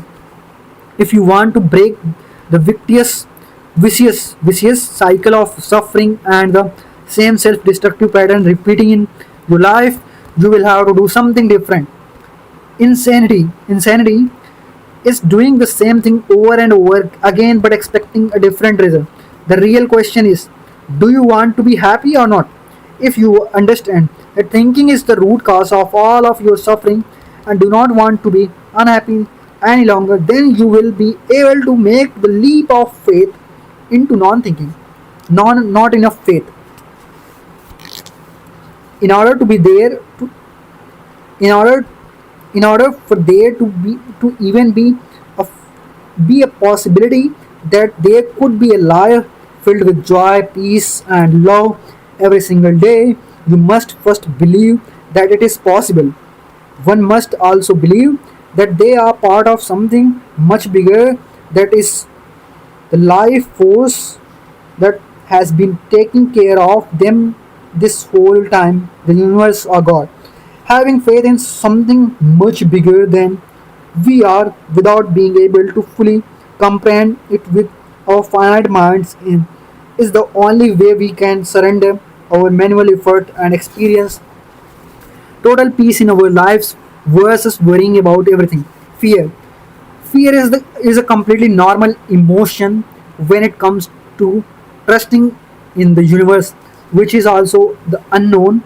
Fear is an indication that something is very important to us, so this is a great sign. Everything we could ever want is on the other side of fear, and deep down, you know this is the truth.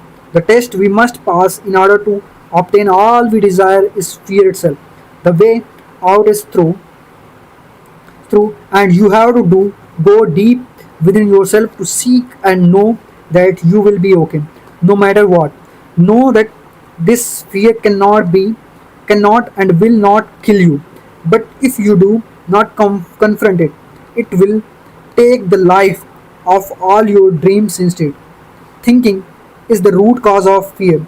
If you don't think, there is no fear. Follow the framework for how we stop thinking to overcome the fear and experience what life can be like without limits. How you think, how you will know if you are in a state of non-thinking. When you are non-thinking, not thinking, you experience complete peace, love, joy, passion, excitement, inspiration, bliss, and any positive emotion your consciousness can be aware of. You may be having thoughts, but you are unattached to them, and that are allowing them to just flow through you without any friction or pain that comes from thinking. You don't feel any psychological or emotional suffering. You are not thinking about the past or future. They simply do not matter or exist to you because you are fully in the present moment. You feel like you are in flow. You lose sense of time, space, and even your sense of self. You feel one. You feel one with life. This is how you know you are not thinking. Reflection prompts. On a scale of 1 to 2, 1 to 10, how much did you think today? 1 being low, 10 being high. What percentage of your day was spent in a flight, fight or flight mode? What percentage we spent in relaxed calm state? A guide to create a guide to creating a non-thinking environment. Your environment will either induce and support the state of non-thinking or make you more prone to thinking. Although we create our reality from the inside out, many times we are still affected by our environment. Since we are spiritual beings living in a physical world, we cannot completely detach from this 3D world just yet. So it is important to create an environment that is conductive, conducive to thinking. In order to be productive, the best way to do it is to eliminate distraction instead of trying to do more. Similarly, if we eliminate many of the things that we know what can trigger us to relapse back into thinking, then we will be able to stay in a peaceful state of non-thinking much easier. Remember that changing your environment and not yourself will not work in the long term. A delicate blend of both will be what you need to create a beautiful life you love to live. Framework for removing thinking triggers. Over. Perform an audit. to see what things can make you more susceptible to thinking, and make a list.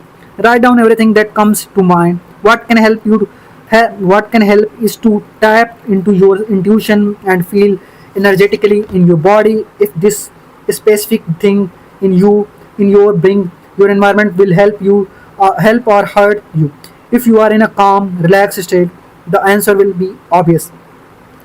If you are having trouble with coming up with things, try to remember what things tend to put you into a fight or flight mode, make you anxious or make you overthink. Anything that puts you into survival state will not help you maintain a state of non-thinking.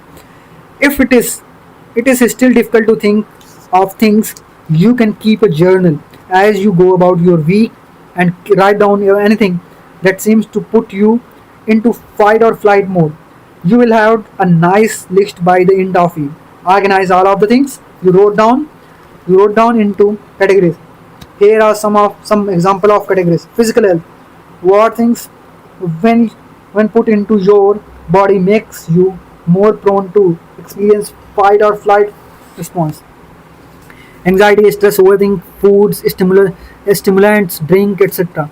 Physical environment. What things in your physical environment make you more prone to experience a flight or fight response. Digital environment. What things on your phone, computer or TV makes you more prone to experience a fight or flight response, anxiety, stress, overthinking. Okay. Digital consumption. What media content when you consume make you more prone to experience a flight response, anxiety, stress, overthink. After you categorize everything, reorganize your list and being and begin ranking the items from things that affect you most to the least. Choose the top items from each list and create an action item on what you plan to do in order to remove it from your environment. Choose only what would be manageable and possible to you for you to remove without making you prone to even more stress. This would defeat the purpose of the exercise. Start small, and after you have become acquainted with the challenges and see the impact, you can begin eliminating. Framework for creating a non-thinking environment. Are you telling me the same things from long time?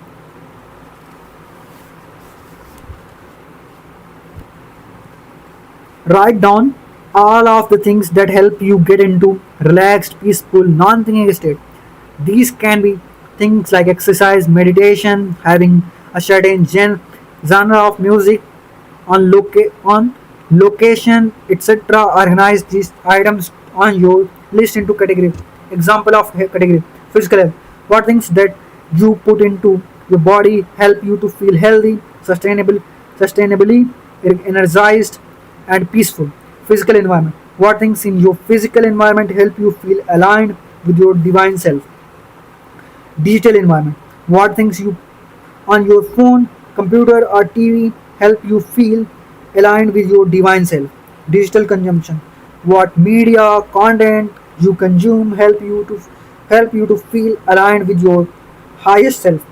Rank the items in each category from most impactful to least impactful to helping you get into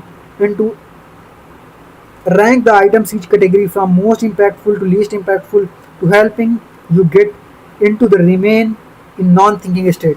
Choose the top items from list and create an action item on how you will incorporate it into your life. Try not to do too much at once because it can be overwhelming. Do what is manageable for you for now, and you can add add on more later after you have become acquainted with it. Create an activation ritual. I read about it in the atomic habits. Create an activation ritual or morning routine that helps you get into a state of non-thinking and helps you align with your highest self. Plan out what the ideal morning routine looks like that you can do now. Start small and don't overwhelm yourself. Ensure that there is time for you to create a space like meditation, yoga, or any similar spiritual practice to help you tune into infinite intelligence. How you start your day will create momentum for how your day will go. If you start your day off by checking your phone, emails, and what you have to do, you are starting your day in a stressful fight or flight mode of thinking, which will carry on for the rest of the day. If you begin your day in a peaceful state and perform a routine that gets you into a state of non-thinking. If you begin your day in a peaceful state and perform a routine that gets you into a state of non-thinking, you will carry that momentum throughout your day, and it will be much harder to get caught up in external things that could make you relapse back into thinking and stress. This is why all the greatest spiritual masters have morning rituals of routines of some kinds. Okay. Framework for implementing non-thinking into your work. Create a list of things. How many papers are there? And I'm now getting bored. What's done, bro? Framework for implementing non-thinking into your work. Create a list of things you do in your work that you drain you of energy, things that you don't like doing or make you feel heavy overall. Create a list of things you do in your work that gives you energy, things that make you feel inspired, energetic, alive, and light. Go back through your whole list and give a rating for each activity that you do on a scale from 1 to 10, with 1 being extremely energy draining, and 10 being making you feel the most alive and inspired when you do it. Each week, eliminate 1 to 3 things from your energy draining list and do more of the activities that are 9 and 10 on your list. The goal is to set to a point where you are spending 80% of your work time doing things that are a 9 or 10 on your list. Okay. Guide to overcoming destructive habits behaviors. As you create more space and begin not thinking as much, you will quickly discover that you will become aware of lot of negative destructive habits you may have that keep making you more prone to suffering. This is completely okay. Do not beat yourself up about it because it will only make things worse. Here is a more detailed guide that will help you break any destructive habits. Become aware of what behavior you want to change and confirm that it is something you genuinely want to alter. Understand that if you want to change and stop the vicious cycle of suffering, you are going to go to have change and let go of the beliefs you are holding on to that are creating suffering. If you don't want to change them, there is no point in continuing forward with. But if you want to do a change, then let's begin the process of letting go. Write down, write down in exact, meticulous detail what happens with this behavior, how many times it happens, when it happens, etc. Don't spare any details. What are you feeling? Okay, a guide overcoming destructive habit. What are you feeling in the moment right before you begin the behavior? What is the feeling that triggers the behavior? Be honest with yourself. What specific thinking patterns are going on? What are you saying to yourself in the moment when this happens? Describe it in exact details. What beliefs do you have around this habit? What conclusion have you made which compel you to feel like you have to perform this behavior action? Do you feel when you believe that thinking? How do you feel when you believe that thinking? What do you believe will happen if you don't perform the behavior? In other words, What consequences do you believe will happen if you don't perform the action? Is it absolutely 100% true that it will happen if you don't perform the behavior? Can you see how destructive this thinking is and how much it causes you to suffer? Are you willing to let this thinking and behavior go now? Okay. Consult your inner wisdom and highest self. What is what is it trying to tell you? What is it trying to help you learn? How is it telling you to restore balance into your life? How is it telling you to grow right now? Create a space, wait for an insight from infinite intelligence as to why you actually want to change. When you receive the insight, allow yourself to fully feel the freedom, peace, and joy. Feel the weight lifted off your shoulder. You will know you did it right if you physically and energetically feel lighter, and if you don't see the action or habit in the same way anymore. Fully immerse yourself in the feeling of deep gratitude and just allow yourself to be. Write down any insights you have had and journal you experience you just had, so you can have a documentation of these miracles in your life.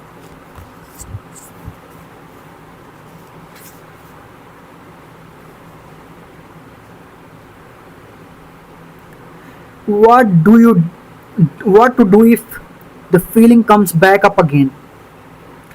Follow this guide again until you have an insight or breakthrough that completely changes the way you look at life. And finally, this is done.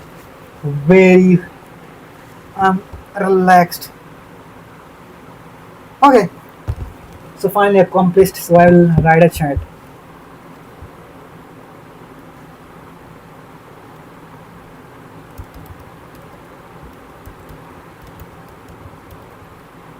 Read it.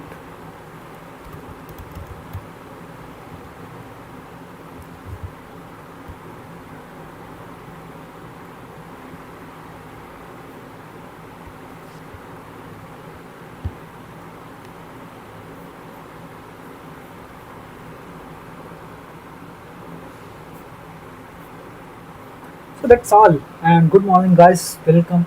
Not welcome. Alright, take care. And that's all in this stream. Okay. And finally, it's like a 5:30. Oh, I'm so sorry. I took a lot of time. I took almost 4 hours 46 minutes. So I can say 4 or 30 minutes I took to finish the book. Stop streaming. Bye bye.